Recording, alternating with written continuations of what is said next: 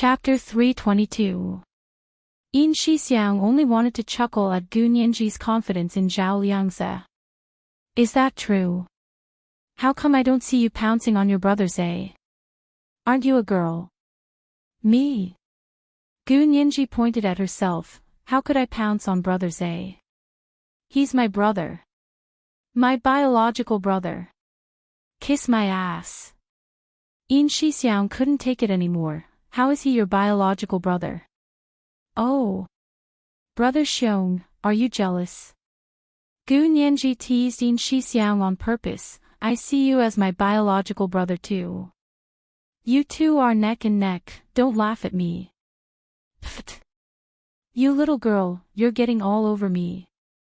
Yin Shixiang purposely tightened his grip on the towel, causing Gu Nianji to protect her hair and glare at him. Brother Xiong, just say it if you don't want to dry my hair. What kind of hero are you playing tricks behind my back? Fine, I'm just teasing you. Your hair is almost dry, just use the hairdryer and it'll be fine. Yin Shixiang saw that Gu Nianji was about to explode and stopped teasing her. He let go and put down the towel to rub Gu Nianji's half-wet hair. Nianji, was Xiao, little Zay, and I watched you grow up. Little Zay and I treat you like our biological sister. Hua Xiao also treats you like a junior. Did you forget that he always told you to call him uncle? Why haven't you called him that recently? Gu Nianji was speechless at Yin Shixiang's words. It wasn't time for their relationship to be made public yet, and even if it was, Gu Nianji would listen to him completely. His status was special, and Gu Nianji didn't want to cause him trouble. She trusted him 100%, so she couldn't refute Yin Shixiang's words. She could only nod perfunctorily. I know. You're all doing this for my own good, especially Hua Xiao. That's right. Yin Shixiang slapped his thigh again. Hua Xiao dotes on you as a junior. In the future, when you find a boyfriend and get married, Hua Xiao will definitely give you a huge red packet. The corners of Gu Nianji's mouth twitched. She was a bit unhappy and stood up to smile at Yin Shixiang. Brother Xiong, why are you suddenly so concerned about my marriage? I'm only 18. Why do you think I'm married? According to the law, the age of marriage for women is 20. Brother Xiong, do you want me to break the law? Which girl in the modern society would get married at the age of 18? Even if she wanted to, the law wouldn't allow it. Yin Shixiang was caught off guard by Gu Nianji and quickly interrupted her with a smile. I didn't say you were getting married right away. Find a boyfriend first, spend some time together, and then get married 2 years later. Isn't that good? I'll only be 20 in 2 years. I don't want to get married so early. Gu Nianji glared at Yin Shixiang and thought to herself, unless I marry Hua Xiaoheng. In fact, Hua Xiao still refused to acknowledge her as his official girlfriend. It was too early to talk about marriage. Gu Nianji didn't want to talk about it anymore, so she turned the gun to Yin Shixiang. I'm so young, so I'm not in a hurry at all. But Brother Xiong, you'll be 27 this year, right? Don't talk about marriage, you don't even have a girlfriend. TSK, you're not even anxious yourself, but you're actually anxious for an 18-year-old girl like me. As expected of a lawyer, she was good at stabbing people. Her words almost made Yin Shixiang vomit blood. He braced himself against the back of the sofa and leaped over. Sitting on the sofa, he crossed his arms and rolled his eyes at Gu Nianji. Who talks like that? Why do you care if I have a girlfriend or not? Why do you care if I'm married or not? What does it have to do with you? TSK.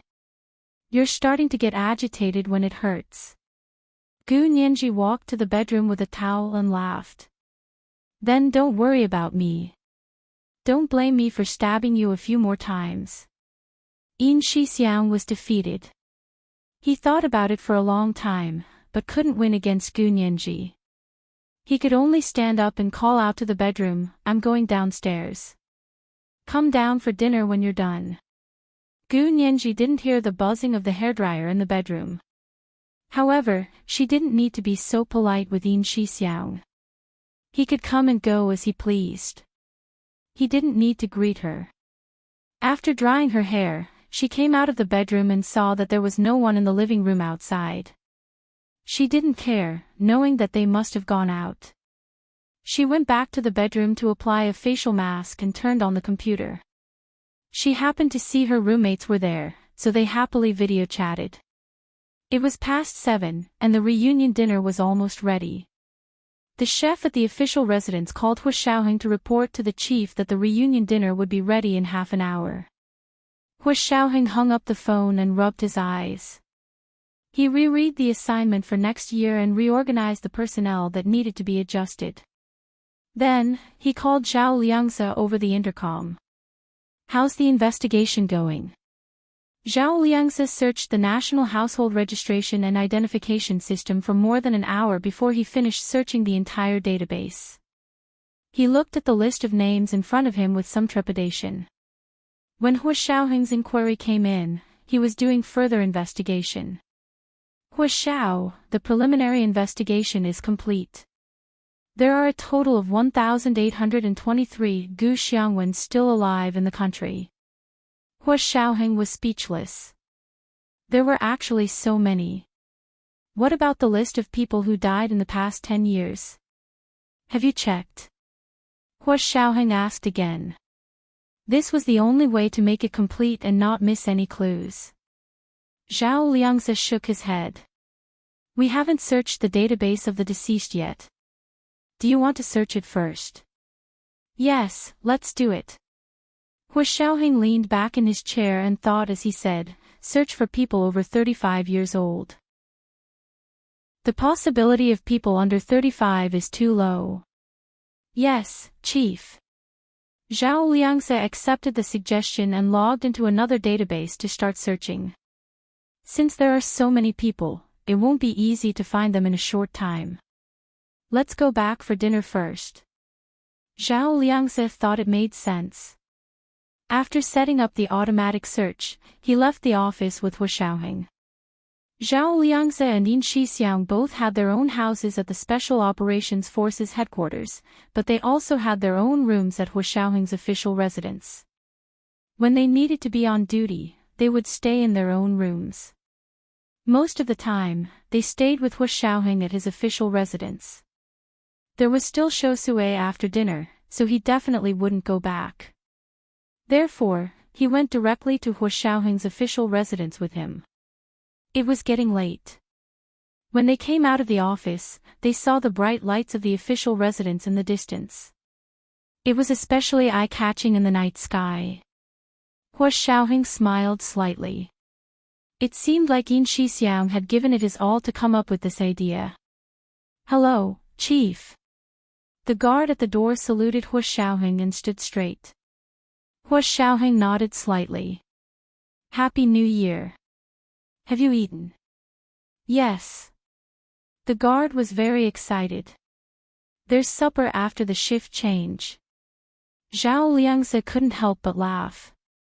He patted the guard's shoulder and walked into the living room with a smiling Hua Xiaoheng. Yin Shixiang sat alone in the living room, wiping his gun with a thin piece of velvet. Seeing that they had finally returned, Yin Shixiang quickly put his gun back on his waist and stood up with a smile.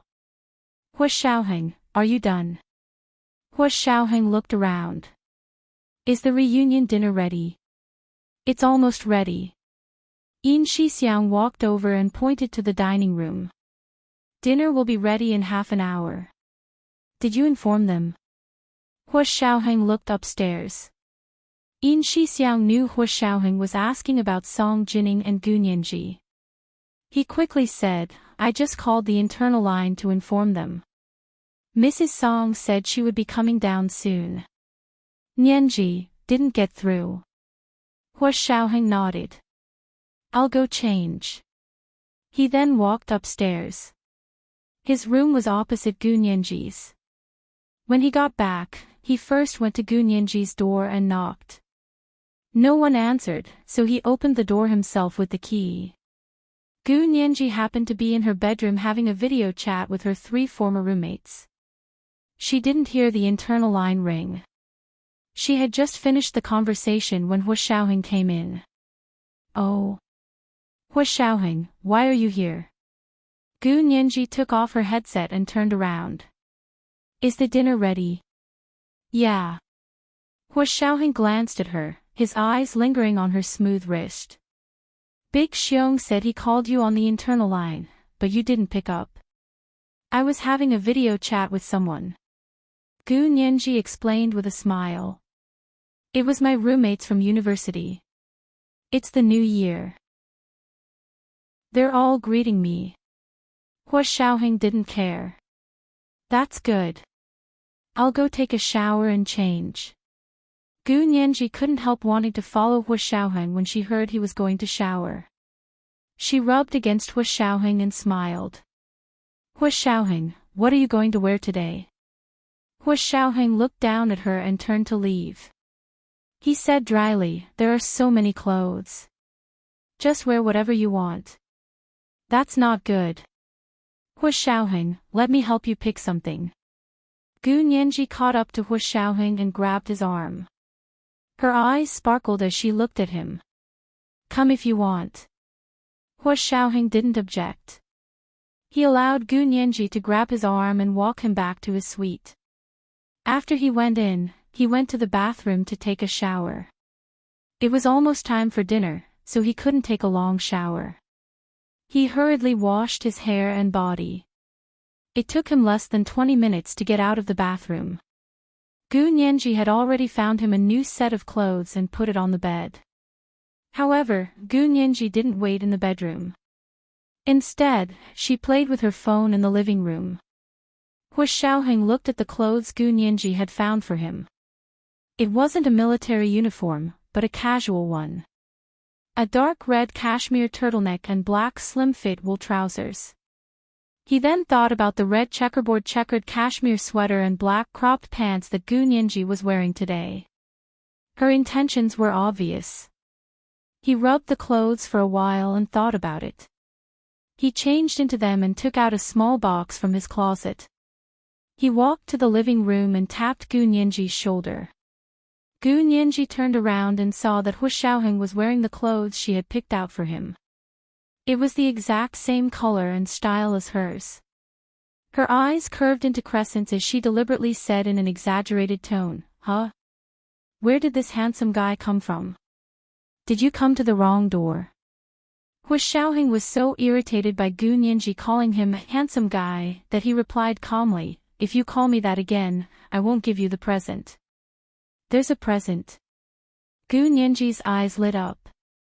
Her large, bright eyes were practically glowing. Let me see it. Let me see it. Hua Xiaoheng smiled but didn't say anything. He allowed her to think of ways to beg him for a long time before he finally took out the small box. I'll put it on for you. It turned out to be a wristwatch, a Bulgari women's watch. It had a simple yet elegant mechanical dial and a rose gold strap.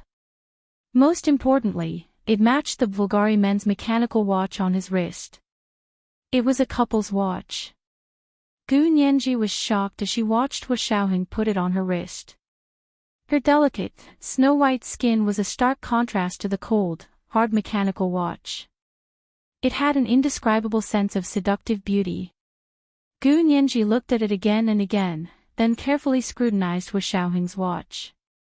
Finally, she couldn't help but ask, Hua Xiao, where did you get a watch like this? I don't remember there being a model like this. Even the tips of her ears were flushed when she said this. That was because she had exposed her hidden thoughts. Gu Nianji had secretly wanted to buy a watch a year ago. She wanted the same style as Hua Xiaoheng's watch, but she couldn't find it anywhere. She even called Bulgari's customer service, but they told her that not every men's watch came with a matching women's watch. Hua Xiaoheng's watch wasn't a couple's watch series, so it wasn't available at all. She didn't expect Hua Xiaoheng to actually get it. Hua Xiaoheng nodded without batting an eyelid. Yes, there isn't. Then where did you get it? Gu Nianji was suspicious. She caressed the couple's watch on her wrist reluctantly. I had them custom make it. Hua Xiaoheng stood up nonchalantly. Let's go eat. This was the first watch. Let me remind you about the monthly votes and recommendation votes. Today is Monday. Especially recommendation votes, dear friends. The second watch will be at 1:00 in the afternoon. P.S. Exploding chapter on the 23rd is to reward Moon Palace Master A, I am Master Rashi, Circle Fish 0, Fish G, Light Smile Light Gauze, and other leaders with Immortal Sword Fate, Spirit Pet Fate, monthly ticket red envelope, and the additional monthly ticket for this month's double. N_N. Oh. Moi. Chapter 323. I'm going to do it. Gu Nianji almost knelt down, looking at Hua Xiaoheng's tall and imposing figure. She was extremely touched. She quickly walked over and hugged him from behind. Wrapping her arms around his waist, she leaned her face against his broad back and closed her eyes. Taking a deep breath, she was filled with his scent, the scent that intoxicated her the most. Hua Xiao, how did you know? How did you know? How did he know that she wanted a watch, and a couple's watch like his? Hua Xiaoheng stopped in his tracks and held Gu Nianji's arms that were wrapped around his waist. He rubbed the watch on her wrist and said quietly, You called Bulgari's customer service. You knew that too. Gu Nianji felt even more embarrassed. Fortunately, she was hugging Hua Xiaoheng from behind, so she didn't have to face his deep eyes that seemed to be able to see through all her thoughts. She stammered, I actually liked your watch at that time. Hua Xiaoheng patted her hand and interrupted her. Do you like this watch? I like it. Of course I like it. Gu Nianji retracted her arms and held her wrist to take a closer look.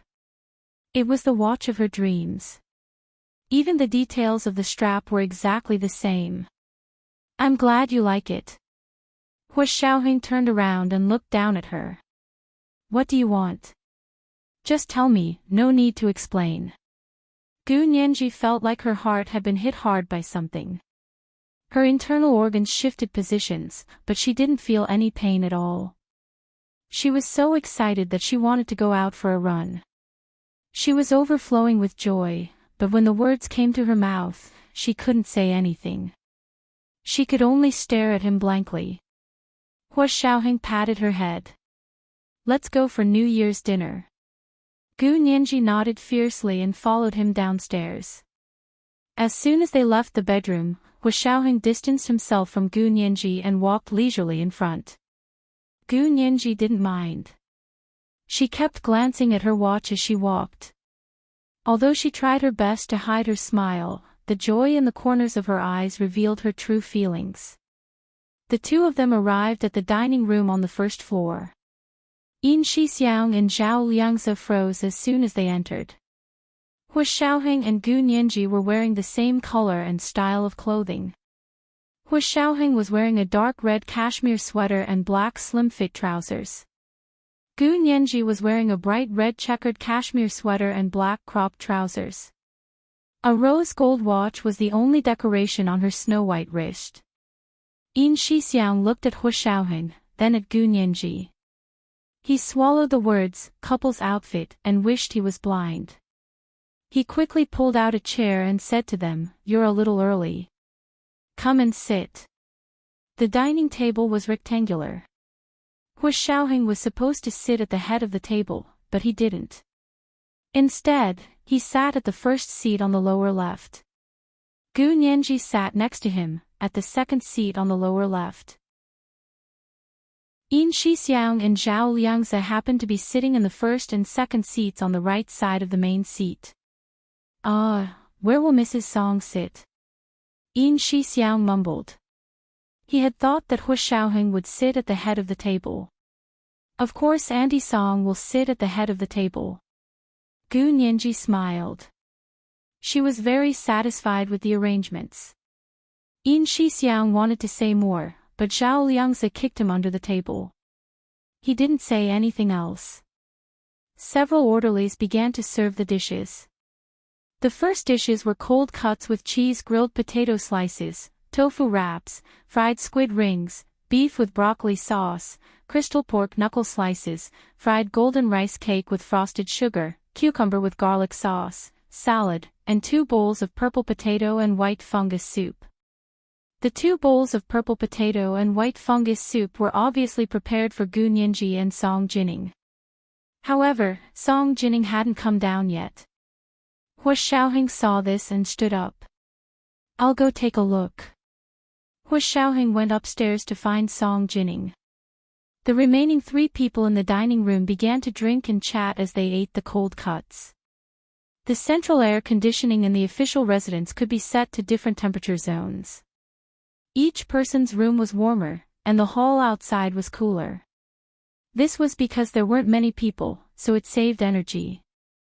However, it was New Year's Eve tonight, so everyone was downstairs. The temperature on the first floor was set to 23 degrees. It felt like spring. Gu Nianji was wearing a thin cashmere sweater. After drinking a glass of wine, she felt a bit hot.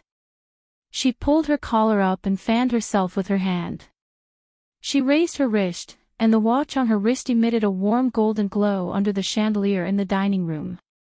It attracted the attention of the 2 people across from her. Is this your new watch?" Yin Shixiang had never seen Gu Nianji wear a watch like this. It looked exquisite and a bit androgynous, but the rose gold band softened the androgynous toughness. It matched Gu Nianji's temperament. Gu Nianji smiled and used a spoon to stir the purple potato and white fungus soup. She took a sip from time to time. The sweetness of the purple potato and the softness of the white fungus blended together. The taste was very sweet, but not to the point of being nauseating. Even her stomach was soothed after a spoonful.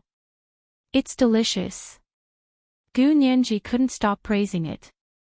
"There's more in the kitchen. You can have more after you finish."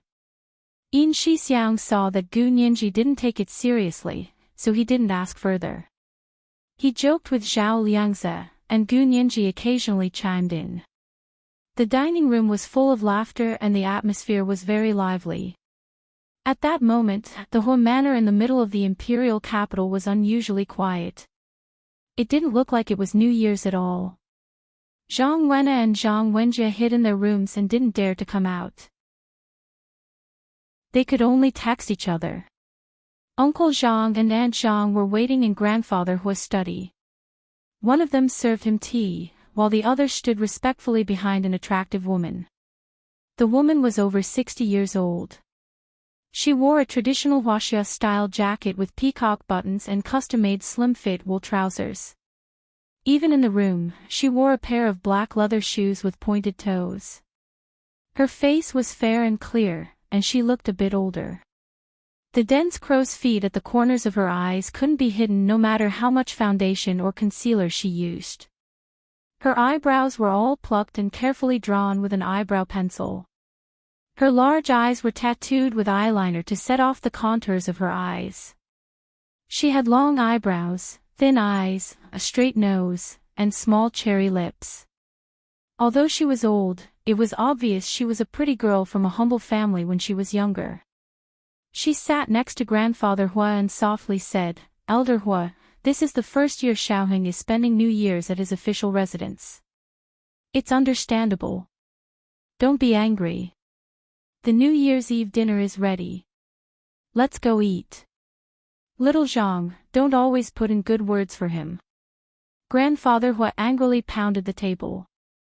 "He hasn't been home for the New Year in 6 years.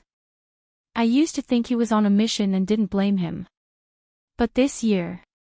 He's in the imperial capital this year, but he doesn't even show his face. Does he not want this family anymore?" Hua Guanchen stood in front of Grandfather Hua and frowned. "Father, don't be angry. Why don't you give him a call?" The woman persuading Grandfather Hua was Grandfather Hua's head nurse, Zhang Feng. She was 8 years younger than grandfather Hua and was in her 60s this year. However, she took good care of herself and lived like a princess with grandfather Hua. She looked like she was in her early 50s. Uncle Zhang was her son, Zhang Baoqin. He poured a cup of tea for grandfather Hua and looked up at Hua Guanqin. Second brother, Xiaoheng, is also in trouble. Second sister-in-law, oh, no, Mrs. Song is with him now. It's reasonable for him to leave her behind and come here alone. Grandfather Hua was even angrier at the mention of Song Jining. He stood up from his seat and yelled at Hua Guanqin. Look at what you've done. I tried to persuade you not to get a divorce, but you insisted. And now? Do you regret it? Not only did he lose Song Jining, but he was also engaged to that murderer, Bai Jini. Grandfather Hua had been angry ever since Bai Jini was convicted. If it wasn't for Hua Xiaoheng, the rising star, the Hua family would have become a laughingstock among the upper echelons of the imperial capital.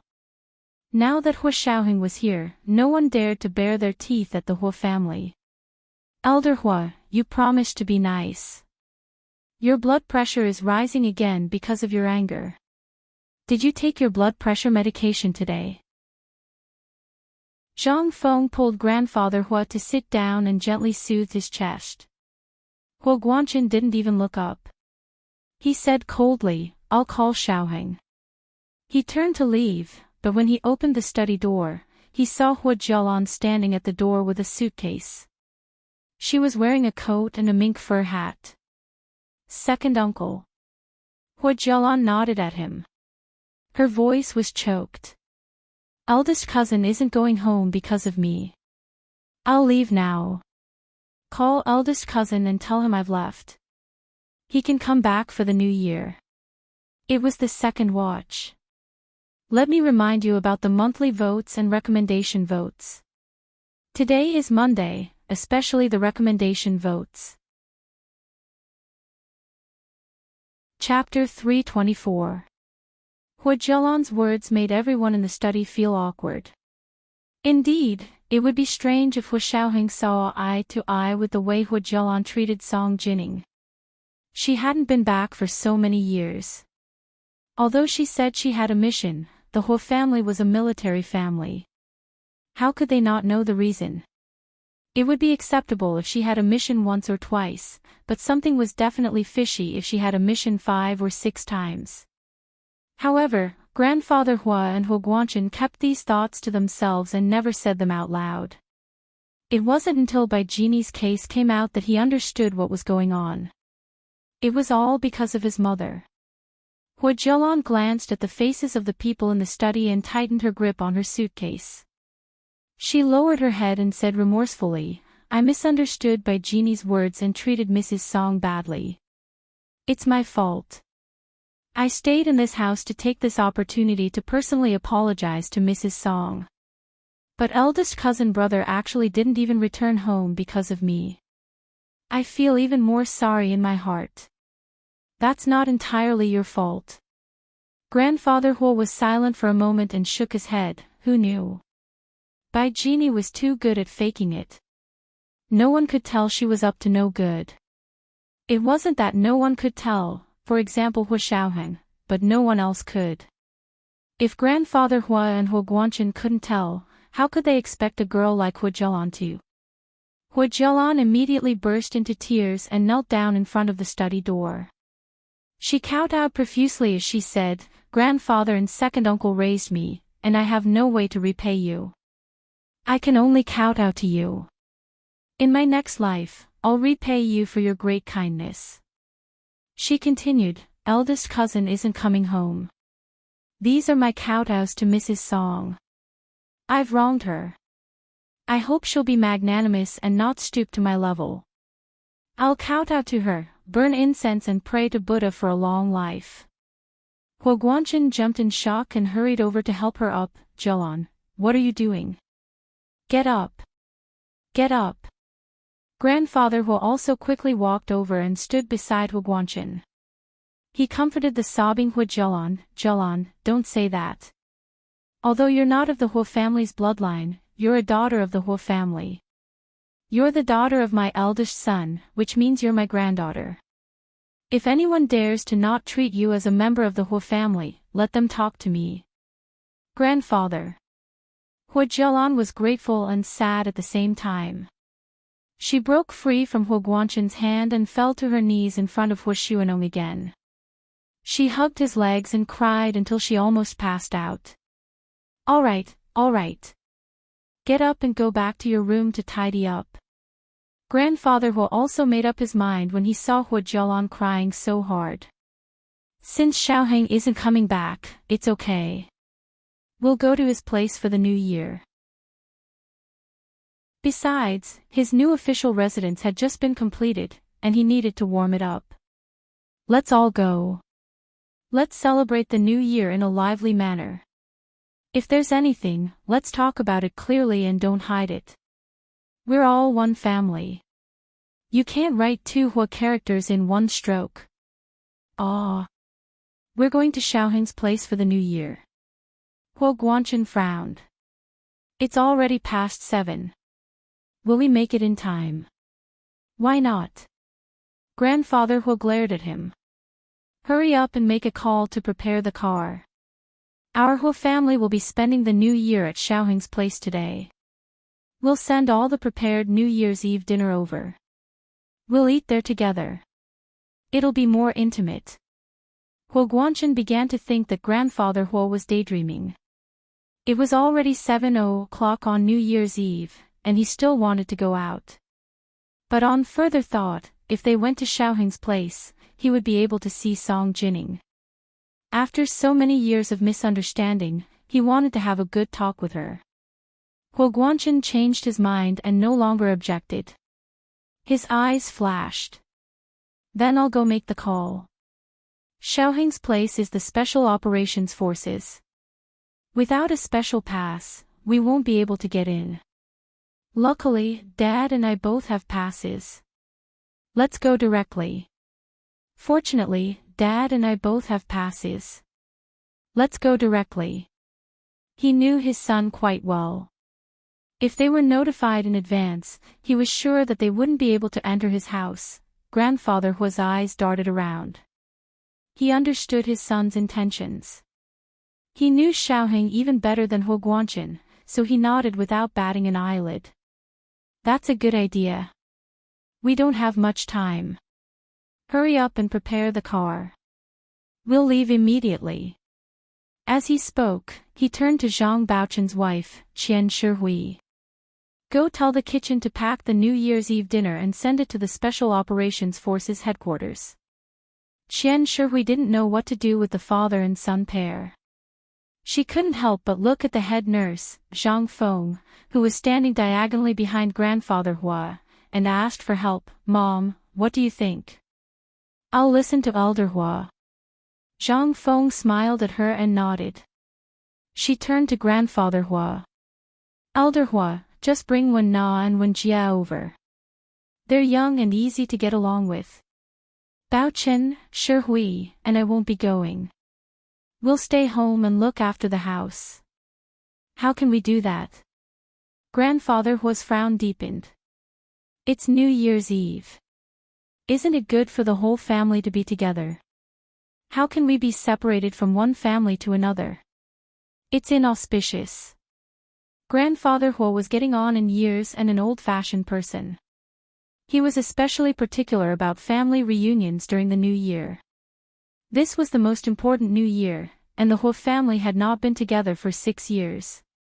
How could they be separated from each other again this year? It wasn't easy for everyone to be together in the imperial capital. Couldn't they even be together for one night? Grandfather Hua looked at Zhang Feng darkly. This woman who had been with him for almost 40 years smiled at him without any complaints. She came over to help him and said to the people in the room, "Hurry up and get ready. We're going out soon. I need to talk to Elder Hua." Hua Guanchen didn't even look back. He left Grandfather Hua's study first to find someone to prepare the car and get ready to leave. Hua Jialan thought about it and also took her suitcase back to her room. She washed her face and changed her clothes. Zhang Baochen and Qian Shihui quickly went to find their son and daughter, Zhang Wenna and Zhang Wenjie. Just as head nurse Zhang Feng had said, it didn't matter if they went or not. It was fine as long as Zhang Wenna and Zhang Wenjie could maintain a good relationship with Hu Xiaoheng. It would be a pity if they became estranged from each other's blood cousins. Everyone in the study quickly left. It had been bustling just a moment ago, but now it was just the two of them. After all these years, Zhang Feng was the only one who had been by his side. Grandfather Hu walked to the fireplace in the study and stared at the 4 photos on the edge of the fireplace in a daze. The photos were old but well preserved. They were framed in mahogany and showed no signs of fading. The first photo was of a dignified and elegant woman who was as beautiful as the Queen of Flowers. She was wearing a capable black riding outfit and riding a red horse. Her smile was incomparably resplendent under the sunlight. The second photo was a wedding photo of the woman and a handsome young military officer. The military officer was grandfather Hu Xuanong. More than 50 years had passed. The young and handsome military officer was already wearing the highest military rank in the empire. The woman who had stood beside him with a smile on her face had passed away many years ago. The third photo was of the woman holding a baby. The last photo was of a family of 4. However, in an inconspicuous corner of the photo, there was the silhouette of a young female nurse standing diagonally behind Hu Xuanong. That year, Hu Xuanong was promoted to Major General and had his own personal secretary and personal nurse. Hu Xuanong looked at the photos and sighed. He murmured. Xiaoheng's grandmother passed away when he was 10. It's been hard on you all these years. I've let you down. Hu Xuanong turned to look at Zhang Feng with pity in his eyes. This woman had been by his side silently for the rest of her life. She had even given birth to a son for him without telling him. She had gritted her teeth and raised him in her parents' home all by herself.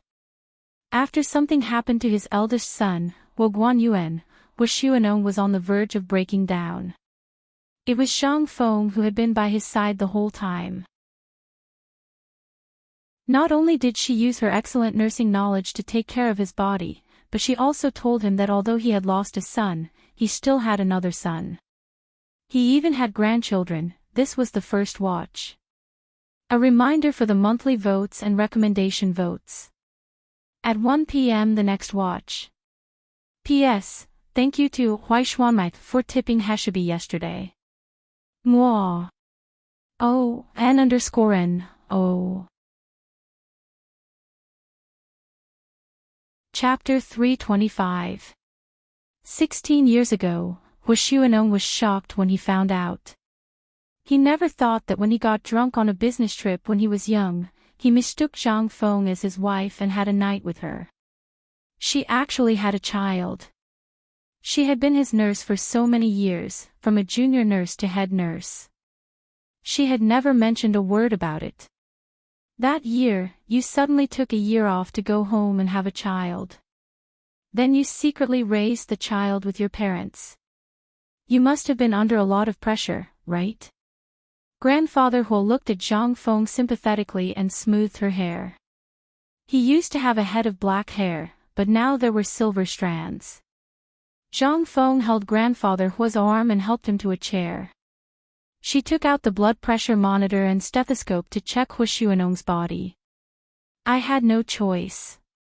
You and Mrs. Hu were deeply in love. How could I ruin your marriage and family? Besides, it was my fault. You didn't know anything, but I secretly gave birth to the child without your knowledge. Of course, I have to bear all the blame. If it wasn't for Big Brother's accident, would you have never said a word? Grandfather Hu pitied Zhang Feng even more. Yes. Zhang Feng skillfully wrapped the blood pressure monitor around Grandfather Hu's arm. She looked at the blood pressure monitor and said quietly, "You were too sad at the time. I was worried about your health. I know that a bad mood can affect your health. As your head nurse, my career has been your health for so many years. I will only be well if you are well. Actually, that was not the only reason. Grandfather Hua knew that if Zhang Feng had exposed the incident, not only would his family be destroyed, but everything he had in the military would also be destroyed. Forget about being promoted to general, he would probably be fired on the spot and be demobilized immediately. He knew how intolerant his wife was. His wife's family would never let him off the hook. Grandfather Hua had mixed feelings when he thought about this. However, as soon as he thought of his wife's behavior, Grandfather Hua suddenly exclaimed softly, but quickly fell silent. Zhang Feng glanced at Grandfather Hua. Elder Hua, what's wrong? It's nothing. Back then, you went home to give birth to a child. Fortunately, your family treated you well. Grandfather Hua sighed. Your relatives. Don't think about them. You've helped them enough over the years. Zhang Feng calmly put the blood pressure monitor back into the box. I see that your blood pressure is fine. Every time you get angry, my heart jumps to my throat. Old Master Hua patted her hand. I know what I'm doing. Don't worry, I won't mistreat you or Baochen's family. I know. Zhang Feng looked at Grandfather Hua's old but handsome face, her eyes filled with reverence. For the first time, she took the initiative to hold Grandfather Hua's hand and said softly, Elder Hua. Xuanong, I'll only say this once, I've never blamed you. I was willing to bear your child. Grandfather Hua's entire body trembled. He instinctively grabbed her hand tightly. His lips opened and closed for a long time before he said, Feng, wait a little longer. I'll think of a way to change the surname of the two children to Hua. Zhang Feng shook her head. No need, Elder Hua. It's good enough that our family knows about this. If we change the surname publicly, it'll be a joke to others. But Grandfather Hua always wanted his grandchildren to have the surname Hua. He had even tolerated Hua Jialan, who wasn't even his granddaughter. How could he bear for his own grandchildren to have someone else's surname? Aren't you thinking of Xiaoheng? You're retired, but Guanchen and Xiaoheng are still in the military. How can they be human? Zhang Feng tried her best to persuade Grandfather Hua. This won't do. When I first moved in, there was already a storm. Grandfather Hua's expression darkened. When Zhang Baochen and Qian Shihui moved in with Zhang Wenna and Zhang Wenjie, Hua Xiaoheng was the one who reacted the most violently. But at that time, no one cared about him. He didn't have the power to persuade others to listen to him. From then on, he became even more reticent, and even treated Zhang Wenna and Zhang Wenjie very badly. Xiaoheng is very close to his grandmother. His mother is busy with experiments, his father is focused on the military, and you are also very busy. Xiaoheng was practically raised by his grandmother, so I can completely understand his reaction at that time. Please don't be angry at him. Zhang Feng looked at Grandfather Hua's expression and knew what he was thinking. She wasn't in a hurry, and softly explained the situation to him. Grandfather Hua said coldly, that won't do. You're his elder, he can't disrespect you. Forget it, it's the new year today. Take it easy. Don't say anything today. Zhang Feng sighed. If you really want to make a fuss, I'll have to take Baochen and his family and leave the Hua family. You're not allowed to leave. Grandfather Hua quickly grabbed Zhang Feng's arm. This is an order. Zhang Feng was stunned, and slowly nodded. Yes, Chief. Okay, go pack up. Come with me to Xiaoheng's official residence for the new year. Just, as a nurse, tell him that I'm not feeling well, and that you have to take care of me. Grandfather Hua thought about it again and again. This was the only way to deal with someone as stubborn as Xiaoheng. Zhang Feng understood Grandfather Hua's intentions and was very touched. She held his hand and sat for a while before going out to pack up and change. After changing, she called Zhang Baochen and Qian Shihui to come to her room through the intercom. "Mom, what's up? Are we really going together?" Zhang Baochen asked uneasily. "Xiaoheng doesn't like us to begin with, that's why he's not coming back for the new year." Zhang Feng looked up at her son's timid expression and sighed again. She was wrong to have given birth to him without raising him in the right place. Although her family treated her son well, they didn't give him a decent environment. The Zhang family couldn't compare to the Huo family at all. Their families were different, so the children they raised were naturally different.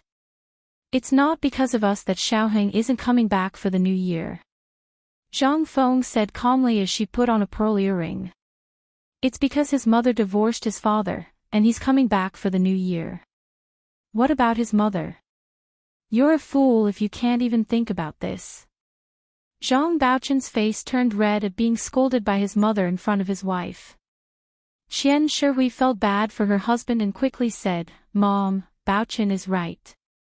Although it's mainly because of his mother and father, he doesn't really like us." "Ha, if he doesn't like us, can't you think of a way to change his mind?" Zhang Feng put down the comb and turned to look at her son and son-in-law. "Don't you understand?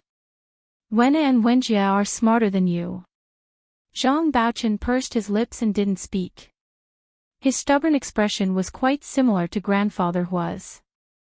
Looking at her son's expression, Zhang Feng's heart softened again and she said gently, "Actually, Xiaoheng isn't that cruel. In the past, I thought the same as you. I felt that my relationship with him couldn't be repaired. But this time, when he came back, I heard that he took good care of that orphan girl. I knew that he wasn't really a cold-hearted person." "Are you talking about Gu Nianji?" Qian Shihui couldn't help but pout. "That little girl has a glib tongue. She can even coax a bird from the sky. How can we compare to her?" "You guys can't, but Wena and Wenjia can." Zhang Feng stood up. "No matter how wrong I am, I'm still his grandmother. Xiaoheng can blame me and you guys, but he definitely won't blame Wena and Wenjia. You two better not affect Wena and Wenjia. In this lifetime, I only want my 2 grandchildren to not have to worry about anything and be like real young masters and daughters of aristocratic families." Zhang Baochen and Qian Shihui looked at each other in confusion. They didn't quite understand Zhang Feng's words. When it came to money, their family didn't lack it. Qian Shihui's family were businessmen and she was their only daughter. All the money in the Qian family would belong to Qian Shihui and her 2 children in the future. Mom, Wena and Wenjia can always live happily without having to worry about anything. Qian Shihui smiled as she helped Zhang Feng put on her jacket. "Don't worry about it. Isn't it better for us to live happily as a family?" "Why? Why would they want to be slapped in the face?" Zhang Feng looked at Qian Shihui's smug expression and shook her head. "Shihui, I don't want to criticize you, but you've been in the Huo family for so many years. Do you know which family Xiaoheng's grandmother is from?" "You mean Xiaoheng's grandmother? What's her name?" Qian Shihui was even more curious now. "Is she more powerful than the Huo family?" "Her surname is Xia, and her name is Xian. I don't know if the Xia family is more powerful than the Huo family, but the Xia family was in charge of the nation's first stock exchange." Zhang Feng looked at Qian Shihui like she was looking at an idiot. "Now you know. She's the daughter of the Xia family, the only daughter of the older generation." It was the second watch. A reminder for monthly votes and recommendation votes. N_N_O.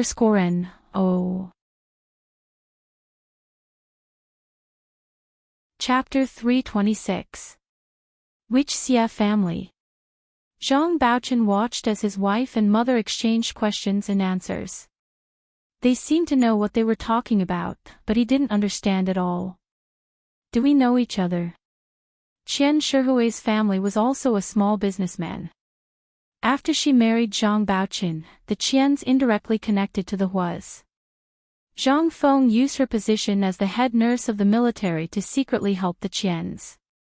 The Qian family had developed rapidly in the past 20 years, and they were one of the rising stars in D City, where her maiden family was located. So she knew a little about that Xia family. It's actually them. Qian Shihui almost choked on her breath, her face turning purple from holding it in. Zhang Feng patted her back lightly and nodded with a smile. Shihui knows a lot. It's that Xia family. When Xia Xian married the general, she brought half of the Swiss bank shares as her dowry. Half of the Swiss bank shares. Zhang Baochen couldn't speak anymore. Qian Shihui was even more shocked. Her family had a Swiss bank account and had saved a few million euros for her 2 children. She thought it was already impressive, but old Madame Hua's dowry made her kneel. Do you understand now? In their circle, having tens of millions in savings is nothing. Zhang Feng said nonchalantly as she took a cashmere shawl and wrapped it around her shoulders. Don't be so short-sighted. Don't think you can disregard them just because you have money. Qian Shihui was convinced. Mom is really far-sighted. Baochen and I are not as thoughtful as you. Zhang Feng lowered her head and put on a pair of UGG calfskin high heels. She said softly, after Xia Xian passed away, she set up a few trust funds with all her assets under her name. The Xias sent professionals to take care of them. Every month, the profits from the funds will be automatically transferred to Xiaoheng and Zhaolan's bank accounts. Trust funds. Zhang Baochen was more familiar with this. He studied finance in university and had worked in finance companies for a few years after graduation. That means Xia Xian's assets are all in trust funds. Then, does Dad have a share? Zhang Baochen blushed and couldn't help but ask. If that was the case, then they really had to plan carefully. I don't really understand. Zhang Feng glanced at her son with a half-smile. When Xia Xian's will was announced, I was there with the chief, so I heard everything. All I know is that all of her inheritance is in the trust fund. Your father, your eldest brother, second brother, Xiaoheng and Zhaolan all have a share. Xiaoheng's share is the largest, and the rest is split equally between your father, your eldest brother, and your second brother. What Zhaolan is holding right now is actually your eldest brother's share. Hua Zhaolan isn't Big Brother's biological daughter. What right does she have to claim the trust fund? Zhang Baochen objected immediately. Behind the van was a food truck delivering the New Year's Eve dinner. It had chefs and orderlies along with a truck full of food, following behind the van. In front was a military vehicle belonging to the security company, with grandfather Hua's van in the middle. Hua Guanchen sat in the front passenger seat, with grandfather Hua's orderly driver driving beside him. Zhang Feng and Zhang Baochen sat on grandfather Hua's left and right in the second row. Qian Shihui sat alone on the right side of the second row by the window, separated from the 3 rows of seats on the left by an aisle. Hua Zhaolan, Zhang Wenna and Zhang Wenjie sat in the third row. Hua Zhaolan had been the head of the Hua family for 4 to 5 years, and was usually very arrogant towards Zhang Wenna and Zhang Wenjie. She didn't even look them in the eye. Now that the lawsuit was over and it was revealed that she wasn't her uncle's biological daughter, Zhang Wenna and Zhang Wenjie immediately despised her and didn't even want to talk to her. Hua Zhaolan didn't want to talk to the Zhang family either. Her face was as beautiful as a peony, and looked even better with makeup. But now, her face was as beautiful as a chrysanthemum in autumn. She wore a pea-green cashmere coat and a white turtleneck cashmere sweater underneath. Her face was pale, and even a little haggard. She sat alone by the window on the right, looking at the night view outside the window in silence. On the night of New Year's Eve, there was almost no traffic on the streets of the imperial capital.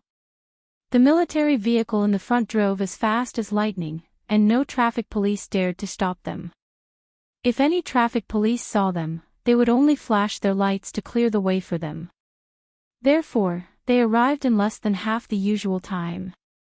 It was only 7:30 p.m. when they arrived at the entrance inspection of the Special Operations Forces base.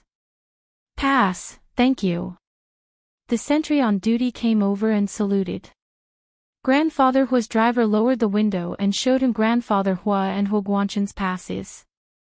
These are Mr. Hua's family. Mr. Hua's grandfather, father, and relatives are here to celebrate the new year with Mr. Hua.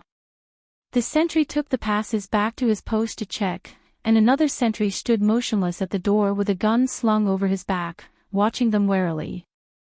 Hua Guanchen had been here once, and sat in the front passenger seat with his arms crossed. His face was dark, and he didn't say a word. It was Grandfather Hua's first time here. He thought about it and stood up from his seat. I'm going out for a walk. Old Hua, it's cold outside. Can your body take it? Zhang Feng quickly stood up and held Grandfather Hua's arm. Let's sit down and wait. It's fine, it's fine. I've survived all the cold weather in the past, what's this? Grandfather Hua snorted, and lightly kicked Zhang Baoqin, who was sitting next to him. Move, I'm going down. This was the first watch. A reminder for the monthly votes and recommendation votes. At 1 p.m. on the second watch. P.S. Thank you to Guanghan Palace Mastera for the Heshabi yesterday. Mwah. Oh, intersection. Oh. Chapter 327. He didn't feel it in the car, but once he got out, a gust of cold wind hit him in the face. Although he was wearing a thick leather coat, Grandfather Hua could still feel the cold wind blowing into his collar. He immediately shrank back. Elder Hua. Come, put the scarf on. Zhang Feng ran out of the car with a light gray cashmere scarf in her hand. She stood on her tiptoes and wrapped it around Grandfather Hua's neck. Grandfather Hua's body warmed up instantly. He smiled at Zhang Feng and said gently, Go back to the car, it's cold outside. Zhang Feng shook her head and held on to Grandfather Hua's arm. She glanced around. It's okay, I'm wearing a lot, so I'm not cold. The Special Forces headquarters was located in an inconspicuous area south of the 4th Ring Road. It used to be the location of a factory, but after the factory closed, the land was reclaimed by the government and given to the Special Forces headquarters. Because it had been abandoned for a long time, the trees were overgrown with weeds. The reason it was requisitioned by the government as the Special Forces headquarters was partly because they needed this kind of landscape to camouflage and cover the buildings. Therefore, the entire headquarters was planned according to the local conditions, and all sorts of buildings were built without changing the landscape. From the outside, it still looked like a piece of abandoned woodland. But it was a completely different world inside. Even a high-altitude reconnaissance satellite couldn't get a full view of this place. Compared to the residential area where the Hua family lived, this place didn't look as luxurious. However, the security and concealment of this place were much better than the Hua family's. Zhang Feng was only Grandfather Hua's head nurse. Although she had some knowledge of the upper echelons of the military, that knowledge was limited to the families of the military leaders. She didn't know much about other things. As for the newly built Special Forces headquarters, she knew even less about it. So when she saw the ruins that looked like a wild woodland, she was very disappointed. Elder Hua, let's go back. There are many trees here, and the wind is even colder. Zhang Feng didn't want to look anymore, and held on to Grandfather Hua's arm to return to the car. You should go back. I'll take a look. Grandfather Hua was an expert, and he could tell that there was something special about the decorations here. He was enjoying the view, but impatient with Zhang Feng, he waved his hand and continued to walk around without looking back. Zhang Feng had no choice but to gather her coat and follow Grandfather Hua. The sentinel checked the pass and confirmed that there was no mistake. Old Master Hua's pass was of the highest security level, and he could bring 5 people in. Hua Guanchen's pass had a lower security clearance, so he could bring 2 people in, which was just enough for everyone in the car. The sentinel came to the front of the car and said to Huguanchin, "Sir, are all of you going in?" "Yes, everyone. My and grandfather's passes should be able to bring us in," Huguanchin said calmly. The number of people they could bring with them was originally reserved for their personal secretaries and orderlies. However, today was the new year, so he had to bring his family with him. Otherwise, he wouldn't have agreed to old Master Hua's sudden request. "Yes, Chief." The sentry saluted again and said, "Those who don't have a pass but want to follow us in will have their fingerprints taken. At the same time, we will take a blood sample and an iris scan." Huguanchin was stunned. "What? Those who don't have a pass but are brought in for the first time will have to have their fingerprints taken, blood samples, and iris scans taken?" The sentry repeated. Zhang Wenjie, who was in the car, heard this and asked in surprise, "We have to take a blood sample? No way. Do they have to be so strict?" Zhang Wen bit her lip and whispered, "Hua Xiao is our eldest cousin brother. Why don't you call him and ask if we need to take a blood test?" The sentry scratched his head. "This is the rule. Even if we call the chief, we can't break the rule. You can call him first. If my eldest cousin brother also wants us to have our fingerprints taken and blood samples taken, then I'll accept it." Zhang Wenna was very insistent.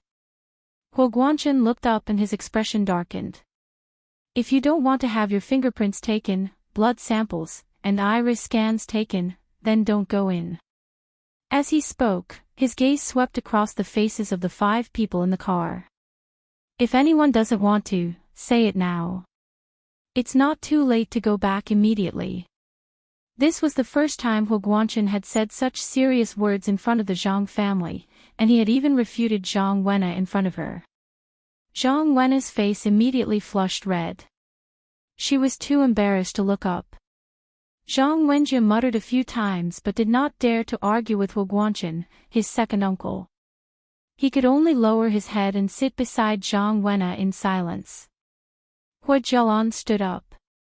"I'll go." She gathered her hood and got out of the car. She followed the sentry into the outpost and quickly took her fingerprints.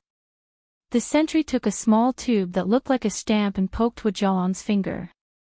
He sucked a few drops of blood and dripped it onto a piece of test paper.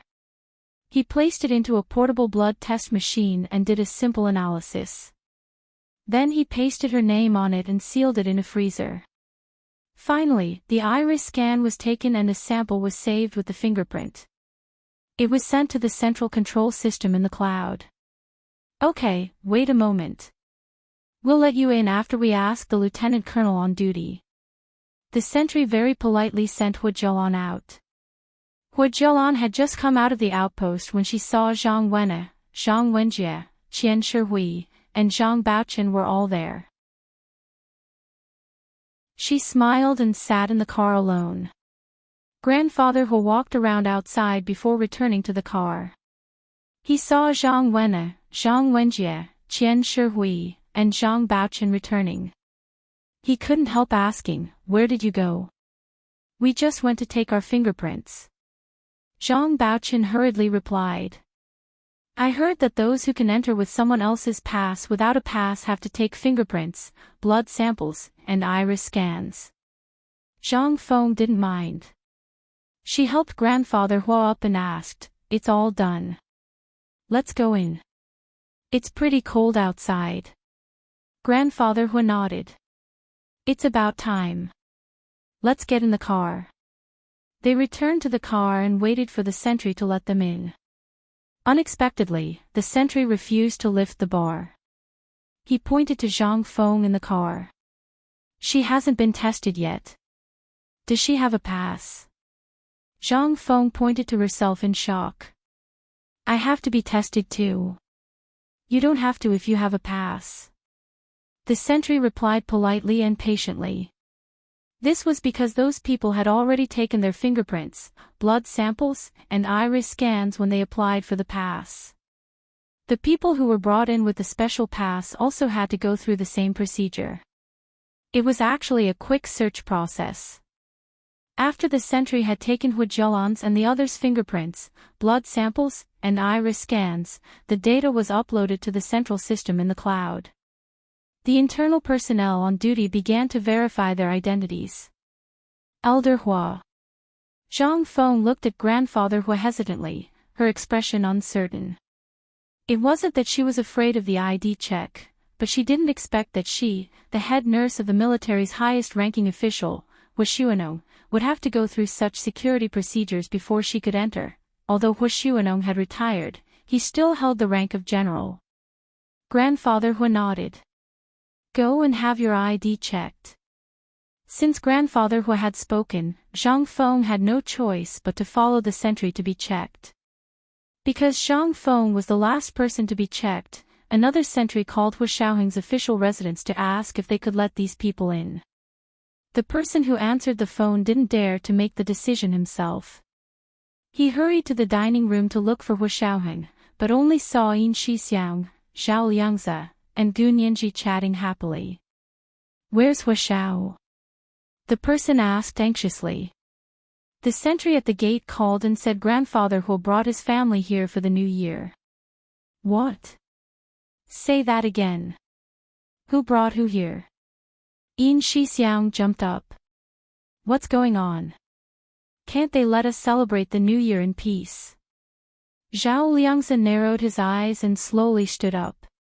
He turned on his Bluetooth headset and said to the operator, "Put the sentry through." The operator quickly connected the call to the sentry at the gate. Zhao Liangze listened for a while and nodded. Got it. Wait a little longer.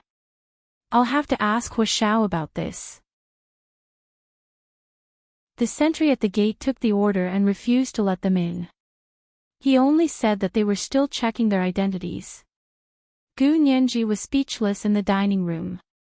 Seriously, they couldn't even let people celebrate the new year in peace. Zhao Liangze said, I can't get through to Hu Xiao's phone. I don't know if it's off or if he doesn't have it with him. Then I'll go see Hu Xiao and ask him what to do. Gu Nianji stood up and went to the third floor to look for Hu Xiaoheng. Grandfather Hu waited for a long time, but the sentry didn't let them in. They only said that they were still checking. His face darkened. He knew that Hu Xiaoheng didn't want them to go in. When can we go in? I'm hungry. Zhang Wenjie grumbled. Because of the delicious New Year's dinner, he hadn't eaten anything since noon. It was almost 8 p.m. and he still hadn't eaten anything. He couldn't take it anymore. Zhang Feng glanced at him. I have some biscuits here. Take them and fill your stomach. I'm not eating. Zhang Wenjie saw that the biscuits were for old people like Grandfather Hua and immediately shook his head. He wouldn't eat them no matter what. Elder Hua, it's already past 8 p.m. Why don't we go back? Zhang Feng couldn't bear it anymore. You haven't eaten all night either. Grandfather Hua had been walking around outside for a long time, and his body was cold from the cold wind. Then, he entered the very warm carriage. Under the alternating cold and heat, he quickly couldn't take it anymore. He rubbed his forehead and couldn't speak. Zhang Feng quickly felt Grandfather Hua's forehead with the back of her hand and was shocked. Elder Hua has a fever. We have to get treatment quickly. She then turned to the sentry and said sternly, the chief suddenly fell ill and you still won't let us in. Are you going to be responsible for all the consequences? Every military headquarters base had a complete set of hospitals and military doctors. The Special Operations Forces base must have one as well. This was Zhang Feng's line of work and she knew it very well. It was the second watch. A reminder for monthly votes and recommendation votes. Chapter 328. Grandfather Hua wasn't an ordinary senior official. Although he had retired, he used to be the second in command of the Supreme Military Council. His health wasn't something a sentinel could be responsible for. The sentinel was taken aback. The other sentinel immediately said, "Since the senior official is ill, we can let them in immediately." This was a special situation. It was fine even if they didn't have permission from the lieutenant colonel on duty. Moreover, they had already gone through all the necessary procedures. It would be against the rules to stop these people here. The two sentinels made a decision in an instant. They returned to the sentry post at the entrance. One called the official residence to inform them that they had let them in. The other went to press the button to raise the bar. Soon, the thick and heavy crossbar that blocked the entrance of the Special Operations Forces headquarters was raised. Grandfather Hua's driver immediately stepped on the gas and sped inside. Gu Nianji had just arrived at Song Jinning's store on the third floor when Zhao Liangze received the call that the Huas had already entered. She didn't know what Hua Xiaoheng was talking to Song Jinning inside. She couldn't just barge in. She only knocked on the door and asked through the intercom, "Auntie Song, is Hua Xiao inside? There's something I need to inform him about at the entrance of the headquarters." Hua Xiaoheng was listening to Song Jinning talk about the mysterious text message data on Uncle Hua Guanyuan's private phone. Song Jinning even turned on the computer to show him the pictures when she got to the part where she got excited. Hua Xiaoheng was also stunned. He began talking with Song Jinning and time passed without him noticing. It wasn't until he heard Gu Nianji's voice through the intercom that Hua Xiaoheng remembered he hadn't brought his earphones or phone. They were preparing for New Year's Eve dinner and had just changed. Zhao Liangze was by his side, so Hua Xiaoheng didn't bring these things. Song Jinning looked up from the computer and said to Hua Xiaoheng, "Is that Nianji's voice? Is there something?" "There should be." Hua Xiaoheng walked to the door and opened it to let Gu Nianji in. He asked her, "What's wrong? What happened at the entrance?" Gu Nianji saw Song Jinning look up at her and panicked. However, she still had to say what needed to be said. If she hid it now, it would be truly embarrassing if Song Jinning was caught off guard. It's Grandfather Hua who brought his family here for New Year's Eve dinner." Gu Nianji blurted out everything in one breath. "They're already at the main entrance." The sentry over there asked if they should be let in. Hua Xiaoheng's eyebrows twitched imperceptibly. He took his left hand out of his trouser pocket and pressed his thumb against his index finger. He folded his hand behind his back and said dryly, "Not just anyone can come in here." Song Jinning understood Gu Nianji's words and immediately realized that Hua Guanchen was coming. Although she was unhappy and didn't want to see him, Grandfather Hua was Hua Xiaoheng's grandfather, and Hua Guanchen was Hua Xiaoheng's father. If they wanted to spend the new year with him, it was completely reasonable. Hua Xiaoheng had no reason to stop them. Therefore, she immediately stood up and patted Hua Xiaoheng's shoulder to remind him, "Xiaoheng, it's New Year's Eve. It's just a reunion dinner. I'm not so weak that I can't even bear to see them." Hua Xiaoheng turned around to look at Song Jinning carefully. He couldn't see any reluctance on her face, so he nodded. "I know what I'm doing." He and Gu Nianji left Song Jinning's suite together and walked downstairs. Just as they came down the spiral staircase, they saw a group of people rush in from the door. Leading the group was Hua Guanchen. He carried Grandfather Hua on his back as he strode into the living room and placed him on the sofa. Zhang Feng followed beside him and hurriedly took out a thermometer from the medical kit to take Grandfather Hua's temperature. Hua Jialan followed beside Hua Guanchen and looked up to see Hua Xiaoheng and Gu Nianji standing in front of the stairs. The two of them were wearing cashmere sweaters of the same color and pants of the same color and style. They actually looked like a couple's outfit. The corners of Hua Jialan's mouth twitched.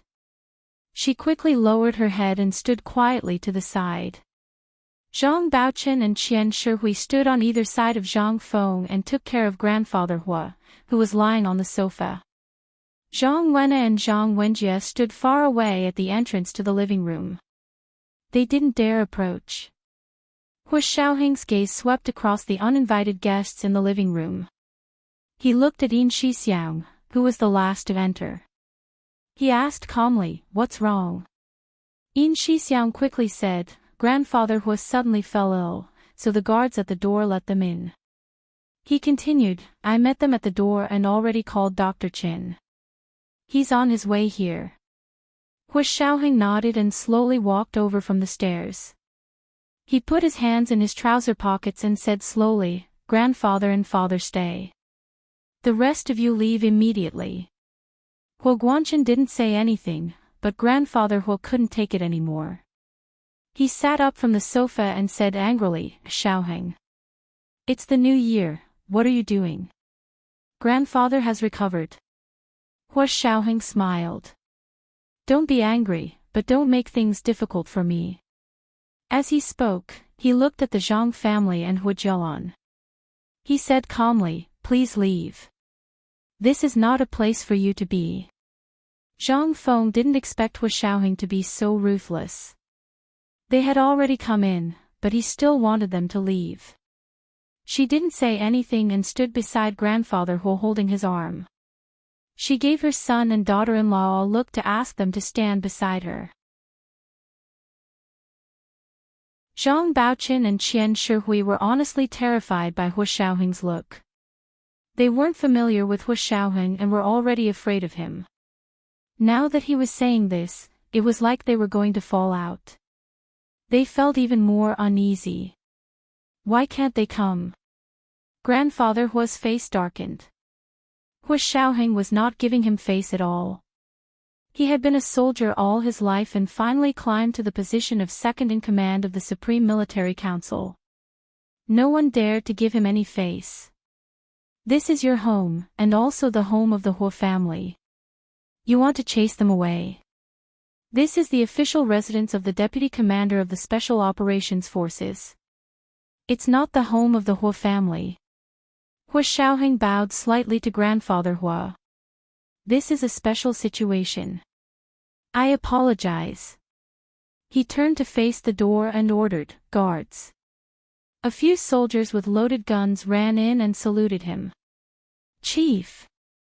Hua Xiaoheng nodded and extended his arm.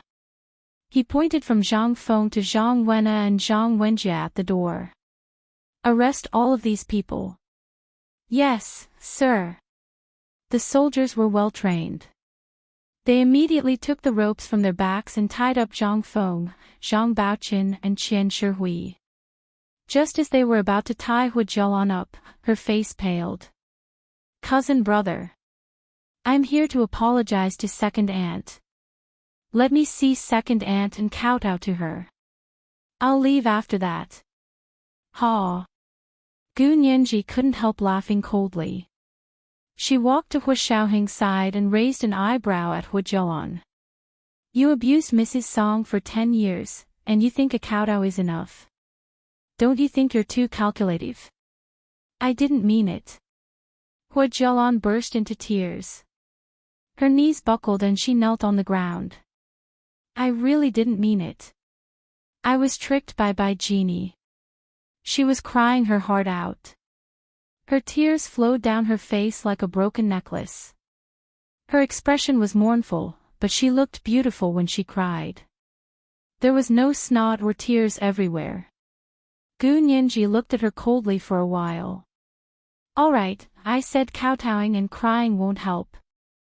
"Hua Jialan, don't think you'll be fine just because you weren't convicted in court. I'm telling you, after the Lunar New Year, I'm going to sue you for hurting Mrs. Song." Hua Jialan didn't expect to sue her. She trembled and looked at Hua Guanchen pleadingly. "Second uncle, I really didn't know I was tricked." "Second uncle, my father is gone, shut up." Gu Nianji was slightly angry. She stopped Hua Jialan. "What do you mean by mentioning your father? Are you saying you can abuse Mrs. Song now that Senior Colonel Hua Guanyuan is gone? I don't understand that logic either. I told you, don't come crying to us on New Year's Eve. Go home, eat and drink, and wait for the court summons for the civil lawsuit." Hua Jialan was not criminally guilty of mental abuse, but a civil lawsuit was entirely possible. Losing a civil lawsuit wouldn't put her in jail, but it could make her bankrupt. Hua Jialan sat on the ground, her face pale. Before she could recover, Hua Xiaoheng spoke. Since you're not Uncle's biological daughter, according to the trust's terms, Uncle's share of the fund's profits can no longer be transferred to you. I've already called the trust's administrator. This was the first watch. Remind me about the monthly votes and recommendation votes. The second watch was 1 in the afternoon. Mwah.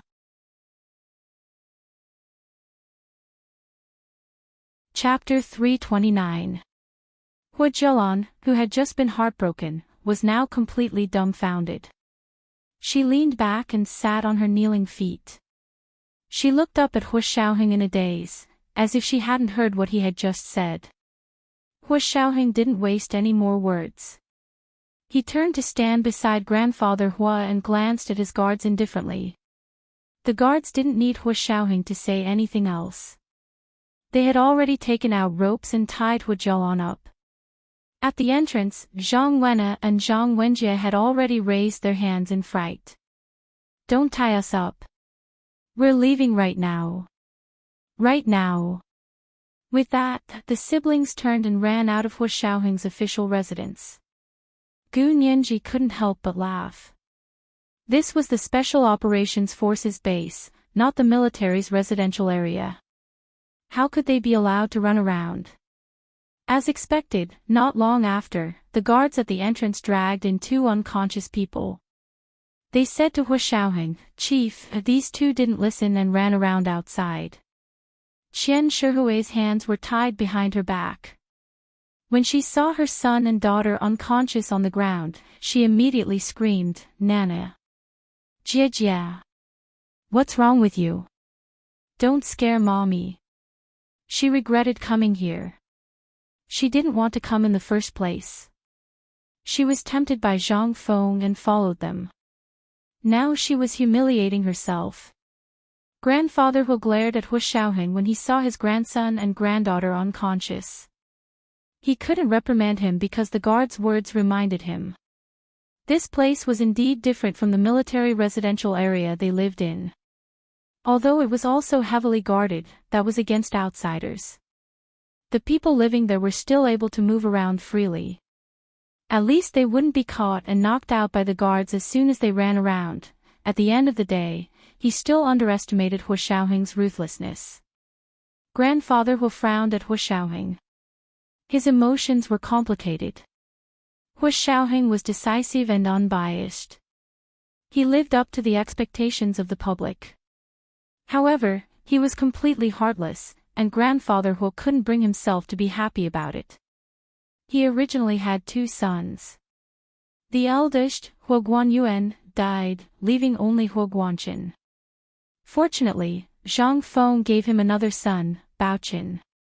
Ever since he was young, he had never paid any attention to this son of his. In fact, he did not even know of his existence.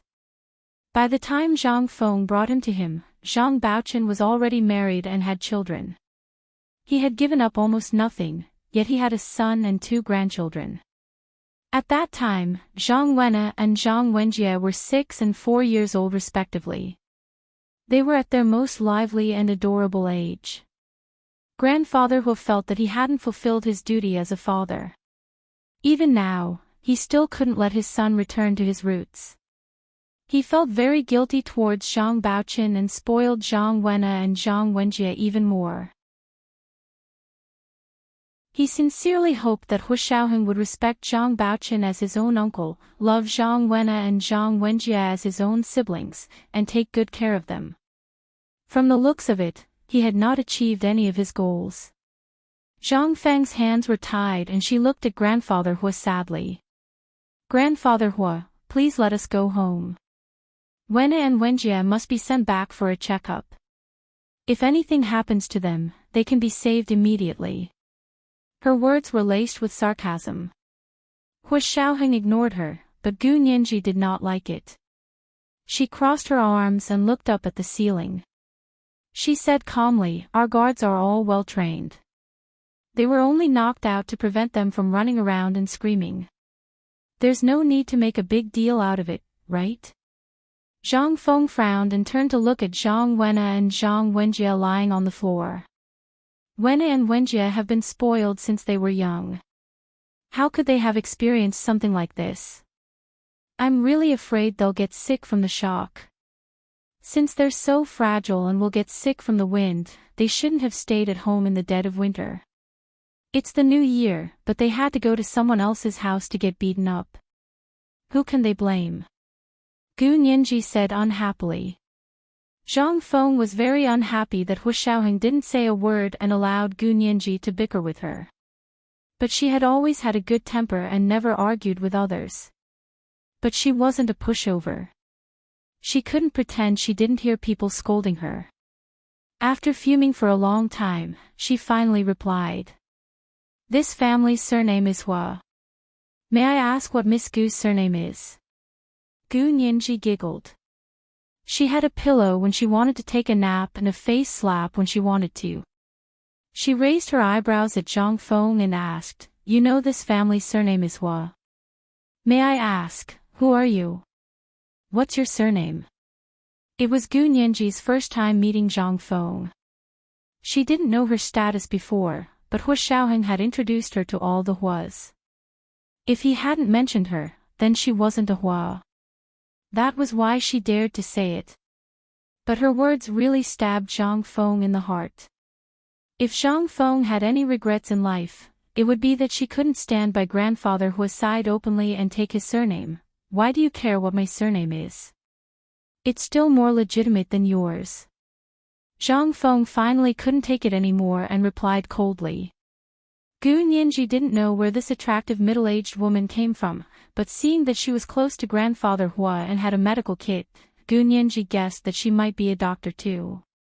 She wisely kept her mouth shut and didn't say anything else. Hu Xiaoheng looked over and sat down on the sofa. He said calmly, Your surname is Zhang, and your name is Feng. You're my nurse. May I ask what you mean by legitimate? Mom. Don't say any more. What's the point of winning an argument with a little girl like that? Zhang Baochen moved to Zhang Feng's side and lightly nudged her shoe with his foot.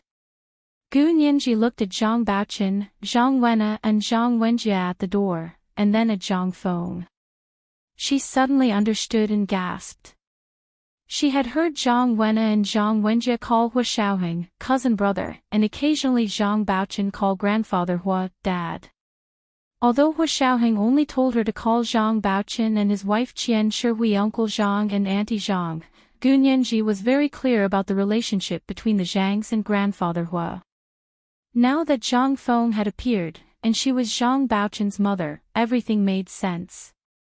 Zhang Feng, this old nurse, was actually grandfather Hua's mistress. How dare she say she's legitimate? Zhang Feng's third wife, do you really want to argue with a lawyer about legitimate? Yes, may I ask what you mean when you say you're more legitimate than me? Gu Nianji stood behind the sofa where Hu Xiaoheng was sitting. She acted like a fox exploiting the tiger's might. May I ask how old you are? You still want to compete with me? I'm a pure and innocent girl, I don't dare to compete with you in legitimate. Wasn't she mocking her for not being pure and innocent? Zhang Feng was so angry that the flesh on her face began to tremble. The corners of her lips twitched, and she used all her strength to stop herself from arguing with Gu Nianji. Zhang Baochen was right. What was there to argue with a little orphan girl like Gu Nianji? Head nurse Zhang is already over 60 this year. Gu Nianji, how old are you? How can you speak to her like that? Grandfather Hua was displeased and couldn't help but support Zhang Feng when he saw her aggrieved expression. Gu Nianji pouted and said to Zhang Feng unwillingly, I'm sorry, I shouldn't have spoken to you. But you're already so old, why are you still a nurse? The retirement age for women in our country is 60. Before she could finish, Hu Xiaoheng's eyes flashed and he said with a smile, Yes, Nianji is right. Head nurse Zhang is already 64 years old. Based on her age, she should indeed retire. As he spoke, he turned to Zhao Liangzi, who was standing nearby and watching the drama unfold. Remember to go to the military after the new year and ask them to send another head nurse to grandfather. As for head nurse Zhang, you should retire and go home to enjoy the rest of your life. It was the second watch.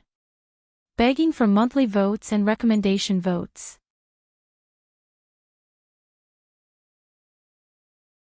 Chapter 330. What did you say? Retire. Retire. Zhang Baochen and Qian Shihui cried out in unison. Zhang Feng, who had been silent all this while, suddenly looked up, her face full of fear and disbelief. She instinctively grabbed grandfather Hua's arm and held on to him tightly. She looked at him pleadingly, her charming eyes suddenly filled with tears. Zhang Feng shook her head vehemently and sobbed, but did not speak. But her agitated expression and actions made it clear what she meant. She did not want to retire, or rather, she did not want to leave grandfather Hua. Grandfather Hua was also stunned by Hua Xiaoheng's words. He heard Hua Xiaoheng's words, but for a moment, he did not understand what he was saying. Yin Shixiang glanced at grandfather Hua's pale and flushed face, and was worried that Hua Xiao's words would agitate grandfather Hua.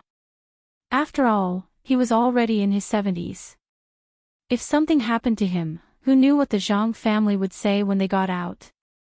He quickly stepped forward and pointed at Hua Zhelan, Zhang Wenna and Zhang Wenjie. He ordered the guards, take them to the car outside and guard them. Then guard the door. No one is allowed to come in. He thought for a moment, then added, Dr. Chen is an exception. The guards looked at Hua Xiaoheng. Seeing that he was unmoved, they knew he had no objections. They quickly replied, yes, sir, and carried the three out. Grandfather Hua caught his breath and yelled angrily at Hua Xiaoheng, retire. How dare you think of that? I know you don't like them and have always wanted to get rid of them. I'll make it clear to you today, she. As he spoke, he pointed a trembling finger at Zhang Feng. Even if she retires, she will never leave. Grandfather, head nurse Zhang is already in her 60s. She has been with you since she was in her 20s. She has worked hard for her entire life. Please don't be so heartless. Hua Xiaoheng took out a cigarette and calmly flicked it between his palms.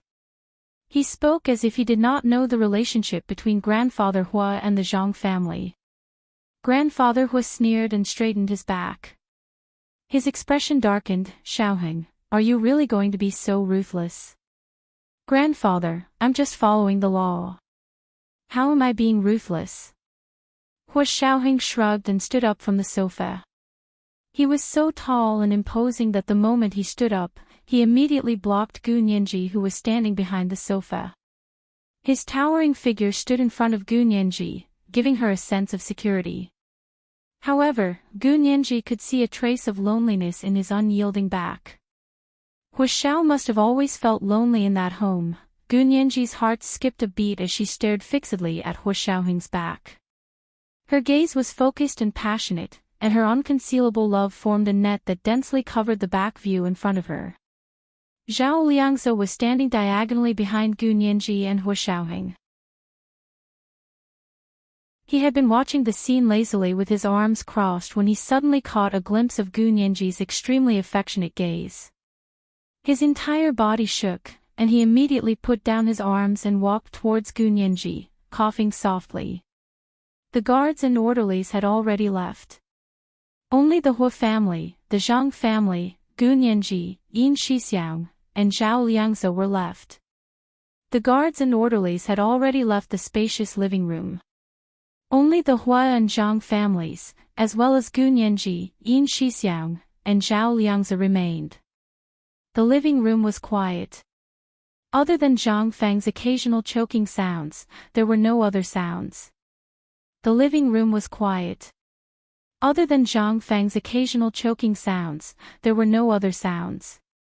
Zhao Liangze had no choice but to persuade him, Hua Xiao, why don't we talk in the small meeting room? There was a small meeting room on the first floor for Hua Xiaoheng's special use. There were no cameras or recording devices inside. There were also anti-recording and anti-camera interference devices. Even if someone secretly brought a phone or a spy recording device inside, it would not be of any use. Hu Xiaoheng thought about it and immediately turned around. Come in then. The group left the living room and went to the small meeting room on the first floor. As soon as the door closed, Grandfather Hu could not take it anymore. He was furious. Zhang Feng's forbearance, all these years of companionship, and his guilt towards his youngest son's family had all transformed into dissatisfaction towards Hu Xiaoheng. I know, Xiaoheng. You're older and your military rank is higher, so you can disregard an old man like me, right? Grandfather Hu enunciated each word slowly, but with emphasis on each word. Hu Xiaoheng put his hands in his trouser pockets. His posture was still straight. Grandfather, please don't say things out of anger. I never meant to disrespect you. Never meant to disrespect me. Grandfather Hu grabbed Zhang Feng's arm and said, disrespecting her is disrespecting me. How dare you say you never meant to disrespect me? Gu Nianji was furious. She clenched her fists and wanted to argue with Grandfather Hu. However, Hu Xiaoheng quickly raised his hand and pressed it on her shoulder. Gu Nianji could only shut up and look up at Hu Xiaoheng. Her face was full of indignation and anger. Hu Xiaoheng looked down at the small face that was defending him. The last trace of indignation in his heart was miraculously soothed. After so many years, he was no longer the lonely youth who was so angry he couldn't speak. He had learned to compromise and balance. He had also learned to plan ahead and forbearance. However, all of this was based on his growing strength. Because those who did not have the strength to fight back were not worthy of forbearance. Now was the time for him to fight back. Hu Xiaoheng looked at Gu Nianji comfortingly, then looked up at Grandfather Hu, who was fuming with anger. He said coolly, Grandfather, head nurse Zhang has the rank of first lieutenant, and I have the rank of major general, so she should be the one to respect me, not the other way around. Personally, she has nothing to do with me. May I ask why you want me to respect her? Personally or professionally, I can't think of a reason why I should respect her. I'm not well educated and don't understand this logic. Grandfather, please explain. Gu Nianji was overjoyed as she listened. She secretly gave Hu Xiaoheng a thumbs up in her mind. Grandfather Hu laughed coldly. He looked up at the door and said loudly, I know you're close to your great-grandmother. But when your grandmother was alive, I didn't do anything wrong to her. Your grandmother passed away 18 years ago. I've always been single. Even if I have to be a widow, it's enough. I'll make it clear today. I want to marry her. From now on, she will be your step-grandmother. As he spoke, Grandfather Hu looked at Hu Xiaoheng with a dark gaze. Is this reason enough? Shouldn't you respect her? Elder Hua. Zhang Feng was surprised and overjoyed. She almost hugged Grandfather Hua's arm. She never thought that being humiliated by Hu Xiaoheng today would have such an unexpected effect.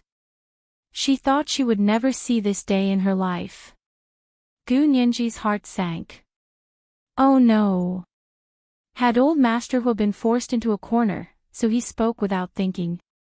He was really going to marry Zhang Feng. This was going to be troublesome. Hu Xiaoheng folded his hands behind his back and raised his chin slightly. He squinted his eyes and asked, Grandfather, are you really going to marry head nurse Zhang? Grandfather Hu regretted his words as soon as he said them. But seeing Hu Xiaoheng's unrelenting attitude, Zhang Feng's tearful smile, and Zhang Baochun's ecstatic expression, Grandfather Hu couldn't take back his words. He forced himself to say, yes, so what? Can't I? Which law says you can't remarry after you've lost your spouse? Your grandmother passed away 18 years ago. You have to think this through. Hu Guangchen hadn't said a word since he came in. He couldn't help but laugh bitterly when he saw his own father and son at odds with each other. Both grandfather and grandson had the same stubborn temperament. Hua Guanchen had no choice but to smooth things over.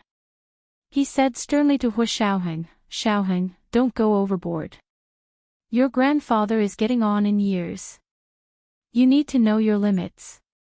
He then advised grandfather Hua, "Dad, don't say things out of anger. It's the new year, why make a fuss?" Gu Nianji understood what he meant. Hua Guanchen obviously didn't want Zhang Feng to be his stepmother. Grandfather Hua saw that both his son and grandson objected and couldn't back down. He said stiffly, "I'm not saying things out of anger. I'm going to marry her. I've wronged her all my life. Now that I'm old, what's wrong with giving her a status?" This was the first watch. "I'm looking for monthly votes and recommendation votes at the end of the month." It was 1 in the afternoon. Mwah. Oh, intersection. Oh.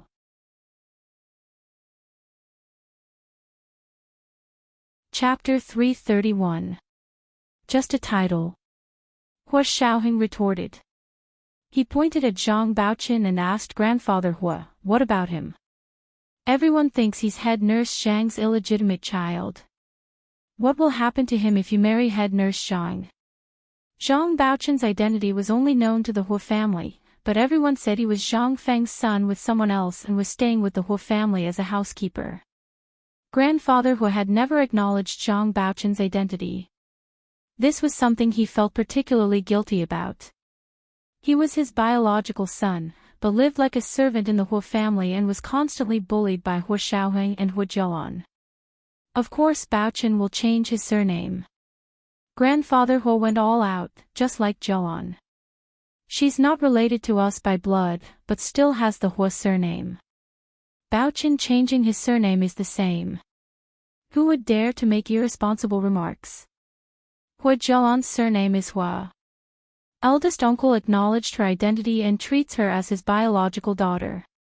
Hua Xiaoheng raised his hand, gesturing for everyone to sit down. His attitude relaxed, although it's proven that she's not, from the perspective of marriage laws, she's still eldest uncle's legal heir.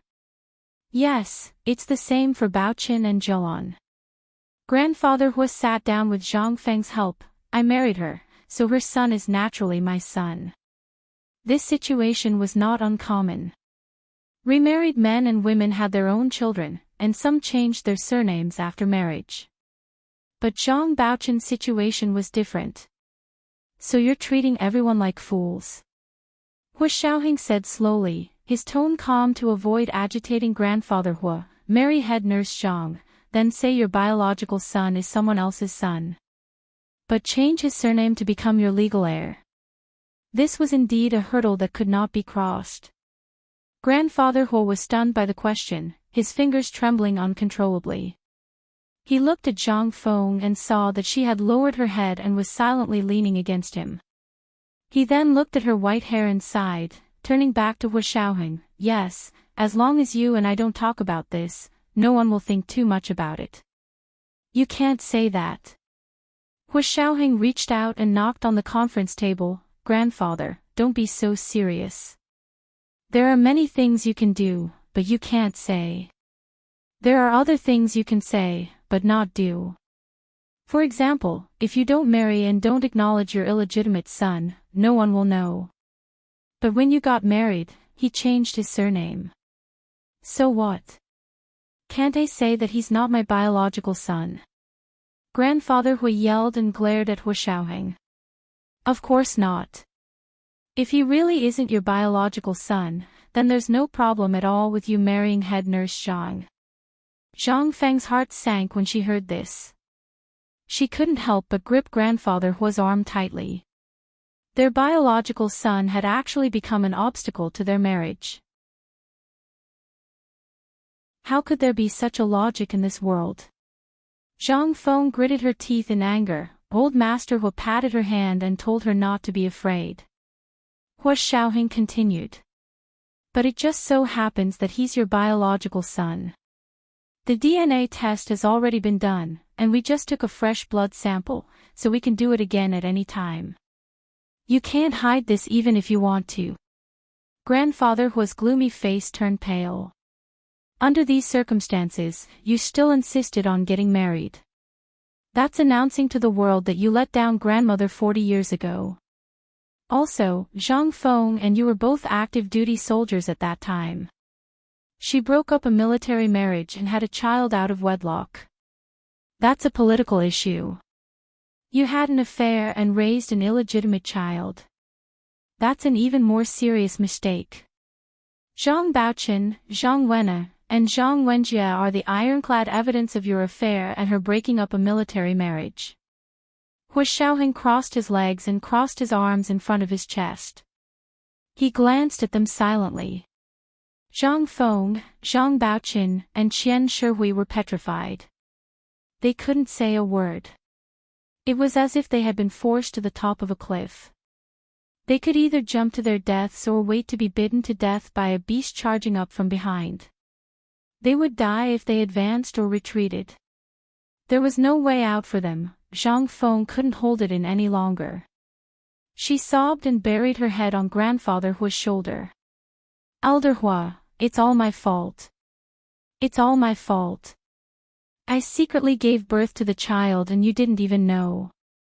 I never had any intention of breaking up your marriage with Mrs. Xia. At the time, Hua Xuanong really didn't know that Zhang Feng had a child that time. After that, Zhang Feng took a year off. When she came back, she was no different from before. Although she took care of him more diligently than before, Hua Xuanong's wife, Xia Xian, was still alive at that time. They were very close, and Hua Xuanong didn't care about Zhang Feng at that time. His feelings for her only deepened after Xia Xian's death and the 18 years they spent together. Although you didn't tell me, I'm still thankful that you gave birth to Baochen. Grandfather Hua held Zhang Feng's hand emotionally. Don't cry. Since it's already come to this, I owe you and your son an explanation. Hua Xiaoheng's expression became even more distant. He straightened his back and looked at the crying Zhang Feng. Head nurse Zhang, do you dare swear that you never had any intention of breaking up my grandfather and grandmother's marriage? Zhang Feng wiped her tears and said seriously, I didn't. I can swear on my military rank. Hua Xiaoheng smiled. Why don't you swear on your son and grandson's health? I'll believe you more. What do you mean? Zhang Feng's expression changed instantly. Xiaoheng, I know you're close to Mrs. Xia. I don't blame you. It's fine if you don't treat me as your step-grandmother, but don't drag my son and grandson down with you. I don't mean anything. Hua Xiaoheng looked towards the window. The night sky was so dark. It was just like the last year of his grandmother's illness. Every day after school, he would stay by his grandmother's bedside to do homework, read to her, and talk to her. But his grandmother always wanted to see his grandfather, but she couldn't. At that time, I remember that every time Sister Chang came to see grandfather and asked him to visit grandmother, you wouldn't let her. Hua Xiaoheng raised his head. Right? Head nurse Zhang. Do you still remember Sister Chang? Sister Chang was an old servant that Xia Xian had brought from the Xia family. She had been with her for her entire life, but Zhang Feng was still ahead of Sister Chang. At that time, your grandmother was seriously ill. I was worried about the chief's health. Of course, I couldn't let him visit often. Zhang Feng said nonchalantly. This is my responsibility. What did I do wrong? What? Xian asked Sister Chang to visit me. Grandfather Hua was shocked. When did this happen? How come I didn't know about this? Hua Xiaoheng spread his hands. The chief was so busy that he probably didn't remember these small things. But I remember. I can still remember the expression on grandmother's face. Grandfather Hua's expression was so agitated that Zhang Feng panicked. No way. After 18 years, he still remembered Xia Xian. Zhang Fang's eyes drifted to the corner of the wall. Her heart was pounding. Grandfather Hu turned to stare at Zhang Feng for a while before looking away.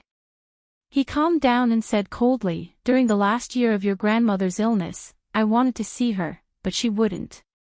So you can't blame Zhang Feng for this." Zhang Feng sighed softly. She was finally relieved. Gu Nianji couldn't stand it anymore and said, "Old General Hu, you can't say things like that. You have to think about the cause and effect between the two. Was it head nurse Zhang who hid the news first and didn't let you see Mrs. Xia, or was it Mrs. Xia who didn't want to see you first?" As soon as she said that, everyone understood. Xia Xian had clearly asked Sister Chang to see Hu Xuanong, but because of Zhang Feng's obstruction, Hu Xuanong didn't go see Xia Xian. Xia Xian was furious and refused to see Hu Xuanong. This was the normal cause and effect relationship. But Grandfather Hu said that Xia Xian didn't want to see him in the first place, so Zhang Feng wasn't wrong to stop him. She was completely distorting the truth. Gu Nianji was disgusted, but didn't say anything else. Hu Xiaoheng's expression gradually turned cold. His tone became more businesslike. "Fine, if you insist on having your way, then your name will have to be removed from the trust fund. Grandmother's trust fund clearly states that if you remarry, you won't have the right to inherit. Also, once you remarry, the truth of what happened that year will definitely be exposed. The organization will investigate the mistakes you made in the first place. I can guarantee that the punishment you will face will be a demotion in rank. Because the number of generals was fixed. Every carrot had its own hole. If he didn't leave, others wouldn't be able to. Grandfather Hu made such a huge mistake and even gave away his weakness. It would be strange if others didn't take it. So, have you thought about the consequences?" "Consequences?" Grandfather Hu murmured, shifting uncomfortably in his seat. "Yes. First, your rank will definitely be general. As to what rank, I don't know. You probably won't be able to live in the house in the military headquarters. Second, you won't have a share in the trust fund. Your share will be transferred to me according to grandmother's will." Grandfather Hu really didn't care about the trust fund. He immediately said, "You can remove my name from the trust fund. That's your grandmother's dowry. I didn't want it in the first place." But the issue of military rank and treatment had to be carefully considered. He had been a soldier all his life and had fought many battles. He had always been a victorious general on the battlefield, but now he was facing a situation where he couldn't even protect his honor. If he wasn't a general anymore, he wouldn't be able to live in the military headquarters. There wouldn't be so many orderlies and secretaries. There wouldn't be so many people visiting him during the holidays. He wouldn't have the opportunity to participate in the high-level meetings of the empire. His treatment would plummet. Was he ready to accept all of this? Grandfather Hu couldn't help but look at Zhang Feng. Zhang Feng lowered her eyes. She was thinking about more things than Grandfather Hu. First was Xia Xian's inheritance. Although it was a dowry, Zhang Feng had always believed that since they hadn't signed a prenuptial agreement, Grandfather Hu should get half of Xia Xian's inheritance. The other half would be split equally between Grandfather Hu, Hu Guanyuan, and Hu Guanchen. Hu Xiaoheng should only receive Hu Guanchen's inheritance. But somehow, Hu Xiaoheng actually inherited most of Xia Xian's inheritance. He had the meat, and others could only drink the soup. But when it came to her son and grandson, there were only leftovers. They were all Hu Xuanong's biological son and grandson. Why? But hearing Hu Xiaoheng's words, Zhang Feng found herself in a dilemma. If she didn't marry Grandfather Hu, she wouldn't be able to inherit a portion of Xia Xian's inheritance according to the marriage law. But if she married, Xia Xian's will clearly stated that Grandfather Hu didn't have a share. She still wouldn't be able to inherit Xia Xian's inheritance. Was such a will even written by a human? Was there really no problem? It was the second watch. I'm begging for monthly votes and recommendation votes.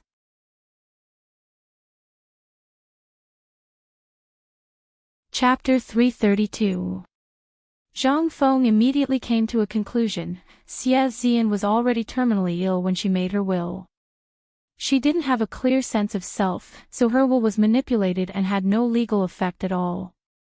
The matter of the will was easy to solve, but if the fact that she and grandfather Hua had an illegitimate child was exposed, would the military really make things difficult for them?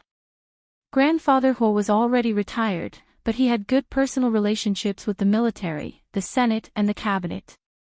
Grandfather Hua's second son, Hua Guanchen, was also a general and the director of the military's political department. Would he allow the military to investigate his own father? I'm afraid not, and Hua Xiaoheng, he was a major general, would he let his grandfather's scandal affect his future climb?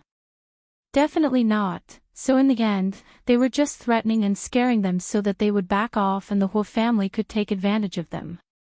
How could they let them get what they wanted? Grandfather Hua was the only man she had been with all her life. She did loved him her whole life. Did she not have the right to share everything he had?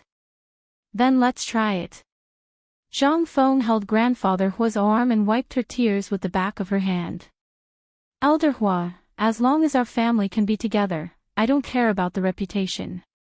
Even if I have to retire and have my military rank erased, I'll accept it. However, old Master Hua hesitated. He didn't care about Xie Xian's inheritance, but he couldn't ignore his own status and military rank. The price of being with Zhang Feng seemed to be too high. Hua Guanchen saw grandfather Hua's hesitation and quickly took the opportunity to smooth things over. All right, Xiaoheng, father, both of you should take a step back. Father won't remarry, and Xiaoheng shouldn't make a big deal out of this.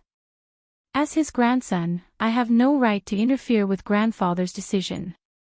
Hua Xiaoheng smiled. But head nurse Zhang's retirement is certain, and that will never change. If Zhang Feng retired and didn't marry grandfather Hua, she would have no reason to stay with the Hua family anymore. Xiaoheng, you have to understand your grandfather. Your grandfather is getting old, and you and I are not home most of the time. He doesn't even have someone to talk to. Fortunately, the Zhangs are with him. Hua Guanchen sighed and tried to persuade Hua Xiaoheng. However, Hua Xiaoheng refused to let the Zhang family stay in the Hua residence anymore. He didn't give in at all. Father, if grandfather wants to find someone to accompany him or even remarry, I have no problem with that. I've already said that he can find someone else. It's just that she can't. Xiaoheng, you're obviously targeting my mother with your words. Zhang Baochen couldn't take it anymore and spoke up for Zhang Feng. Yes, I'm targeting your mother. Hua Xiaoheng replied crisply, you'll be punished for stealing things, not to mention coveting someone else's husband. She has to pay for what she did. What did she do? She was just a weak woman. Can. Zhang Baochen blurted out. Hua Xiaoheng's expression darkened. Shut up. Are you saying that your mother was forced? Is that what you mean? If she didn't admit that she had taken the initiative to seduce him, would that mean she was forced by old Master Hua more than 40 years ago? Old Master Hua's expression changed as well. This was no ordinary accusation. He suddenly turned to look at Zhang Feng and asked coldly, you're telling your son that I forced you back then? My son had suddenly turned into your son. Old Master Hua's mood had clearly changed. No. No. No. I didn't. Zhang Feng was miserable and embarrassed. In a moment of desperation, she slapped her son and said angrily, what nonsense are you talking about? Your father and I were in love back then, that's why we had you. Don't flatter yourself. Hua Xiaoheng unknowingly took out the round gold coin from his pocket and played with it. He turned to old Master Hua and asked, Grandfather, you and head nurse Zhang were in love that long ago? You clearly said it started after grandmother passed away. Old Master Hu glared at Hu Xiaoheng, feeling that he had lost all face. Fine, fine, fine. Xiaoheng, you're all grown up now. You even dare to humiliate me. I don't want to be a general anymore. Let's go. Let's go. Let's go. We don't want to spend the new year here anymore. Old Master Hu was embarrassed and had no choice but to leave. Hu Xiaoheng also completely flipped out. Fine, you can leave, but they can't go back to the Hu family. They can't. Where do you expect them to stay on New Year's Eve? Xiaoheng, don't be so cruel. Are you trying to kill them all? Old Master Hu was so angry that his blood pressure was about to explode. Kill them all? Of course not. Hu Xiaoheng looked at Zhang Feng and Zhang Baoqin without batting an eyelid. He said calmly, rooms 214, 216 and 218 of Chunhui Building B in 3rd Ring Chaoyang. 3 duplex suites. Each is 200 square meters. They are all under Madame Zhang Feng's name. For apartments with 4 bedrooms and 2 living rooms in Baolong Court in 4th Ring Jichuan District. Each apartment is 150 square meters. They are all under Zhang Baoqin's name. Grandfather, I won't say anything else. I'm only talking about these 7 properties in the imperial capital. The Zhang family's faces were instantly filled with fear. They didn't expect Hu Xiaoheng to list all the properties under their names so clearly. Not bad, not bad. Now we don't have to worry about them sleeping on the streets. Gu Nianji laughed softly. But based on the current property prices in the imperial capital, you're all billionaires. I'm really impressed. The returns from being a nurse are so great. I don't know if I can afford a property like this even if I've been a lawyer my entire life. Hu Xiaoheng nodded approvingly. He reached out to pat Gu Nianji's head. You're still far from that. How can you compare to them? Being a nurse is so profitable. Hu Xiao, can I be your nurse? Gu Nianji turned around and smiled at Hu Xiaoheng. How much can I earn a month? Zhao Liangze laughed. A nurse earns a few thousand a month. But the head nurse probably earns tens of thousands. But even if she earns over 10,000 a month, those 7 properties are all worth over 10 million. Think about it, how many lifetimes would the head nurse have to be a nurse to earn that much? Don't slander me. Zhang Baoqin panicked. Property prices weren't this expensive in the past. Why can't we afford it? Qian Shihui also quickly said, my family is rich. Those houses were bought by my family.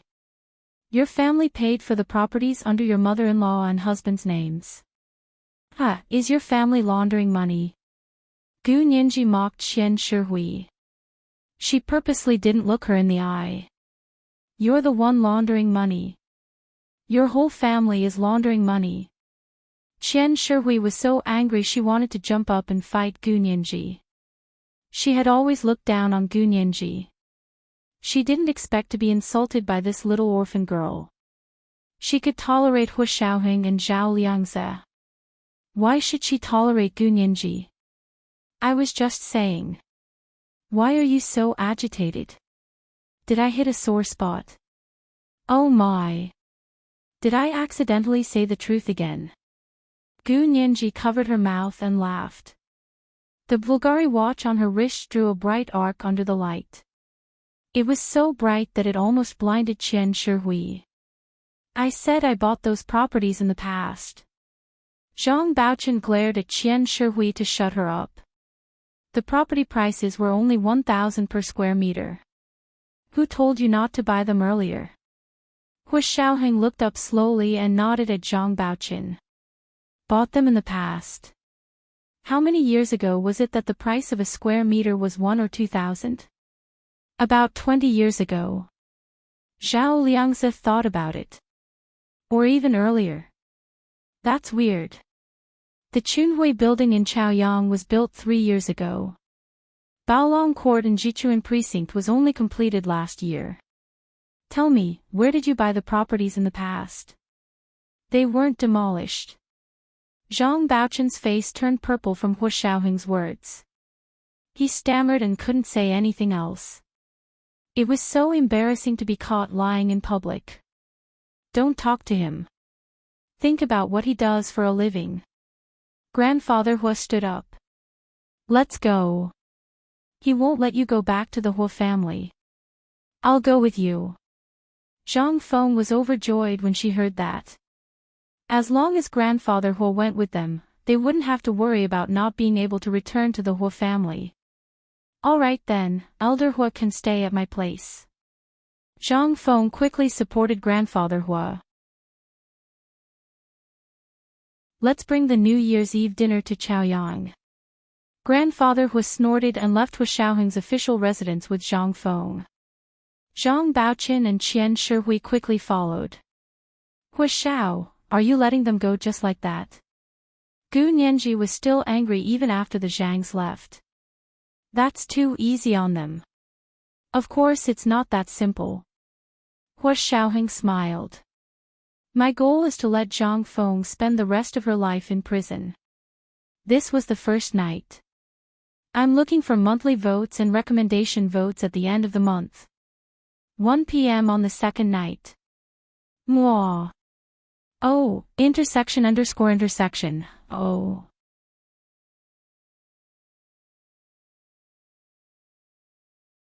Chapter 333. Gu Nianji cocked her head and looked Hu Xiaoheng up and down. Hu Xiao, another lawsuit.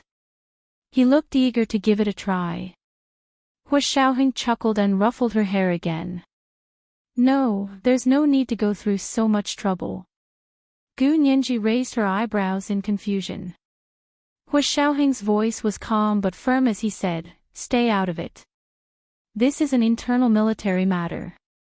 After all, it was related to Grandfather Hu, and Zhang Feng hadn't committed a murder like Bai Jini, so it wasn't appropriate to involve Gu Nianji.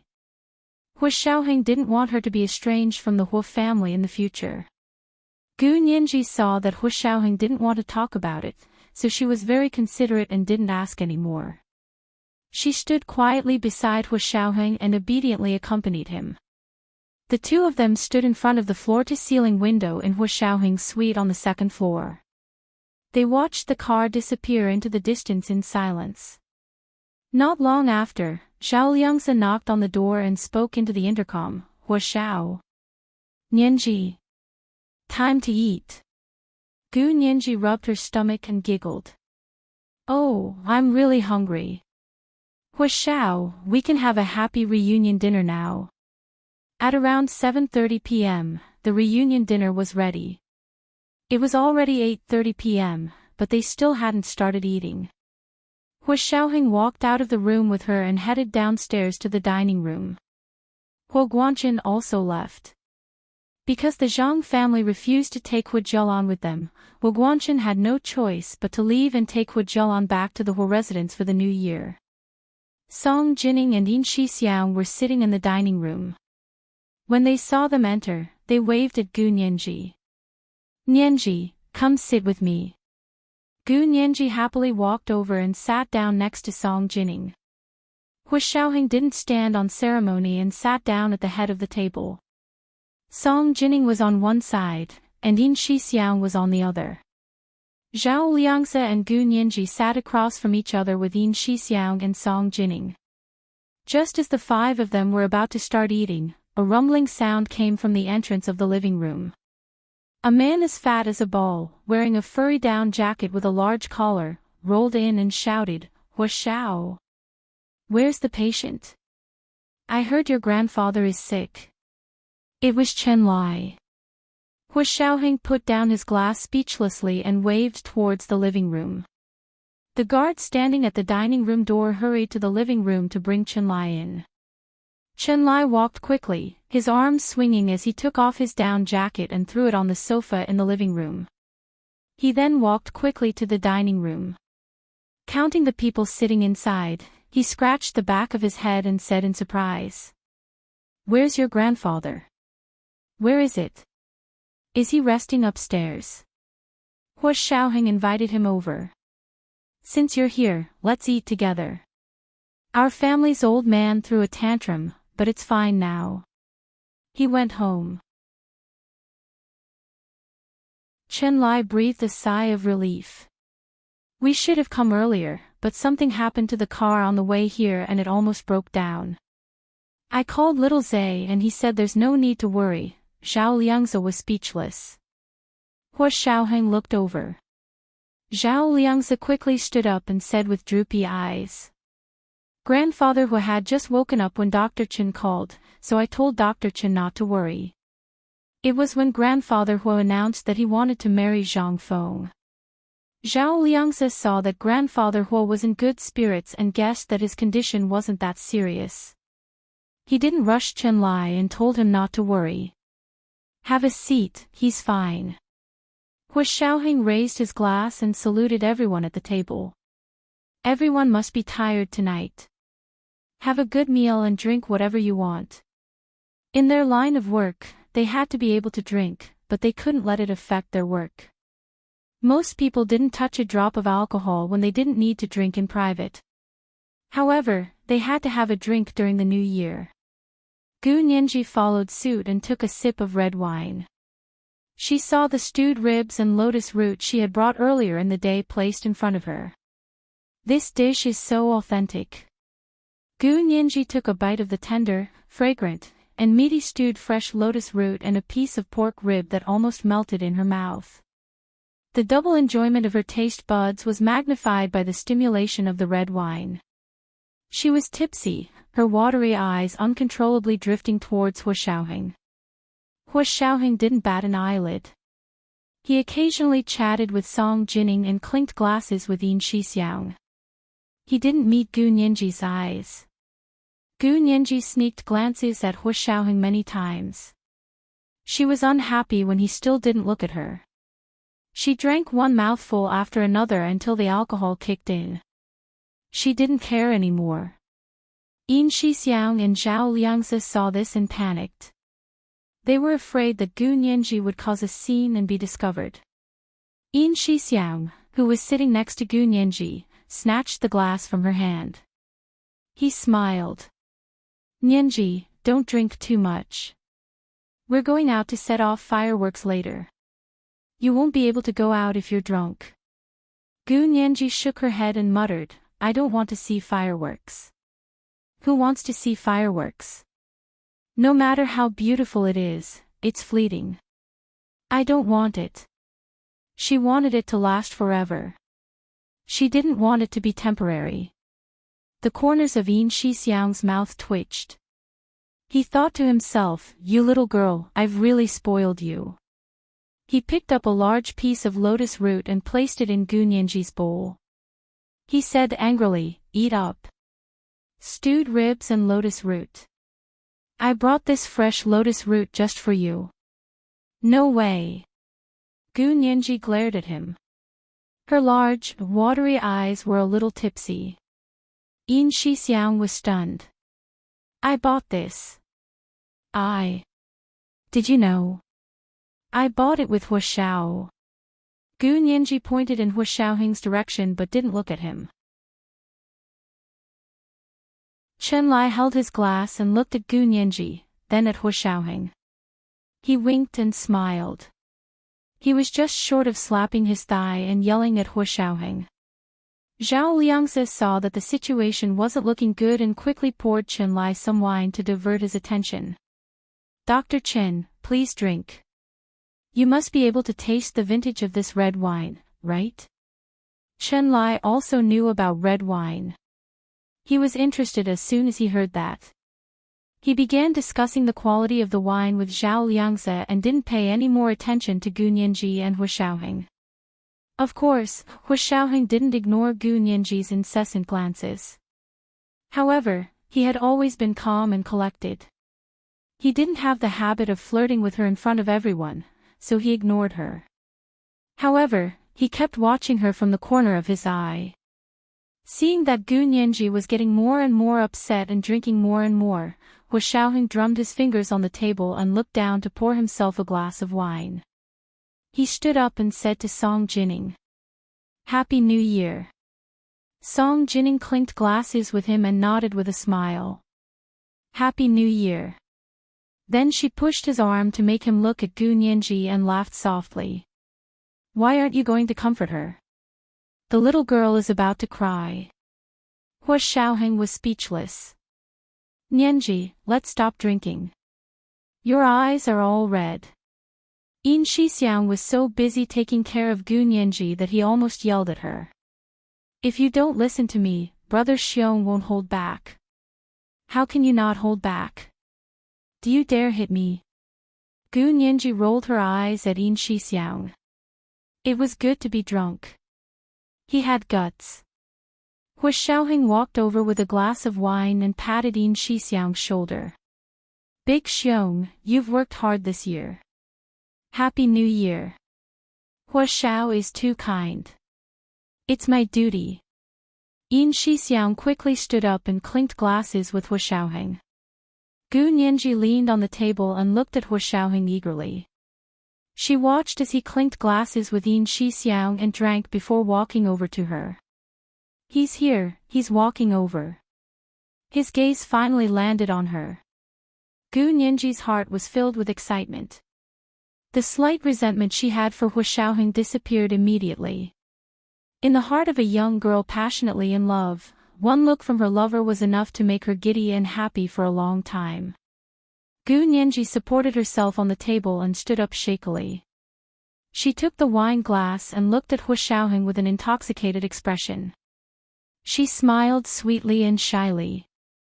Hu Xiaoheng was bewitched by her infatuated expression.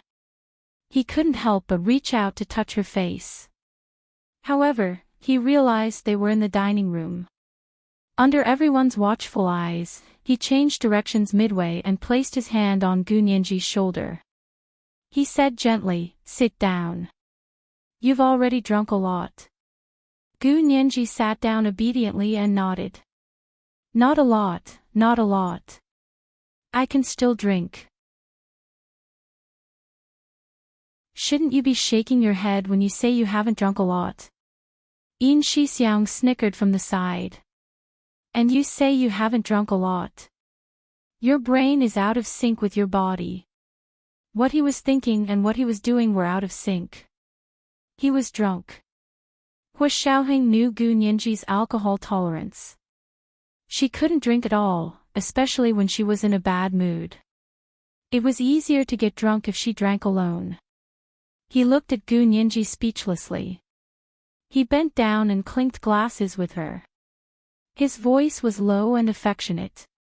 "You don't have to drink anymore. I'll drink for you, okay?" "Ha!" Gu Nianji looked up at Hu Xiaoheng. "Drink for me." She raised the wine glass to Hu Xiaoheng's lips. Hu Xiaoheng finished his wine first, then took Gu Nianji's hand and drank the red wine in her glass in one gulp. When he drank, Gu Nianji's eyes seemed to be glued to him. She couldn't look away for a moment. Yin Shixiang and Zhao Liangzi could only pretend they didn't see it. They ate and drank happily. Song Jining smiled with her eyes squinted. She had no intention of interfering. Chen Lai was the only one who laughed so hard that he fell over. He raised his glass and said, "Hu Xiao, what's wrong with you? If you're drinking with Nianji, you should at least drink with her. Don't you guys think so?" It was the second watch. Please vote a few more monthly votes and try to get more tomorrow.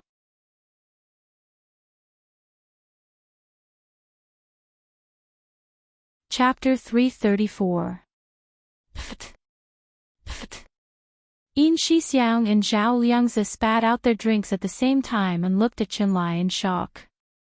Chen Lai winked at them, "Don't you think so?" "No." Yin Shixiang and Zhao Liangzi retorted in unison. Yin Shixiang added, "Chen Lai, you can't say things like that. Our Nianji is still young, you can't make jokes like that." Gu Nianji was drunk and focused on Hu Xiaoheng, but Chenlai was laughing so loudly and clearly that she heard it too. Her mind went blank for a moment. She turned to look at Chenlai blankly and saw his smiling eyes. She instinctively repeated. Cross cups. How do I drink it? Pfft. Yin Shixiang and Zhao Liangzi spat out again. Hua Xiaoheng straightened and walked to Chenlai. He put down his glass and picked up the Maotai on the table. He poured a third of it for him, then a third of red wine, and finally a third of tequila. The sparkling wine glass was white, red, and green, just like a cocktail. Hua Xiaoheng raised the glass and swirled it.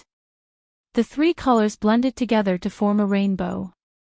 Here, Chenlai, you've worked hard this year. Here's to you. Hua Xiaoheng placed the rainbow cocktail in Chenlai's hand and continued to hold his glass of white wine. Bottoms up. Chenlai gulped. Hua Xiao, drink. If you don't drink, then you're looking down on me and not treating me as a friend. Hua Xiaoheng put down his glass to show that he had finished it. Chenlai had no choice but to drink since he had already said that. You win. Chenlai mouthed to Hua Xiaoheng before downing the cocktail in one gulp. Not long after he finished drinking, Chenlai's round, fair face flushed red. His eyes gradually glazed over, and his reaction time slowed when he looked at people. Hua Xiaoheng returned to his seat and continued to eat his reunion dinner leisurely, occasionally chatting with Song Jining and Yin Shixiang. He looked at Gu Nianji and Chenlai from the corner of his eye. Not long after, the two of them were already drunk and unconscious. One glass and you're drunk. Hua Xiaoheng shook his head. Guards, take Dr. Chen to the guest room to rest. The guards at the entrance of the restaurant walked in and helped Chenlai out. Yin Shixiang and Zhao Liangzi knew that Chenlai had spoken without thinking and touched Hua Xiaoheng's sore spot. As expected, it was still a taboo for him to talk about his relationship with Gu Nianji in front of him. After Song Jining finished her meal, she stood up and nodded at the people in the dining room. I'm going back to rest. Enjoy your meal. Mrs. Song, aren't you going to stay up all night? Yin Shixiang and Zhao Liangzi both stood up. Song Jining shook her head and touched her burning face with a smile. No, I'm used to sleeping and waking up early. She looked at Gu Nianji, who was already sprawled on the dining table, and said to Hua Xiaoheng, Nianji is still young. She can't drink so much. Remember to give her some soup to sober up.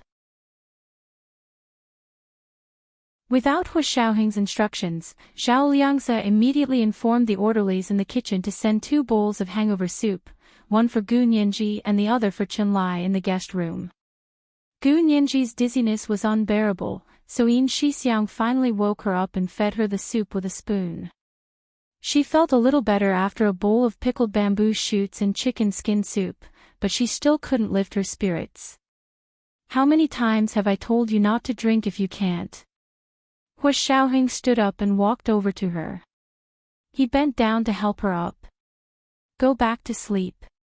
Gu Nianji was practically hanging from his arm, her long hair cascading down her back like a waterfall. Yin Shixiang quickly said, Hua Xiao, you're busy. Do you want me to take her back to her room? Hua Xiaoheng didn't say anything and only gave him a sharp look. Yin Shixiang couldn't move from that look. He could only watch as Hua Xiaoheng half carried and half supported Gu Nianji out of the dining room. Stop looking. Zhao Liangzi knocked on the dining table. Let's eat. There's still a lot of food to eat. They're gone, so we can't waste the food. Hua Xiaoheng helped Gu Nianji out of the dining room. He picked her up by her knees and carried her up the stairs to her suite on the 2nd floor. He pushed the door open to enter and slammed it shut with his foot. The lights were off in the room, but the curtains of the floor-to-ceiling windows were open. The street lights outside glowed brightly, making the room seem like it was dusk. It was dim, but not dark. Hua Xiaoheng placed Gu Nianji on the sofa and sat beside her. He looked down at her. You're awake. Yeah. Gu Nianji slowly sat up and rested her head on Hua Xiaoheng's shoulder. It's not midnight yet. I don't want to sleep.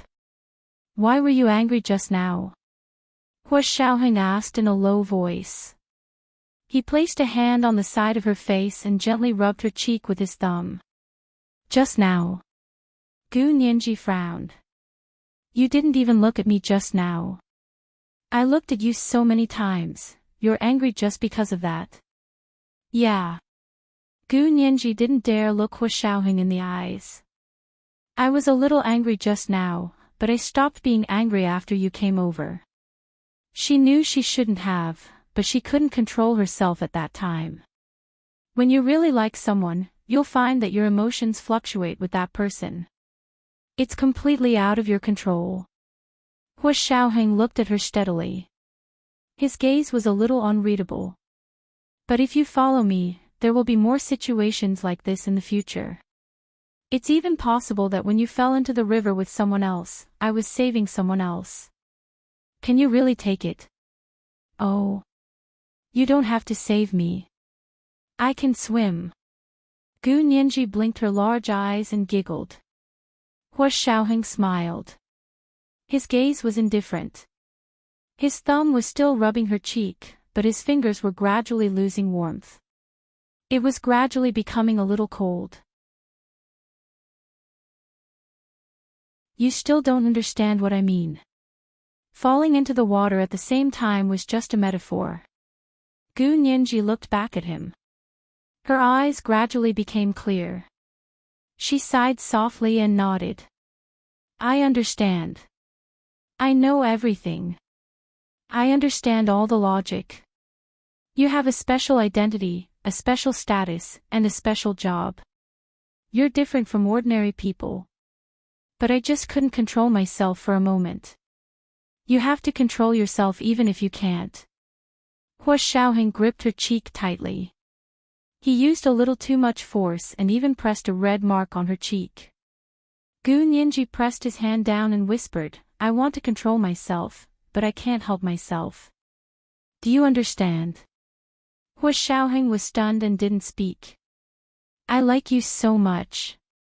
If I could control my emotions no matter what, I wouldn't be the 18-year-old Gu Nianji.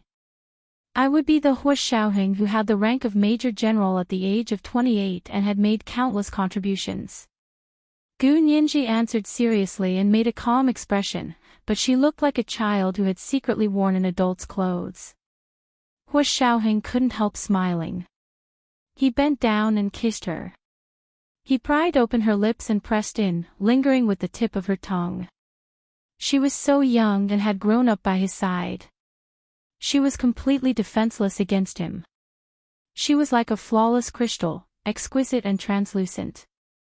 He could even see the other side at a glance. A young girl's feelings were fiery and direct, without any impurities. With Hua Xiaoheng's age and experience, how could he not understand? She only had him in her heart, but his heart and eyes were filled with too many things. She only occupied a very small part of his heart, even though that was all his feelings for a man and a woman. Hua Xiaoheng thought that he was actually a fickle and ruthless man. If he gave her the only bit of feelings he had between a man and a woman, she would probably still feel that it wasn't enough. Releasing her lips, Hua Xiaoheng pressed his forehead against hers and rubbed her back with one hand, as if he was coaxing a child. But Gu Nianji was already satisfied. She didn't want all of him. Some people were full of feelings, like the vast ocean, inexhaustible. Some people were fickle, and all their feelings might only add up to a small well. Hua Xiaoheng was the kind of person whose feelings were at most a well. But even if it was just a small well, she was willing to be a frog at the bottom of a well for him. She stubbornly guarded the sky above her head and treated it as her entire world. Gu Nianji leaned her head against his chest and listened to his steady heartbeat. She smiled happily. Hua Xiaoheng hugged her and rested his chin on the top of her head. He said slowly, but you have to control yourself. If you can't do it, I'm afraid it will be difficult to continue being together. I'll do it. Gu Nianji raised her head from Hu Xiaoheng's arms. She seemed to have grown up a lot in an instant. Don't worry, I won't lose control again. Her expression was very determined, but there was still a hint of fear in the depths of her eyes. I'll wait and see. Hu Xiaoheng raised his eyebrows. You should rest early. Come with me to pay New Year's greetings tomorrow. This was the first night. At the end of the month, I'm looking for monthly votes and recommendation votes. At 1:00 in the afternoon. Mwah.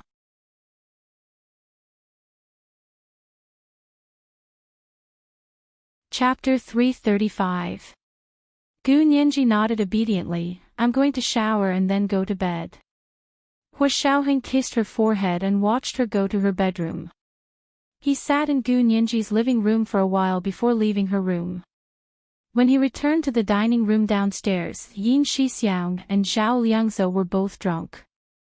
Although they didn't fall asleep immediately like Chen Lai, their eyes were wide open and their reactions were slow when they saw Hu Xiaoheng enter. Hu Xiaoheng glanced at them and poured himself a glass of wine. He slowly took a few sips and said to Zhao Liangze and Yin Shixiang, "Go to bed early today. I'll be back for a meeting on the first day of the new year. We need to make the most of the new year." "Yes, Chief." Yin Shixiang and Zhao Liangze responded in unison and drank a few more glasses with Hu Xiaoheng before leaving the dining room drunk. Hu Xiaoheng sat alone in the dining room. Since there was no one else around, he took out a cigarette and lit it. He took a long drag and watched the white smoke rise in front of him. He had already made a rough plan for what to do during the new year. Some things had been delayed for too long and he didn't want them to drag on past the 15th of this year. Gu Nianji came out of the shower and was indeed very tired. She lay on the bed and didn't want to move. Hu Xiaoheng's words echoed in her mind and she remembered every word clearly. Although it was difficult, she would work hard. Gu Nianji thought back to the kiss just now and bit her finger to savor it again. She didn't come back to her senses until her phone rang. She reached for the phone and saw that it was He Jichu calling. She thought about it and still answered the phone. She said sleepily, "Professor He, Happy New Year." He Jichu heard Gu Nianji's voice on the other end and was slightly surprised. "Nianji, you're asleep?" "Yeah." Gu Nianji's voice grew softer and softer like a feather brushing against his ear. He Jichu gripped the phone tightly and his clear voice softened. "You're sleeping so early. Then go to bed early. Happy New Year." Gu Nianji didn't respond. She had already fallen asleep. After a sweet sleep, she woke up at 8 a.m. on the first day of the new year. Gu Nianji washed up and went to greet Song Jining first. "Mrs. Song, Happy New Year." "Good girl." Song Jining liked her a lot, so she had prepared a big red envelope early on. "Here, this is for you." Gu Nianji accepted it with a smile. "Thank you, Mrs. Song." Song Jining waved at her. "You're welcome. You can play by yourself. I'm going to start working." With that, she buried her head in front of the computer and began to plan the experiment. Mrs. Song is so professional. Gu Nianji smiled as she left Song Jining's room to look for Hu Xiaoheng. But Hu Xiaoheng wasn't in his room. Gu Nianji went downstairs to find Hu Xiaoheng, Chen Lai, Yin Shixiang, and Zhao Liangze all having breakfast in the dining room. "Hu Xiao, Brother Qin, Brother Xiong, Brother Zai, Happy New Year." "Happy New Year to all of you." Gu Nianji cupped her hands and bowed to the four men in the dining room. It had been like this for so many years, so they were used to it. Chen Lai took out the red envelope first. "Nianji, come here. Although you're already an adult, you're still in school. I still have to give you this red envelope." Gu Nianji hadn't expected Chen Lai to give her a red packet. She walked over to accept it with a smile. "Brother Chen is the best." Yin Shixiang and Zhao Liangze were also prepared. They each took out a red packet and placed it in her hand. Gu Nianji took the 3 red packets and sat down to eat. Hu Xiaoheng looked at her and placed a red packet on the table. Nianji, here's another one. Oh. Hu Xiao is giving red packets too. Gu Nianji was overjoyed. She thought Hu Xiaoheng had given her a custom-made watch as a gift, so there wouldn't be any more red packets. She walked over to Hu Xiaoheng and picked up the red packet from the table. She squeezed it, knowing it must be another bankbook. For the past 6 years, Hu Xiaoheng had always given her a bankbook with her name in the red packet every year. She had never seen how much money was in it. Perhaps now was the time to see how much money she had. She still wanted to buy a car. Thank you, Hu Xiao. Gu Nianji almost bowed to Hu Xiaoheng in gratitude. After breakfast, Hu Xiaoheng took her out for New Year's greetings. First, they went to the Hu family's mansion and the military headquarters. Happy New Year, Uncle Hu. Gu Nianji greeted Hu Guanchen respectfully. Hu Guanchen was quite gentle with her. He also gave her a red packet with 5 thin $100 bills. Thank you, Uncle Hu. Gu Nianji looked around the living room. Grandfather Hu really hadn't returned. Of course, the Zhangs weren't here either. Hu Jialan came downstairs and looked at Hu Xiaoheng with a complicated expression. She said quietly, Happy New Year, cousin brother. Hu Xiaoheng nodded casually and turned to Hu Guanchen. Dad, I'm leaving. There are a few other places I must visit. Hu Guanchen knew the severity of the situation. Go. He paused and said, I'll go to your official residence tomorrow. You can go alone. Hu Xiaoheng drew a red line for Hu Guanchen. If he crossed it, Hu Xiaoheng wouldn't give him the chance to see Song Jining. Of course. Hu Guanchen shook hands with him. Where else are you going today? General Ji's house and Speaker Long's house. Other than those 2, I'm not going anywhere else. Hu Xiaoheng said honestly. With a shake of his hands, an orderly came over with a coat for him to wear. Okay, then I won't be going to their house this year. Let's stagger. Hu Guanchen and Hu Xiaoheng decided on a New Year visit. They needed to move around as well. General Ji's house was located in the best area of the military headquarters. It was also the most heavily guarded area. Hu Xiaoheng brought Gu Nianji to General Ji's house. The security check alone took almost half an hour. It was mainly for Gu Nianji. She wasn't a soldier, and because her background was unknown, there were more places to check than others. However, Hu Xiaoheng wasn't in a hurry. Gu Nianji couldn't go in, so he stayed by her side. Lieutenant Colonel Huang, who was in charge of the security check, was very embarrassed. He could only speed up and finally complete all the procedures. When Gu Nianji followed Hu Xiaoheng into General Ji's house, she whispered. Did I waste your time? It's fine. I'm only going to 2 houses anyway. Hu Xiaoheng walked unhurriedly and brought Gu Nianji to the entrance of the Ji residence. From the entrance, she could see the situation in the living room. Although it was past 9 in the morning on the first day of the Lunar New Year, the Ji residence was already full of guests. General Ji was the head of the Supreme Military Council. He was also a friendly person. Many people wanted to visit him for the Lunar New Year, but not everyone could enter. Gu Nianji's gaze swept across the living room and was immediately attracted by a beautiful girl wearing a milky white alpaca coat. She looked somewhat familiar. Hey, Xiaoheng is here. General Ji looked over and waved for him to come over. The familiar-looking girl was sitting on the sofa opposite General Ji. There was a middle-aged man beside her who was very protective of her. Gu Nianji finally remembered that this girl was the intern police officer who had forced them to stop yesterday. Hu Xiaoheng also saw the people in the living room but didn't say anything. He walked over to General Ji and said, "Happy New Year, General Ji." Gu Nianji didn't wait for Hu Shaoheng to remind her and obediently said to General Ji, "Happy New Year, General Ji." "Nianji, Happy New Year to you too," General Ji said as he took out a red packet for Gu Nianji. "I haven't seen you in a few years. I didn't expect you to be a big girl when we meet again." General Ji had officially met Gu Nianji when she was 12 years old and had just been rescued by Hu Shaoheng.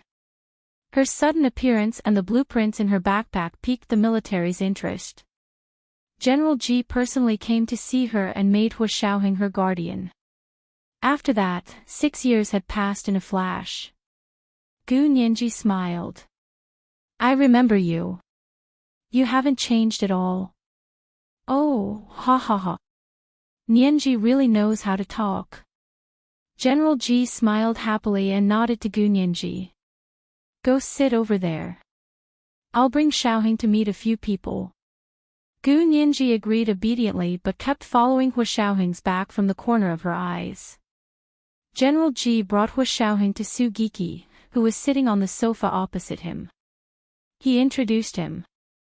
Su Giki, the Deputy Chief of Staff of the Operations Department. He then introduced his daughter, Su Piaohong. "This is his daughter, Piaohong."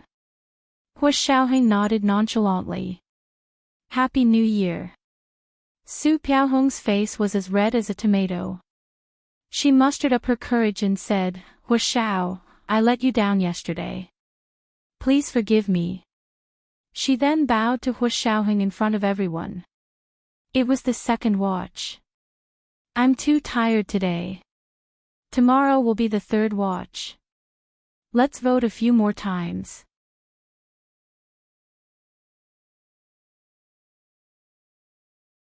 Chapter 336. Everyone in the room was silent for a moment before bursting into laughter. It was as if a drop of water had suddenly fallen into a pot of boiling oil. Su Piaohong's father, Su Giki, said apologetically to Hu Shaoheng, "Chief, I've already taught her a lesson. She won't be so reckless again. Please be magnanimous and don't hold it against her." "Oh. What happened?" "Piaohong, how dare you offend our Hu Shao? How dare you?" General Ji's wife, Mrs. Ji, teased, "Shouldn't you drink 3 glasses as punishment?" She waved for someone to bring a glass of wine. Su Piaohong took it shyly and said to Hu Shaoheng, "Hu Shao, I'll drink then." Hu Shaoheng looked at her and shook his head. "I don't understand what Miss Su means. I don't remember you offending me. I can't afford to apologize or drink as punishment." He then looked at General Ji and his wife, Mrs. Ji. "General Ji, other than wishing you a Happy New Year, I have something else to discuss with you." "General Ji, I wonder if you have the time. It's New Year's today, do you still have to work?" Mrs. Ji smiled sheepishly at General Ji. It was too much to have work on the first day of the Lunar New Year. Although Gu Nianji didn't follow them, her eyes followed Hu Shaoheng. Seeing that Mrs. Ji was unhappy with Hu Shaoheng, Gu Nianji had an idea. The glass of red wine in her hand suddenly fell with a loud clang, and everyone looked over. The red wine had spilled all over her light pink dress and was particularly eye-catching. Hu Shaoheng walked over and picked up her hand to inspect. "Are you okay? Did you get hurt?" Gu Nianji shook her head and said apologetically, "No, I was too careless." Hu Shaoheng brought her over to General Ji and Mrs. Ji and bowed slightly to them. "General Ji, Nianji has been too rash and has caused you trouble." He then turned to Mrs. Ji and said, "Auntie Ji, please take her to get changed." Gu Nianji quickly said, "I have a set of clothes in the car. Just send someone to get it." Hu Shaoheng made a call to his orderly, and the clothes were quickly delivered. Mrs. Ji took Gu Nianji's hand and said, "Come with me, it's a pity this dress is St. Laurent's new spring collection, right?" Not only was it a new spring collection, but it was also custom-made for spring. It was also a limited edition worldwide, and there were only 3 pieces in total. Gu Nianji's dress had been specially modified according to her preferences, and it even had her name on the inside. Gu Nianji smiled and said, "Auntie Ji, you have a good eye. It is indeed Saint Laurent's new model. My heart aches too, but I was careless. Who can I blame? Hu Xiao will punish me with a 10-kilometer cross-country run when I get back." "Oh. He's so strict with you." Mrs. G was amused. "Will you really run?" "It's true. I was punished like this when I made a mistake in the past." Gu Nianji was very talkative and eloquent, so she quickly distracted Mrs. G's attention. Her casual flattery made Mrs. G smile. Mrs. G was already so in love with Gu Nianji that she couldn't let go of her clothes. She brought Gu Nianji around the house and introduced her to all the guests. She was even more attentive than her own daughter. General Ji watched in shock as his wife and Gu Nianji hit it off at first sight. He coughed a few times before smiling at Hu Xiaoheng. "This Gu Nianji is really something. She's a lawyer after all. Look at her sweet mouth. She's able to coax your Auntie Ji to the skies." Hu Xiaoheng's eyes revealed a slight smile, but it quickly disappeared. He looked at Gu Nianji and said, "We're very strict with her. She's just a little more polite than most girls." Su Piaohong didn't think there was anything wrong with his words. She bit her lip as she stood beside her father, Su Giki. She had gone from being the center of attention to being ignored by everyone. She seemed to have been forgotten. Su Piaohong looked at Mrs. Ji, who had been coaxed away by Gu Nianji, and then at General Ji, who was about to leave the living room to discuss business with Hu Xiaoheng. Su Giki didn't dare to interrupt General Ji and Hu Xiaoheng's conversation. His status and military rank were much lower than those two. It was all thanks to Mrs. Ji's respect for Su Piaohong that she was able to speak to Hu Xiaoheng and General Ji today. That was why she was able to personally apologize to Hu Xiaoheng when he came to visit. She didn't expect Hu Xiaoheng to deny that there was anything wrong. It made it seem like the father and daughter were purposely trying to get close to him. It was so embarrassing.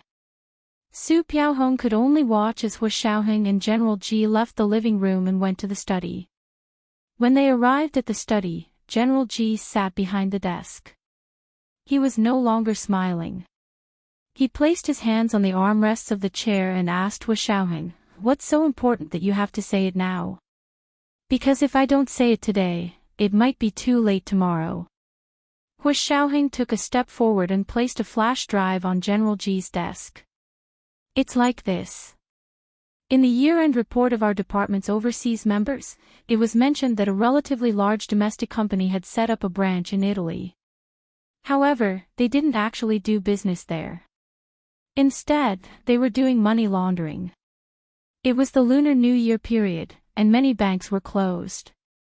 However, since the second day of the Lunar New Year, banks started to open one after another. Therefore, this matter was indeed urgent." General Ji's eyes darkened. He didn't take the flash drive. He stared at Hu Xiaoheng and said, "This doesn't seem to be within your jurisdiction." "I thought so at first." Hu Xiaoheng nodded slightly and continued calmly, "We did a routine check on this company's headquarters in the country. In the end, we discovered that it had done a lot of business with the military. It was even a supplier for several military projects." "What?" General Ji was shocked. "You're saying that this company has connections with the military?" "There's no connection." Hu Xiaoheng sighed. "But in the contracts it gave to the military, there were fraudulent quotes and shoddy products. To be precise, it used illegal methods to earn high profits in its transactions with the military. Now that it's facing an audit by the military, it's worried that it'll be found out. Therefore, it plans to transfer these profits to an overseas bank." Outrageous. General Ji was furious. He hated black-hearted businessmen like this the most. They even dared to embezzle money from the military's projects. I want to see who has the guts to do this. Hua Xiaoheng was silent for a while. He lowered his voice and said, "This is the second thing I want to say." "What is it? Do you know who did it?" General Ji stood up and said sternly, "Is it someone from within our ranks?" Strictly speaking, suppliers for military projects had to go through the bidding process to obtain the project contract. However, there were definitely many people who used their connections. Under the same bidding conditions, those with connections would definitely have a higher chance of winning. This was a tacit unspoken rule. However, at the same time, if there was a problem with the supplier, the internal personnel who used their connections to vouch for the supplier would definitely be punished. This could be considered as power and obligation complementing each other. They couldn't just take the benefits and not bear any obligations. Hua Xiaoheng nodded and smiled helplessly. This company did use the military's connections, and it's related to my family. Your family? General Ji's expression turned even uglier. Xiaoheng, don't say it's you. Of course it's not me. To be precise, it's not someone from my family, but it's related to my family. Because that person used my grandfather's name to help that company obtain the contract from the military logistics department. Hua Xiaoheng said calmly, "She's my grandfather's head nurse, Zhang Feng. You know her too." "It's her." General Ji had a strange expression on his face. "It's really her." "Yes, I've already obtained evidence of her transaction with that company," Hua Xiaoheng said calmly without any emotion. That company's CEO's son married Zhang Feng's niece, so the two families are in-laws. They wanted to be the supplier for the military project, but they didn't have the qualifications. Zhang Feng used my grandfather's name to negotiate with Deputy Director Liao of the Military Logistics Department. Old Liao. General Ji was even more shocked. After a moment, he rubbed the back of his head and sighed. "It's not his fault. Old Liao is your grandfather's old subordinate. He was the one who groomed him. Yes, that's why she was able to use my grandfather's name to get this done." Hua Xiaoheng nodded. "But this has nothing to do with my family. My grandfather didn't know about this the whole time. I can't let the Hua family be humiliated because of this, so I asked General Ji to immediately order the bank to freeze all the company's assets using the reason that the military project was damaged. At the same time, send the military disciplinary department to investigate Zhang Feng." This was the first watch. It was the last day of the month, and the third watch was asking for monthly votes and recommendation votes. And today was Monday, so the recommendation list had been forgotten. The second watch was 1 p.m. The third watch was 7 p.m. moi. Oh, __intersection, oh.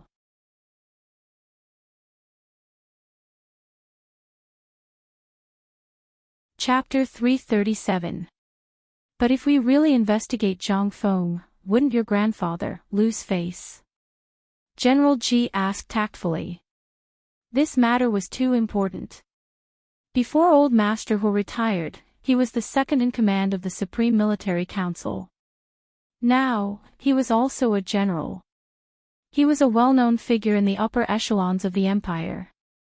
He had many connections and interest groups behind him. Hua Xiaoheng frowned and looked like he was weighing the pros and cons. General Ji saw this and nodded to himself. He was indeed a good seedling. He didn't pick the wrong successor, he would act when he needed to and knew what was important. And the Xia family, have you ever considered their feelings? General Ji reminded him again, worried that Hua Xiaoheng was too young and aggressive and would make too many enemies. I've considered it. Hua Xiaoheng seemed to have made up his mind. He looked up and replied calmly, only the Zhang family and companies related to them. No one else will be involved. He wasn't a brat and had already considered these conflicts of interest. After all, it was impossible to be promoted from a second lieutenant to a major general in 10 years without brains and ability. That's good. General G nodded in satisfaction and instructed him, don't be too aggressive in the beginning, but if other things surface during the investigation, it's not too late to investigate. Yes, Chief. Hua Xiaoheng understood and immediately saluted to show that he obeyed General G's orders. General G was very satisfied with Hua Xiaoheng's reaction and understood that Hua Xiaoheng owed him a favor. He smiled and leaned back in his chair. Xiaoheng, you're 28 this year, right? Hua Xiaoheng nodded and didn't say anything. General G continued, you're still single. This isn't good for your future. The higher one went, the more important it was to have a stable family. At least it was normal to have a positive image in the eyes of the nation. I'm thinking about my personal problems. Hua Xiaoheng knew he couldn't escape this. If it was before, he would have had a headache, but now he had a satisfactory candidate, so he answered readily. Oh. Really? General G leaned forward with interest. His sharp eyes that could see through people's minds were now full of gossip. Who do you like? Hua Xiaoheng was speechless. What? Not speaking. Why are you embarrassed in front of me? General G was amused. Tell me. I'll give you some advice. It seemed like General G wouldn't let him off if he didn't say something. Hua Xiaoheng could only vaguely reply, I said I'm considering it, but I don't have a specific goal yet. Is that so? General G nodded meaningfully. Xiaoheng, I've told you about this before. The organization places great importance on your marriage. You have to be careful and not make any mistakes. Hua Xiaoheng's heart skipped a beat, but his expression didn't change. I understand. Thank you for your teachings, Chief. I know that you have always listened to the arrangements of the organization, but marriage is a big deal. The organization will not force you to have a wife. What era are we in now? I won't do arranged marriages anymore. General G chuckled. His tone was soft but firm. But that doesn't mean you can find anyone you want. Do you understand? Understood. Hua Xiaoheng replied immediately. He knew that if he hesitated, General G would think of something else. Now was definitely not a good time to talk about his relationship with Nianji publicly. It's good that you understand. General G nodded with satisfaction. There were a few girls who matched your age today. There's Su Piaohong, the daughter of Deputy Chief of Staff Su. She was the one who apologized to you just now. Look at you, you were obviously stopped by her on the way here, but you still insist that nothing happened. It's good that you're thinking of other girls, but don't be so crude. Hua Xiaoheng realized that he had nothing to say and could only remain silent. General G saw that Hua Xiaoheng didn't refute and became even more interested. There's also the daughter of the 1st Military Region's 8th Regiment's Commander Mao. She's quite pretty. She's been in the army for 3 years and is already a 1st lieutenant. Another one is the granddaughter of the 5th Military Region's Deputy Commander. She's 4 years younger than you and about the same age as Su Piaohong. She met you when she was an intern at the Congress and has a good impression of you. What do you think? Do you want to meet them all? Hua Xiaoheng was speechless. You can get to know them one by one. General G couldn't wait to pair them up. Your auntie and I both have high hopes for Su Piaohong. She's a good girl and has a backbone. She refused to use her family's influence and relied on herself to enter the police academy. She even took the initiative to become a basic police officer. Think about it. You'll be very popular with the public if you have a wife like Su Piaohong in the future. If you were to become a political figure like General G, Senior Speaker Long, and Prime Minister Do, he and his family would be scrutinized under a magnifying glass due to the high level of exposure. Su Piaohong's way of doing things was undoubtedly what the public liked the most. She came from a good family but was willing to work and live like a normal person. Hua Xiaoheng chuckled. Chief, I'd like to settle this myself. Marriage requires a report and a background check anyway. Can you see if that's okay? Sure. General Ji thought about it and agreed, but still warned Hu Xiaoheng.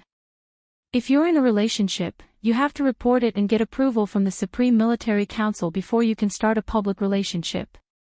Do you hear me? Yes, Chief. Hu Xiaoheng agreed immediately.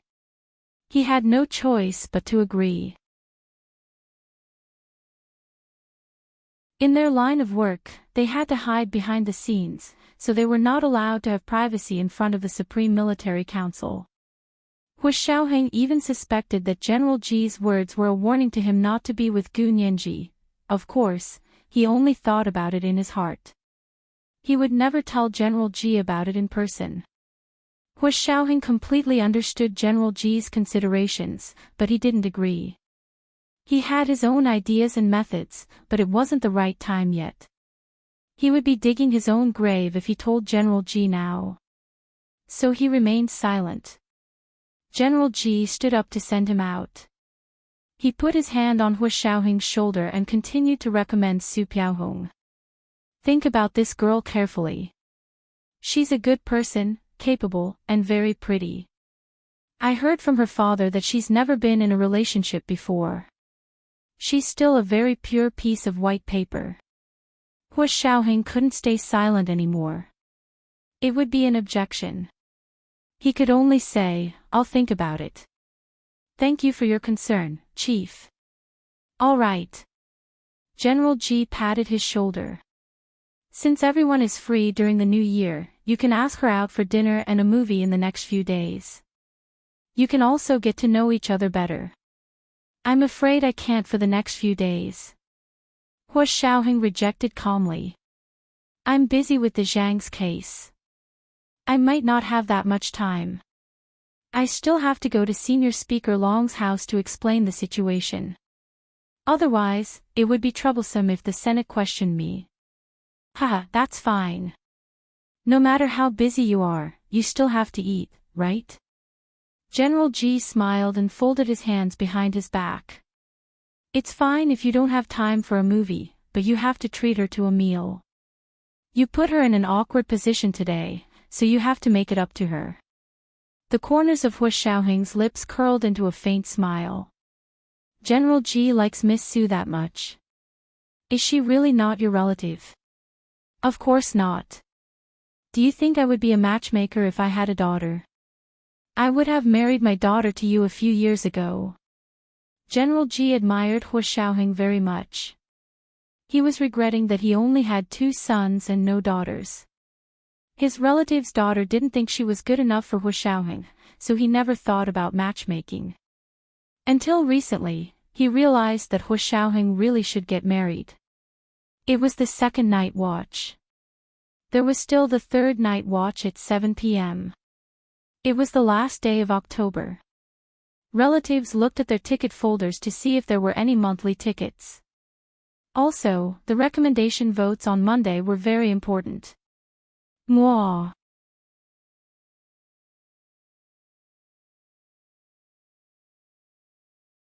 Chapter 338. Hu Xiaoheng and General Ji returned to the living room and chatted with the guests for a while before leaving with Gu Nianji to visit Speaker Long's home. Mrs. Ji walked Gu Nianji to the door reluctantly and said with a smile, Nianji, come back in a few days. There are only a few close friends. You and Xiaoheng can have dinner together. General Ji's heart skipped a beat and he said, yes, we'll be treating a few close friends to dinner on the 5th day of the Lunar New Year. Xiaoheng can bring little Nianji up. He would invite Su Piaohong and Su Giki over then so they could get to know each other better. Gu Nianji looked at Hu Xiaoheng and smiled. Hu Xiao is usually very busy. I'll listen to him. Okay, I'll definitely come. Hu Xiaoheng nodded and got into the car with Gu Nianji. Mrs. Ji was still waving at the door even after the car had left. She said to General Ji emotionally, Nianji is such a good girl. If she were my daughter, I would really love her to death. Huh, didn't you just say that the Su family's daughter is also very good? I wish she was your daughter too. General G folded his hands behind his back and winked at Mrs. G. Pfft. You only know how to make things worse. Mrs. G punched General G. The old couple was very loving. How can it be the same? I said that because of you, and that girl is too straightforward and stubborn. She won't change her mind. What's the point of living with her? Nianji is different. Although she's young, she's very obedient and considerate. She's a doting child. Let me tell you, you can judge a person's age at 3. You can't judge a person by their age alone. Look at you, look at you. You've only seen her for 10 minutes and I can see that you're already biased towards her. Is Gu Nianji really that capable? She bought you over with just a few words. General G wanted to argue with her. The couple chatted and laughed as they entered the house. They stopped talking when they saw Su Piaohong coming up to greet them. Room 218, Block B of the Chunhui building in the 3rd Ring Road of the imperial capital was also bustling with people. However, they were all relatives and friends of the Zhang family and the Qian family, not the Hua family. The Zhang family followed Zhang Feng's lead. They were already the biggest family in their hometown, and many of the Zhang family members came to the capital to do business or find jobs. It was all arranged by Zhang Feng and Zhang Baoqin. The Qian family was Qian Shihui's maiden family. There weren't many people in the capital, but they were very close to Qian Shihui. Grandfather Hua was not familiar with these people. He sat alone in the bedroom on the 2nd floor to rest, read, and drink tea. He did not want to meet these people. Zhang Feng knew Hua Xiaoheng's temper and knew that they were not married yet. It would be awkward for Grandfather Hua to stay here, and she didn't want him to see those people. When the guests started eating, Zhang Feng brought Zhang Baoqin to see Grandfather Hua. She placed the food in the small room outside the bedroom for him and chatted with him. Dad, try this. It's a local specialty from Shihui's family. Zhang Baoqin placed a box of dragon's beard cakes in front of Grandfather Hua. He knew that Grandfather Hua liked these local specialties. They didn't need to be expensive, as long as they were interesting. Grandfather Hua took a look and cut a small piece to eat. The dragon's beard melted in his mouth, filling his mouth with a milky flavor. It was indeed delicious and suitable for the elderly. Not bad, not bad. Grandfather Hua nodded with satisfaction and said to Zhang Feng, you eat some too. This is made from milk skin, it's very nourishing. Zhang Feng also took one and ate it. She felt it was a little rough, but since Grandfather Hua liked it, she agreed. Zhang Baoqin smiled and said a few words to Grandfather Hua. Dad, Mom, I'm going downstairs to entertain the guests. Go ahead, I'll eat with your father. Zhang Feng smiled and waved at him, letting him go alone. After Zhang Baoqin left, Zhang Feng set the table and ate with Grandfather Hua. The two of them ate and drank like a normal couple, which made Grandfather Hua very emotional and happy. He thought that he must convince his son and grandson to let him marry Zhang Feng. He was getting old, and that was the only thing he wanted. He just wanted someone to accompany him. Zhang Feng took a piece of braised sea cucumber for Grandfather Hua. Elder Hua, eat more sea cucumber. It's very nutritious. You eat too. Grandfather Hua took a piece of braised deer tendon for her. I remember that you like chewy dishes. You still remember. Zhang Feng was very touched. She scooped another bowl of soup for Grandfather Hua and ate as she said casually, I remember too. When Mrs. Xia was seriously ill, she couldn't even recognize people. Didn't the Xias send people to visit her? She even chased them out. Grandfather Hua replied with an oh and tilted his head in thought. You mean, Xian's brother? Yes, I think so. I was just a nurse then, and only wanted to take care of the chief's health. I didn't dare to say a word about Mrs. Xie, nor could I. Zhang Feng brought grandfather Hua's memory back to 18 years ago, when Xie Xian was seriously ill. At that time, the Huas were really busy. Grandfather Hua only remembered that after his beloved wife became seriously ill, her temper became more and more irritable day by day. The mild-mannered lady from a respectable family seemed to have changed into a completely different person. She would only speak to Hua Xiaoheng politely, but was impatient with everyone else. That year, the Xies sent Xie Xian's older brother and younger brother with doctors from abroad to treat her. In the end, for some reason, the siblings got into an argument and she chased the older brother out. Xian was sick, so her temper naturally wasn't as good as before. Thank you for your hard work. Grandfather Hua sighed. She was spoiled since she was young, so she couldn't take it. I can understand her. However, he didn't think too much at that time. He was still very hot-tempered and ignored her when she ignored him. He didn't expect that he wouldn't even get to see her one last time. Elder Hua, don't blame yourself. I think Madam didn't want to be like that back then. I'm guessing she can't control herself anymore. Zhang Feng said tactfully, when I was studying medicine, I heard my professors say that people who are seriously ill may lose their minds and do things they wouldn't normally do under the torture of the illness. Grandfather Hua didn't say anything and ate and drank quietly. Also, Madam was deeply in love with you. She wanted to marry you despite the Xie's objections. She was so deeply in love with you. Think about it, why would she make such a ridiculous will? Zhang Feng saw that Grandfather Hua didn't say anything and could only, patiently, persuade him again. Grandfather Hua thought about it and put down his chopsticks. That's not a big deal. That was all her dowry. I didn't want it in the first place, but she's gone and I couldn't tell her, so I didn't mind.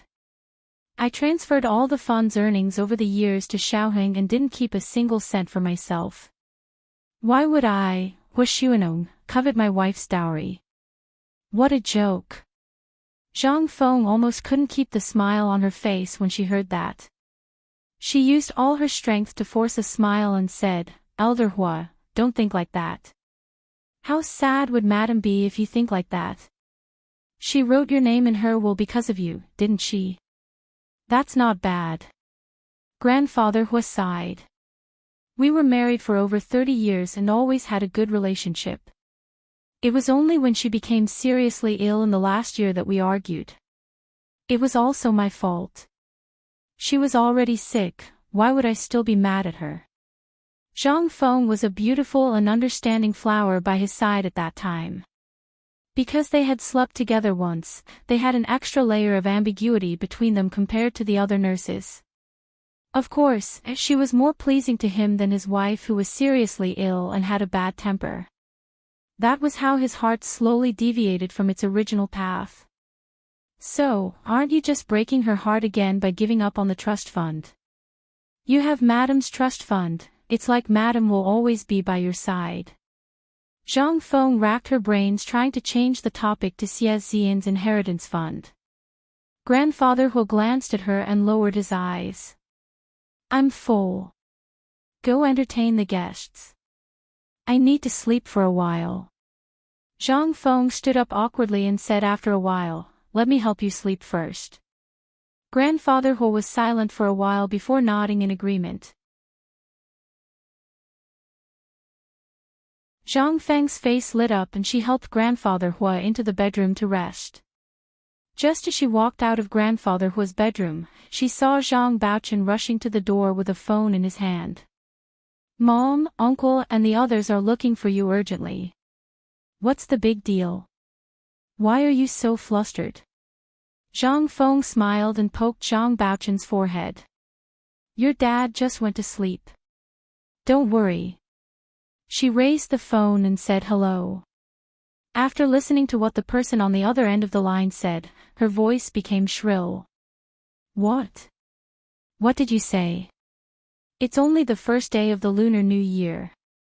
Why is the bank account frozen? It was the third watch. It was the last day of October. Relatives looked at their ticket folders to see if there were any monthly tickets. The recommendation votes on Monday were also very important. Moi.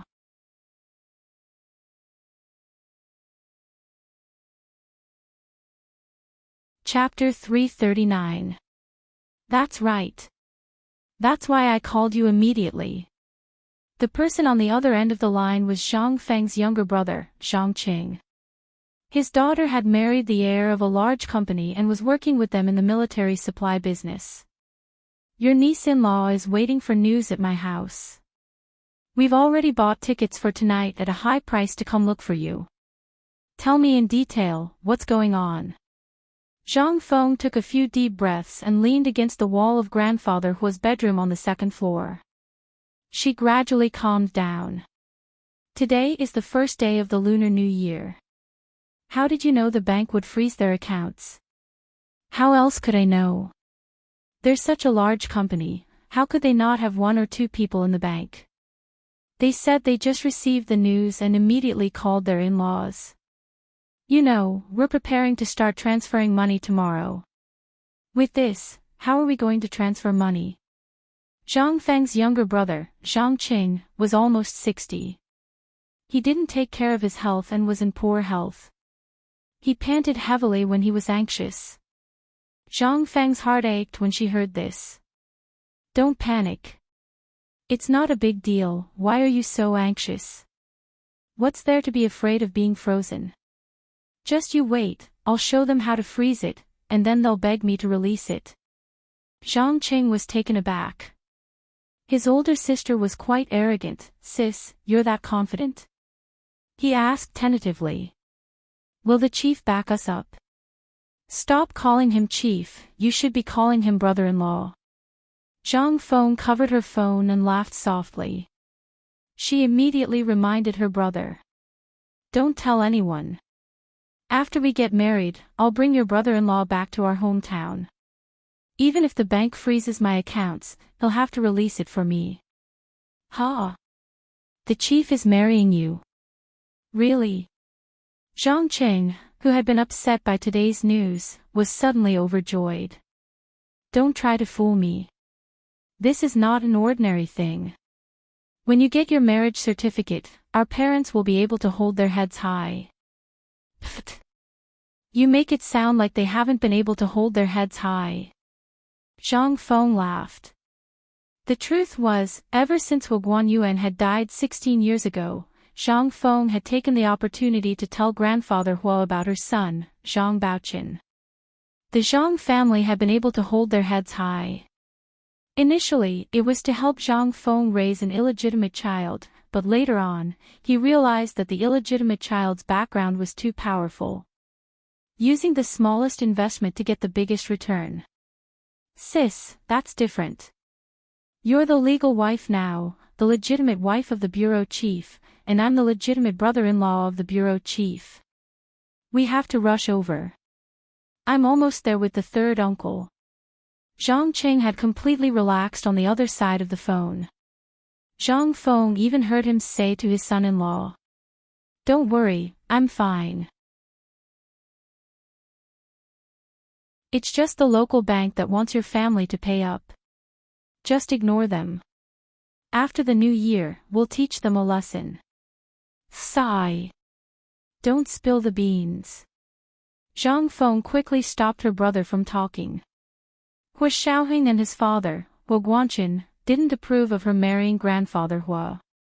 In order to prevent them from playing any tricks, she had to get married secretly. The most important thing now was to return to the Hua residence and get Grandfather Hua's ID, military ID, and household registration so that they could register their marriage at the Civil Affairs Bureau. Zhang Feng hung up and leaned against the second-floor hallway to think for a while. She turned around and walked back to Grandfather Hua's bedroom to check. Grandfather Hua was really asleep. She knew that Grandfather Hua had a bad temper. If she woke him up like this, she didn't know how angry he would get. Therefore, she held back for now and felt that it was okay to wait. The banks weren't open today anyway, and only some of their services would be open tomorrow. Whether or not the funds were frozen, they wouldn't be able to send money out. Actually, Zhang Feng wasn't keen on sending money out anymore. As long as she could marry grandfather Hua, she was more comfortable in the country. Why would she go out? To live a precarious life like a mole that never saw the light of day. She didn't want to. Zhang Feng adjusted grandfather Hua's blanket and turned to go downstairs to eat with her family and the Qian family's guests. Everyone saw that Zhang Feng had finally arrived and quickly gave up the main table. Sister Zhang, please have a seat. Aunt Zhang, let me toast you as well. May you grow younger and prettier. What, aunt? You're making our sister Zhang look old. Actually, with Sister Zhang's appearance, people would believe you if you said you were my sister. Screw you. This bootlicking is too ridiculous. A distant cousin of the Zhang family pointed at the handsome man in his 30s who was calling Zhang Feng sister and scolded him. Look at yourself. Are you worthy of calling our sister Zhang sister? Zhang Feng smiled at the handsome man in his 30s and sat down in a dignified manner. Eat as much as you want. I'll treat you to dinner at the Hua mansion next time. These relatives had only heard of the Hua mansion, but had never been there before. However, they all knew that it wasn't a place they could enter as they pleased. Just the security check alone would take more than an hour. Sister Zhang's words are interesting. When are you going to treat us to the Hua mansion? That's where the higher-ups of the military live. Heavenly secrets cannot be revealed. Zhang Feng smiled and kept them in suspense. All right, stop asking me. How have you guys been?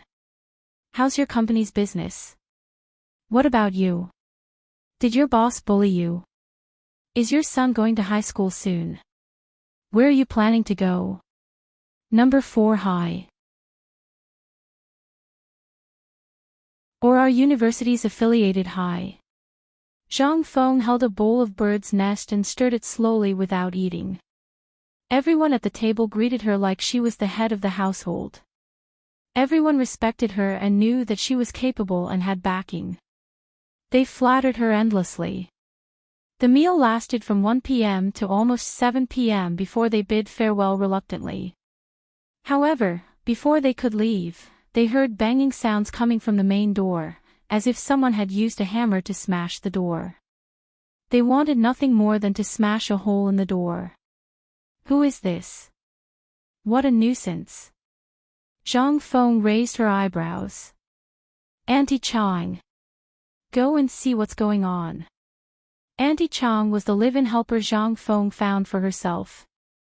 When she wasn't living here in the past, Auntie Chang stayed here to look after the house, clean the place, and cook 3 meals a day. Auntie Chang was a plump middle-aged woman in her 50s. She wore a purple jacket and rushed to the door to open it. The moment the door opened, she yelled, "Are you blind? F***ck your mother. Do you know whose house this is? Do you want to die?" No one spoke outside the door. 4 men in navy winter military uniforms, white gloves, and red armbands stood at the door. They had the insignia of a major with 2 bars and 1 star on their shoulders. They all had pistols strapped to their waists. They glared at Auntie Chang, who had just opened the door. You. Who are you? What do you want? Auntie Chang's legs turned to jelly when she saw the 4 military officers. Recalling how she had just scolded an officer, she covered her mouth and slumped to the ground. Everyone in the house was dumbfounded when they saw the soldiers at the door. They didn't know what was going on.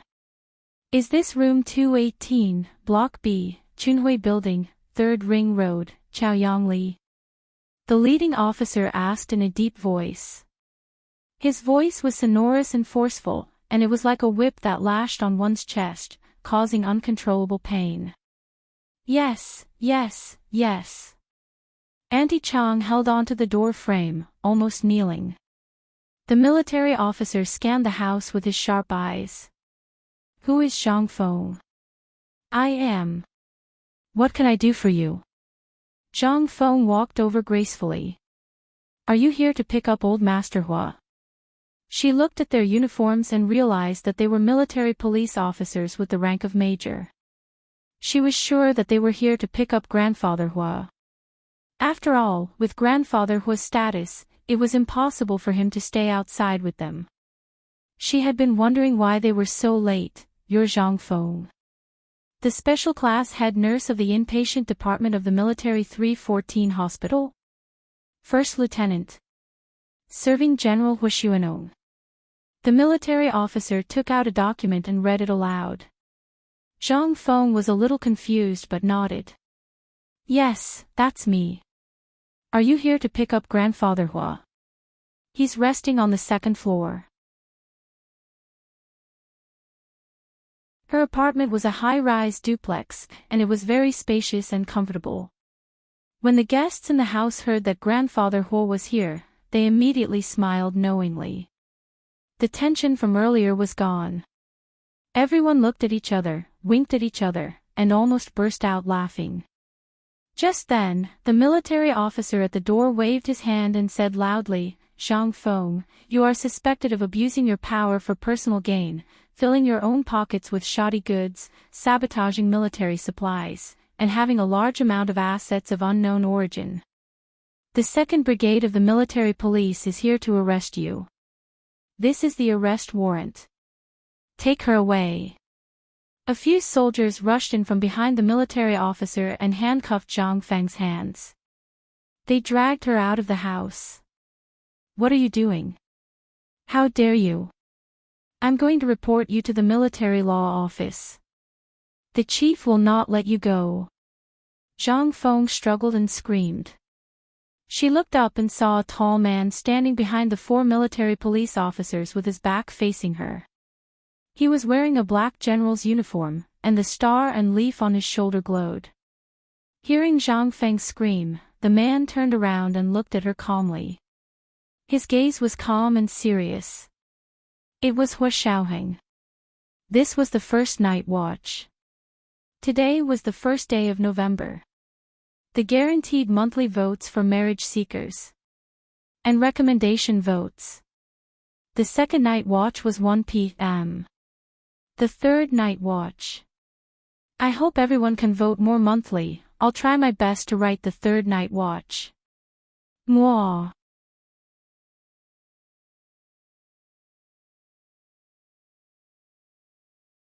Chapter 340. Hua. Hua Xiao, why are you here? Zhang Feng's expression changed and her heart started pounding. She had a bad feeling about this. But remembering that Grandfather Hua was Hua Xiaoheng's grandfather, no matter how heartless he would not allow others to torture his grandfather. She stammered, Hua Xiao, what's going on? The chief is resting upstairs. What they're doing is disrespecting the chief and the Hua family.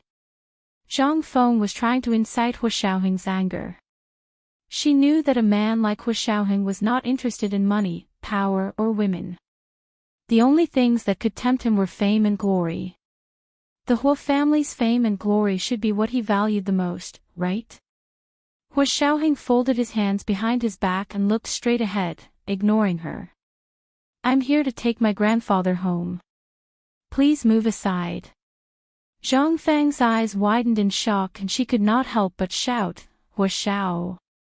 Didn't you see how they treated me? What would the chief think if he saw this? The Hua family has such high prestige in the military, are they going to let them humiliate me like this? Hua Xiaoheng turned around and glared coldly at Zhang Feng. His tone was filled with undisguised disgust. Head nurse Zhang, I think you don't understand something. Your surname is Zhang, not Hua. What has it got to do with the Hua family? But I... Zhang Feng trembled at Hua Xiaoheng's cold stare. She stumbled back and looked at Hua Xiaoheng in fear. She was panicking. Hua Xiaoheng looked away and walked into Zhang Feng's suite expressionlessly. The few orderlies he brought with him also followed and crowded around him. Zhang Feng could not help but shout, Hua Xiao, Are you really not afraid? Do you really want me to say something nice? Hua Xiaoheng stopped in his tracks and looked up at the ceiling at the entrance. With both hands in his trouser pockets, he turned around quietly and said to Zhang Feng, "You can say whatever you want, it's none of my business." He shrugged and nodded to the captain of the military police beside Zhang Feng. "You can take her away now." Zhang Feng opened her mouth to reveal her true relationship with grandfather Hua, but just as the words were about to leave her mouth, she suddenly realized that she couldn't. Hua Xiaoheng had already made it clear that he wouldn't help her. If she revealed her relationship with grandfather Hua, the Hua family would be humiliated, but grandfather Hua would be the one who would suffer the most. He might lose his military rank and status. Without old master Hua's military rank and status, it wouldn't matter even if she married him. How would grandfather Hua's scandal affect Hua Xiaoheng's grandson? Perhaps it wouldn't affect him at all, and people might even sympathize with him. Zhang Feng's expression changed several times in an instant. It was as if someone was strangling her, but she had no choice but to shut up. This feeling of being forced made her feel extremely uncomfortable. Zhang Feng gritted her teeth and said to Zhang Baochen and Qian Shihui, "Don't worry, go look for grandfather Hua immediately. He'll vouch for me. I'll be fine. You talk too much." A military policeman frowned, took out a piece of tape, and slapped it on Zhang Feng's mouth so that she couldn't speak anymore. At the same time, he took out a paper bag and placed it over her head, covering her head. Just like that, he brought her out. All the family and friends in the room were dumbfounded and speechless. Hua Xiaoheng walked in step by step, and a few orderlies stood guard by his side, watching the surroundings vigilantly. All the guests could do was make way for him and watch in awe as he walked towards the staircase. Zhang Baochen ran in, panting, and chased after Hua Xiaoheng. "Hua Xiao! Hua Xiao!" All the family and friends in the room finally snapped out of their daze and immediately dispersed, leaving the Zhang's duplex suite. Hua Xiaoheng didn't stop walking until he reached the second floor. He turned to look at Zhang Baochen, who was being separated by the orderlies, and asked calmly, "Where's my grandfather?" Over there." Zhang Baochen had a lot of questions to ask, but in the face of Hua Xiaoheng's powerful aura, he immediately shriveled up and pointed to the door at the end of the second floor. "Right there." Hua Xiaoheng walked over with the orderlies. He knocked on the door first, but there was no response. "Chief, let us in." One of the orderlies stepped forward and turned the doorknob. The bedroom door opened with a click. Hua Xiaoheng walked in first and said to the orderlies, "Wait here.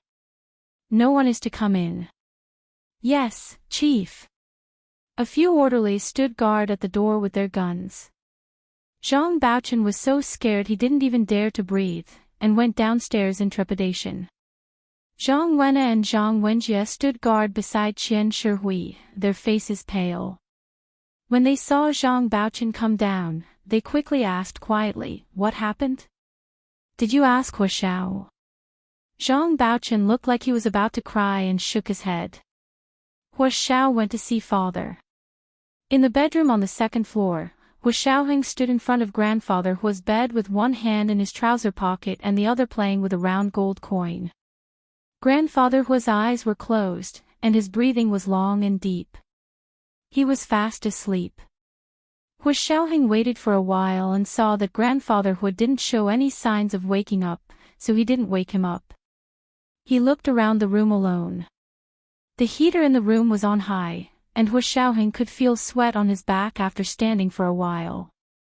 He looked down at grandfather Hua, who was covered tightly with the eiderdown blanket, and then looked at the adjusted temperature in the room. He shook his head helplessly, and finally opened the floor-to-ceiling windows to walk out to the balcony. The night of the first day of the Lunar New Year in the imperial capital was bone-chillingly cold, and a breath seemed to freeze. Hua Xiaoheng took out a cigarette from his pocket and lit it with a lighter. He took a deep puff. It had been a busy day. He took Gu Nianji to General Ji's and Speaker Long's houses for New Year's greetings, settled the arrest warrant from the military police, and the administrative order to freeze the bank accounts. Then he sent Gu Nianji back to the military base, and he met up with Grandfather Hua's orderlies and the captain of the military police to arrest the Zhangs. Everything was going smoothly, and everything was going according to his plan. Hua Xiaoheng smoked for half an hour on the balcony when he heard movement in the room. He threw the rest of the cigarette into the bin, opened the floor-to-ceiling windows, and walked in, closing the floor-to-ceiling windows behind him. Grandfather Hua propped himself up from the bed and squinted at him. Xiaoheng. Why are you here?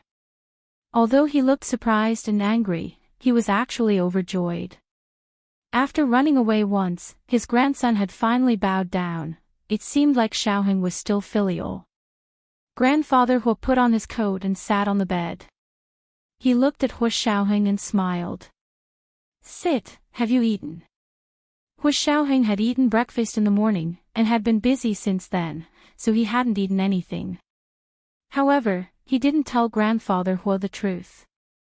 He nodded lightly. Yes. He looked at Grandfather Hua and said, Grandfather, let's go back. You can't live here anymore soon. Why can't you live here anymore? Grandfather Hua looked at him sternly. This is little Zhang's house. I can live here as long as I want. Really? Hua Xiaoheng rubbed his fingers and sat down on the single sofa next to Grandfather Hua's bed. But this place will be sealed soon. How are you going to live here?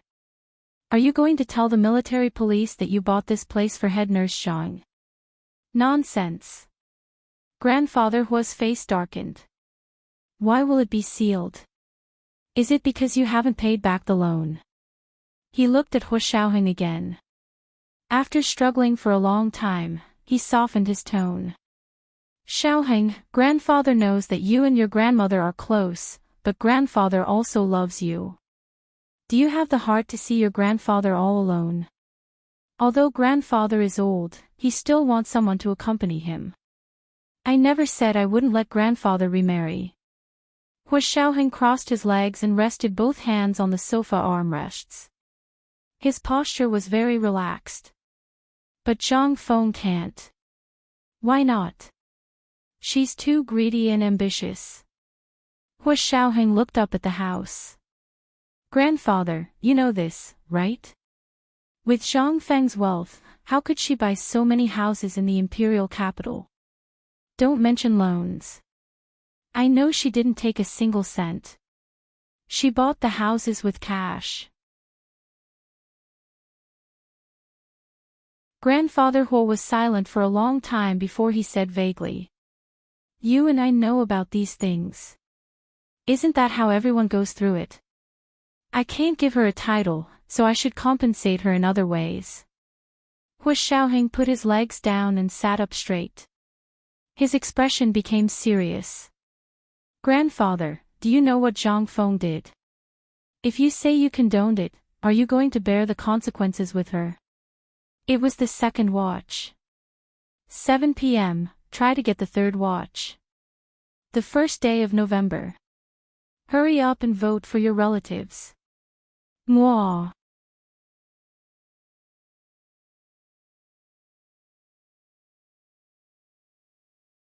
Chapter 341.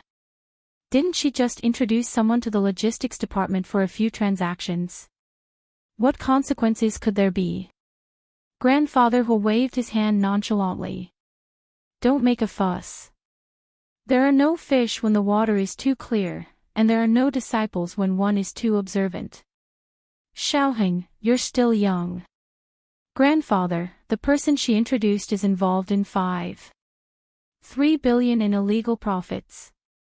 The military audit office is currently investigating their transactions, and they are about to send the money to Italy.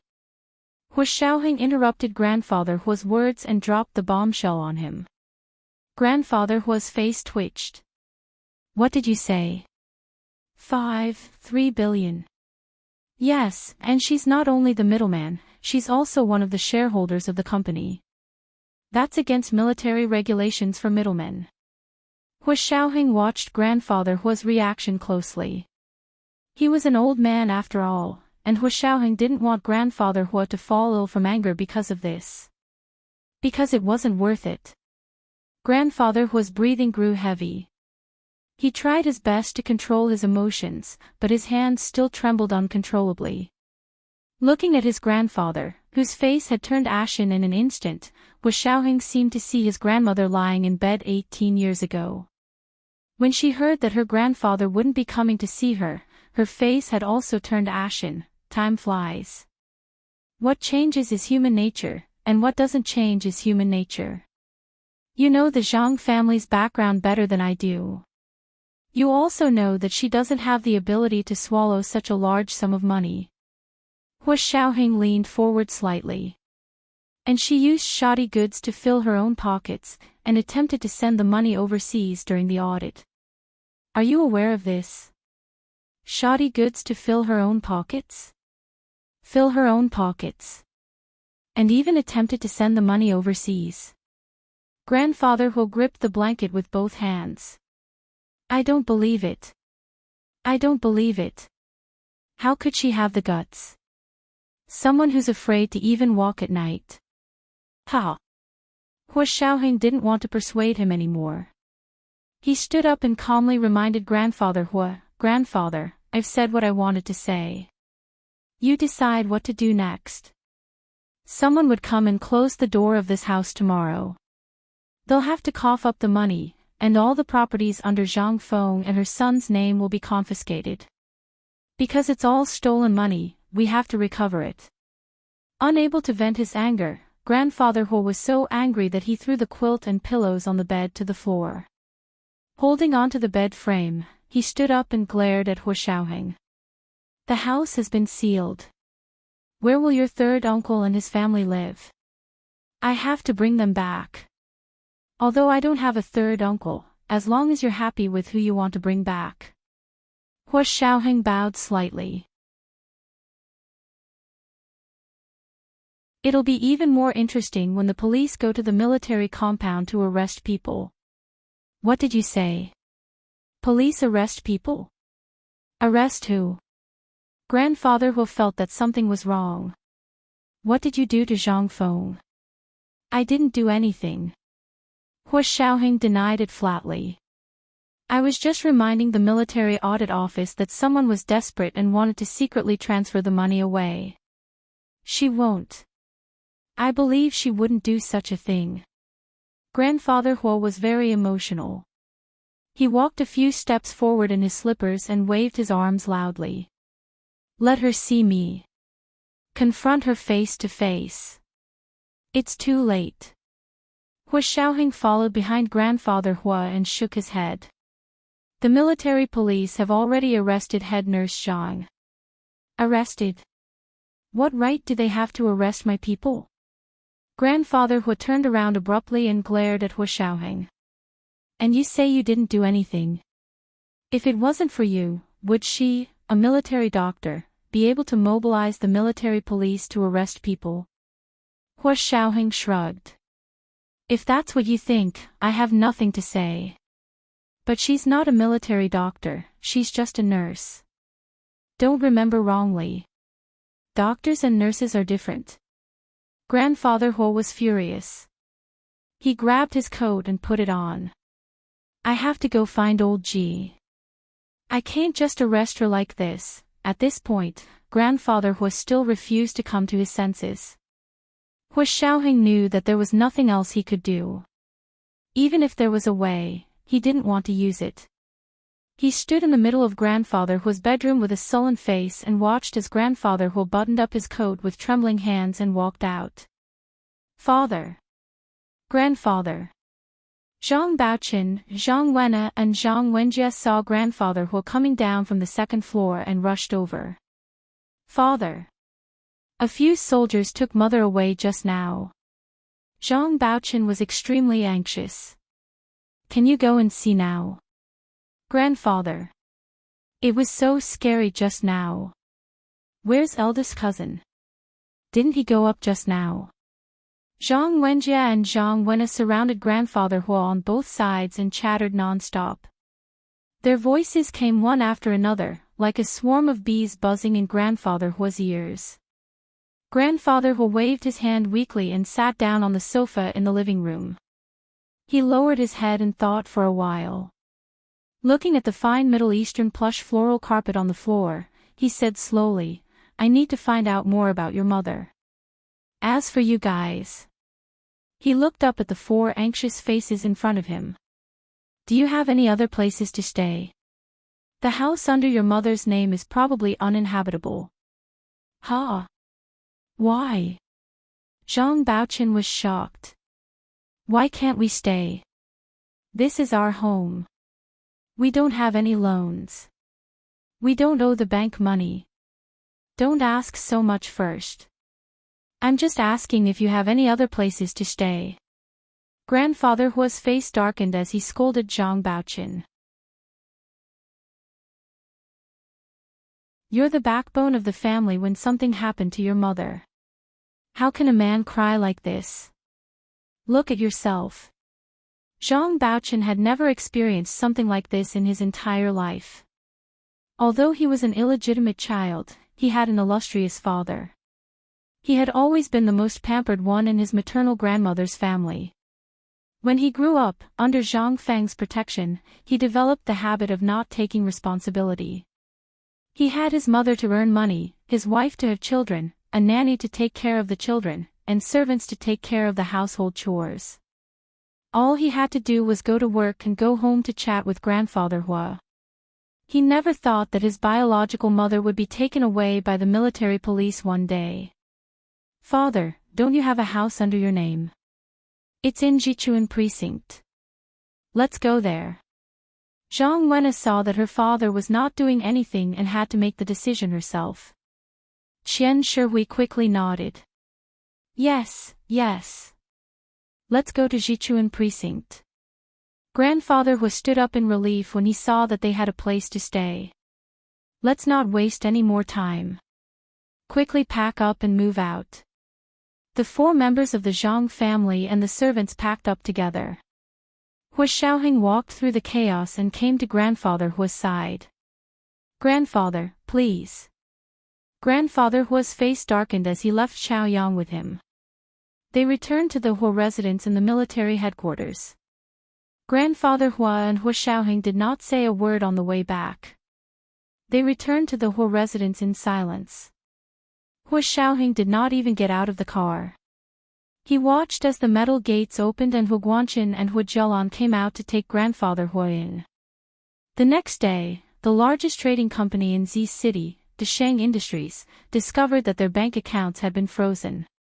On the second day of the Lunar New Year, the company's chairman, Zhao De, personally went to the bank to inquire.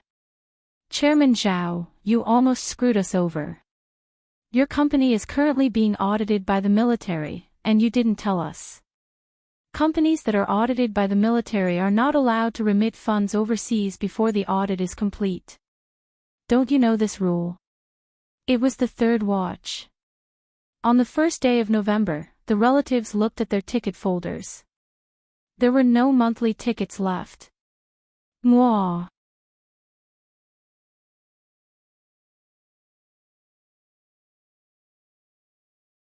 Chapter 342.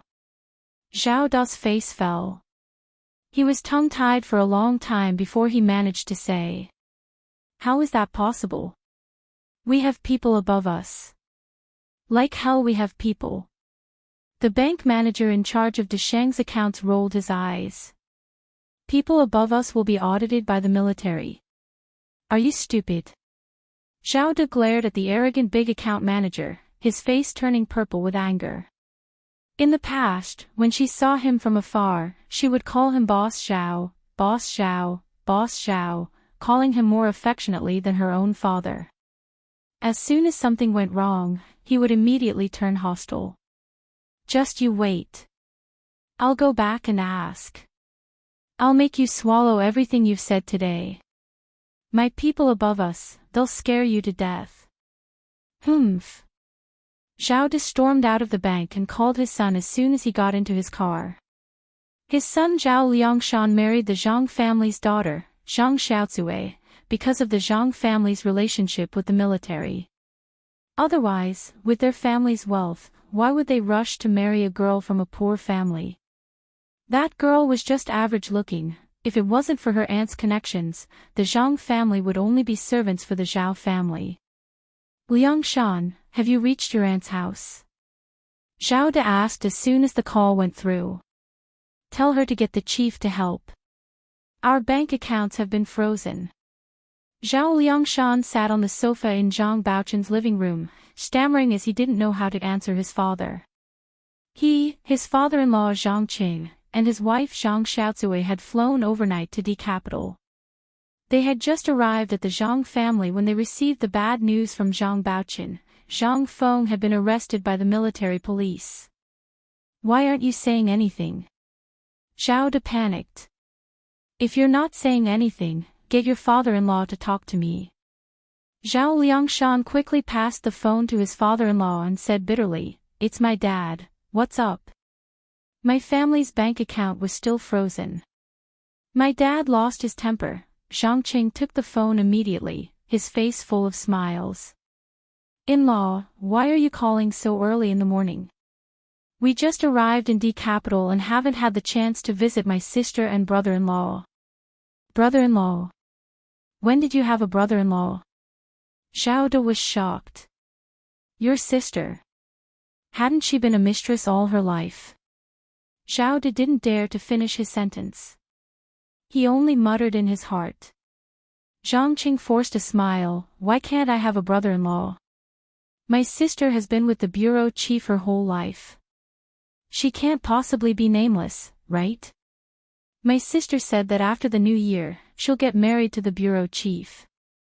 Doesn't that make him my brother-in-law? Ah. Really? This is a joyous occasion. When Zhao De heard this, he was overjoyed. He looked up at the hazy sky above him, which seemed to be blue and shiny. Ha ha ha ha, when will the banquet be held? Do you want to hold a banquet in our city? Let me tell you, as long as you bring the bureau chief back, I'll book the biggest restaurant in the city for 3 days and 3 nights. I can even afford to treat everyone in the city. We'll talk about it when the time comes. My sister is a practical person and doesn't like to be high profile. Besides, it won't be good for the chief. When Zhang Qing said this, he saw Zhang Baochun glaring at him and gesturing for him not to say anything. But how could he not say anything? If he didn't say anything, this in-laws would turn on him at any moment. That's good too. Take your time. Oh yes, about our company's bank account, find a chance to mention it to your brother-in-law. Ask him to get someone to call our bank and unfreeze it. It's no trouble at all. It's just a phone call. Zhao De wasn't worried at all now. Their previous relationship was shady. Although there were benefits, it wasn't secure. Now that she could be the bureau chief's wife, the Zhang family's status was even more extraordinary. Even the **** would probably have to visit them for New Year's. He turned to look at the tall building of the bank and snorted softly. The VIP account manager who gave him a hard time just now was waiting to see when he would kneel and call him Daddy. Zhang Qing hung up the phone. The smile on his face disappeared. He paced around the living room in frustration. He asked Zhang Baochun, where's the bureau chief? Your mother was arrested by the military police. Isn't he going to do anything? He even said that after being with him for so many years, he should have feelings for even a dog, let alone a human life, right? Zhang Wenna and Zhang Wenjie pouted at their granduncle's vulgar words. They dawdled in the living room for a while. Then they said to Zhang Baochun, Dad, we want to go back to the Huo family to move our things. They were chased out on New Year's Eve. They didn't move a single thing. Everything was left there. Qian Shihui didn't like Zhang Cheng's arrogant attitude. She tugged at Zhang Baochen. We haven't moved our things yet. Why don't we go and move our things since we have nothing to do today? We can also look for Grandpa. Zhang Qing overheard them and asked, what's going on? Where are we going to move?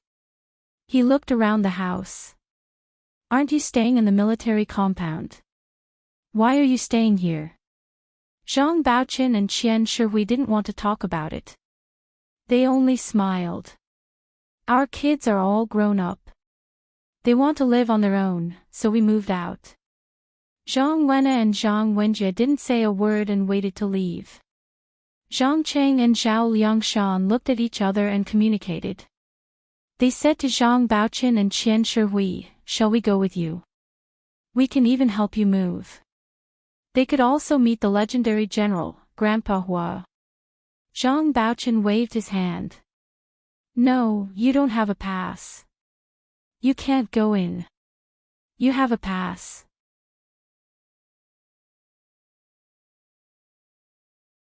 Zhang Qing stuck his head out curiously.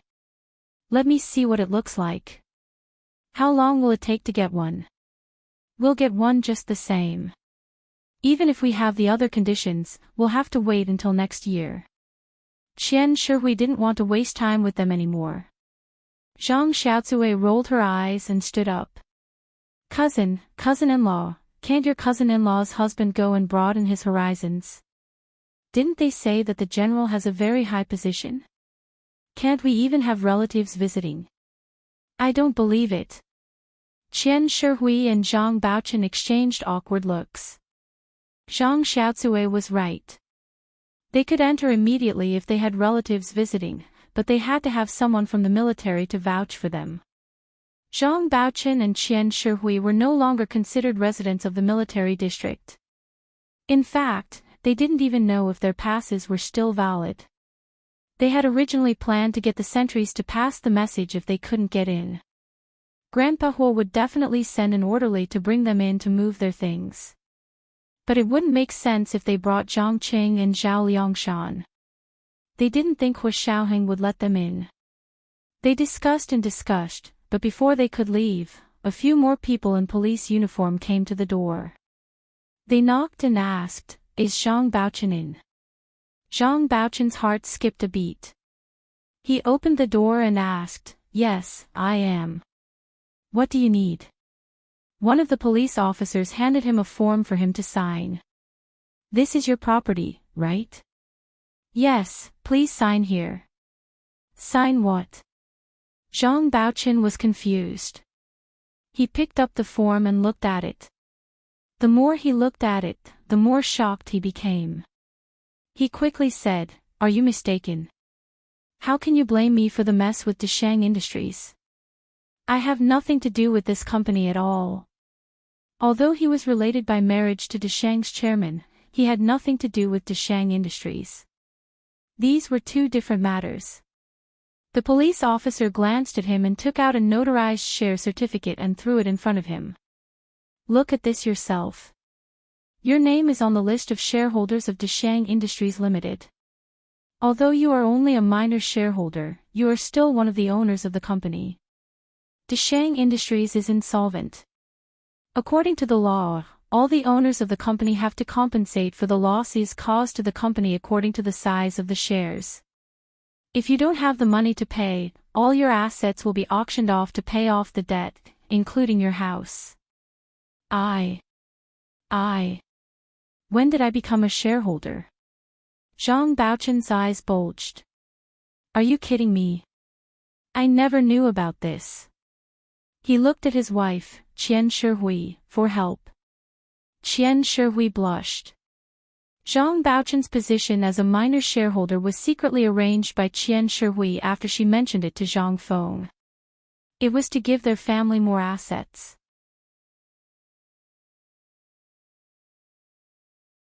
Zhang Feng's 20% shares in Deshang Industries were all given to her by Zhao De. She didn't spend a single cent on it. In order to put Zhang Feng at ease, Zhao De agreed to her request and gave Zhang Baochen 5% of the shares as a bonus. Zhao De owned 65% of the shares, and the remaining 10% was held by his family. Qian Shihui usually handled the shareholders' meetings and dividends on Zhang Baochun's behalf. Zhang Baochun really didn't know about it. What does it matter if you knew or not? You're a shareholder legally, so your assets have to be used to pay off the debt. The police ignored his excuses and pointed at the form. Sign it. This was the first watch. Guaranteed monthly votes for the suitors. And recommendation votes. 1 in the afternoon on the second watch. Do we still need the third watch today? Let's hope the relatives vote more monthly. Mwah.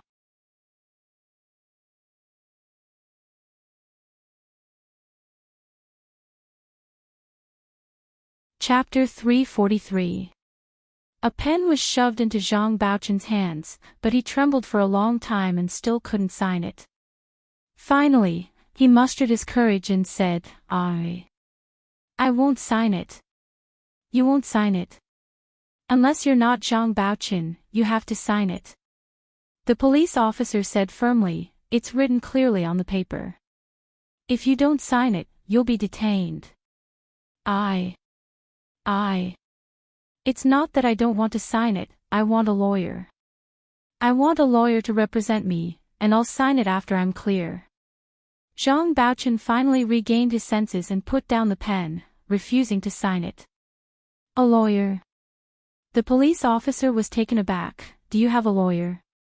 Needing a lawyer just to sign something, rich people really have a lot of problems. I do, I'll call my lawyer right now. Zhang Baochun was in a rush to get the best lawyer to represent him in dealing with the police. The crimes committed by Deshang Industries were still within the scope of the military's internal audit, and because of Zhang Feng's relationship with grandfather Hua, the military had no intention of taking it to court. The police were only there to help the military verify basic information, and were not sent by the court. Therefore, it was completely legal for Zhang Baochun to get a lawyer to represent him. If he wanted a lawyer, the police couldn't stop him. Then call them right now. The police officer took back the form. We'll wait here. Zhang Baochun's face was tense as he turned around and went inside. He went to the study on the second floor, turned on his computer, and quickly searched the internet for the best law firms in the country, but all his calls were answered with voicemail. It was the second day of the new year, and even if there were any on duty, it was almost noon now, and perhaps lunchtime. A sweet robotic voice sounded from the phone. Hello, if there's an emergency, please call 110. If it's a criminal case, please press 1. If it's a financial case, please press 2. If it's a legal representative, please press 3. He pressed a series of numbers, but it only went to a voicemail for him to leave a message. How could Zhang Baochun have time to leave a message? The police were waiting outside, and if he didn't call a lawyer over immediately, they wouldn't let him go. He anxiously searched the imperial capital's local website, trying to find a reliable law firm that could also hire people to be his agent. His mouse pointed to a law firm called Monarch Descends. This law firm was established not long ago and was not considered big. It had a team of less than 15 people, but its boss was very powerful. According to the online introduction, he was a partner of the largest law firm in the United States and a tenured professor at Harvard Law School. He had fought a long list of cases, and one of them was against the U.S. military. This lawyer even dared to defy the U.S. military, let alone the Huaxia Empire.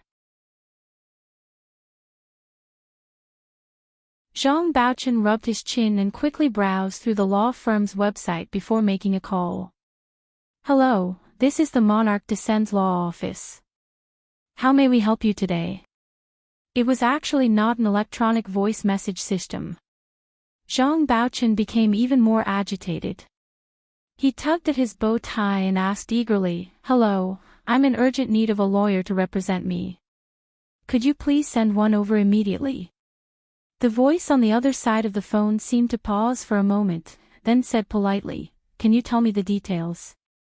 It's the second day of the Lunar New Year right now, so it's not easy for us to find someone, but we'll try our best to find you a suitable lawyer, so please tell me the details. Zhang Baochen hurriedly explained the situation and added.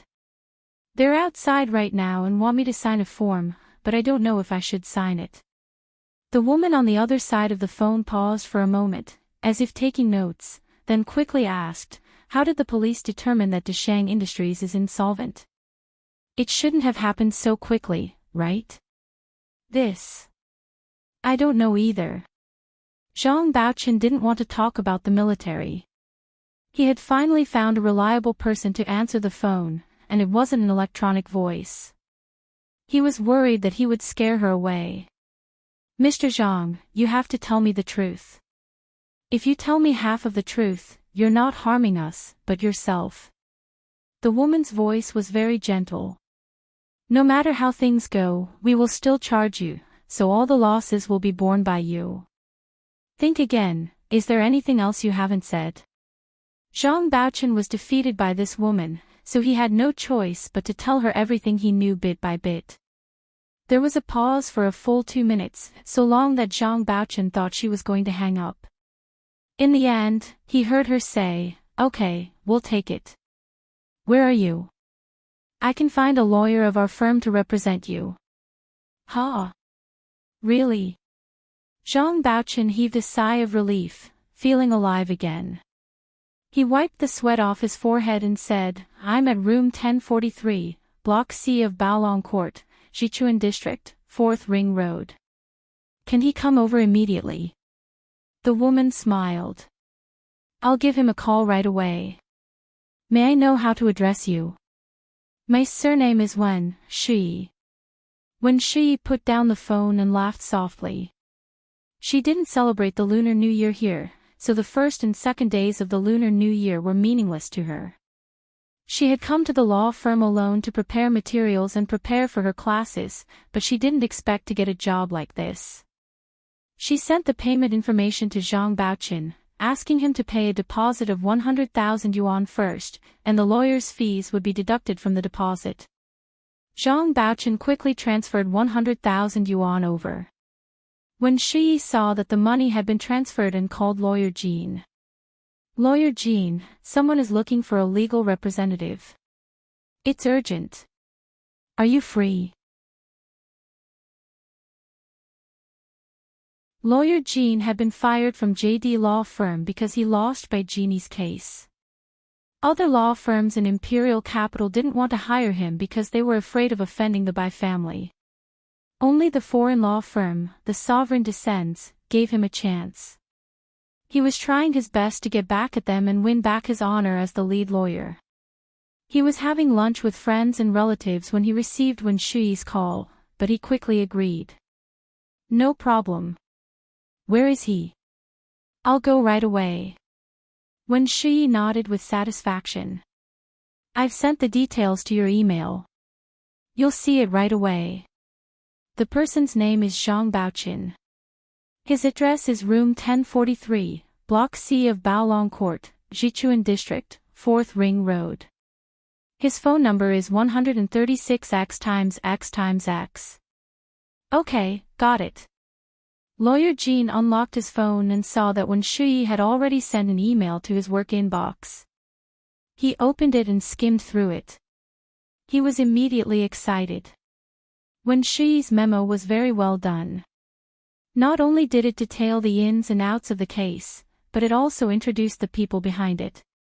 For example, Zhang Baochen was only a manager in a financial company, but his mother, Zhang Feng, was the head nurse of Huashuanong, the second in command of the Supreme Military Council. Although Huashuanong had retired, he still held the rank of general. His son, Huo Guanchen, was the director of the military political department, and his grandson was the famous Major General Huo Shaoheng. Jean Dazhuang couldn't be more familiar with this string of names. Bai Jini's lawsuit was against the Huo family. Luo Xinxue, whom Bai Jini was accused of murdering, was the widow of the Huo family's eldest son, the late Colonel Huo Guanyuan. He'd seen Huo Shaoheng in court. When he thought of Huo Shaoheng, he couldn't help but think of Gu Nianji, who had caused him to lose so badly.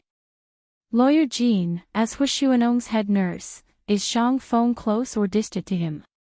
Wen Shuyi had just arrived in Huaxia Empire and didn't know much about these relationships. Jin Dazhuang put on his Bluetooth headset and took out his iPad to highlight key points as he walked out. He said to Wen Shuyi on the other end of the line, "Lawyer Wen, the chief's nurses have a lot of power. Sometimes, they can even control the chief's daily schedule and decide who he sees and who he doesn't. Even the chief's wife can't compare to their relationship with the chief at times." Oh. Really? Wen Shuyi was very interested. Then who is qualified to be a nurse? If it's in the military, it has to be at least a commander or a general, the same standard as a personal secretary. Jin Dazhuang said politely, "I'll have to look into the details. If Lawyer Wen is interested, I can send it to you after I'm done." "Oh, it's okay, I was just saying." When Shuyi turned on her computer and searched online, "Hurry up, he's going to be anxious." Jin Dazhuang put down the phone and got into his car, quickly arriving at Jichuan Precinct on the 4th Ring Road. There were very few people on the road on the second day of the Lunar New Year. He found Zhang Baochen's residence and called him. "May I ask if you are Mr. Zhang?" "I'm Lawyer Jin from Sovereign Law Firm." It was the second watch. "Try to get to the third watch at 7 p.m. First day of November. Hurry up and cast your monthly votes." Wax. Oh, intersection. Oh. You're tuning into the LoveLore Library YouTube channel. We're so grateful for your support, and don't forget to subscribe to join us on this incredible journey through captivating stories. Your generosity through donations truly makes a world of difference, as it's the primary source of revenue that allows me to expand and enhance this channel for you. Thank you from the bottom of my heart for being a part of this adventure.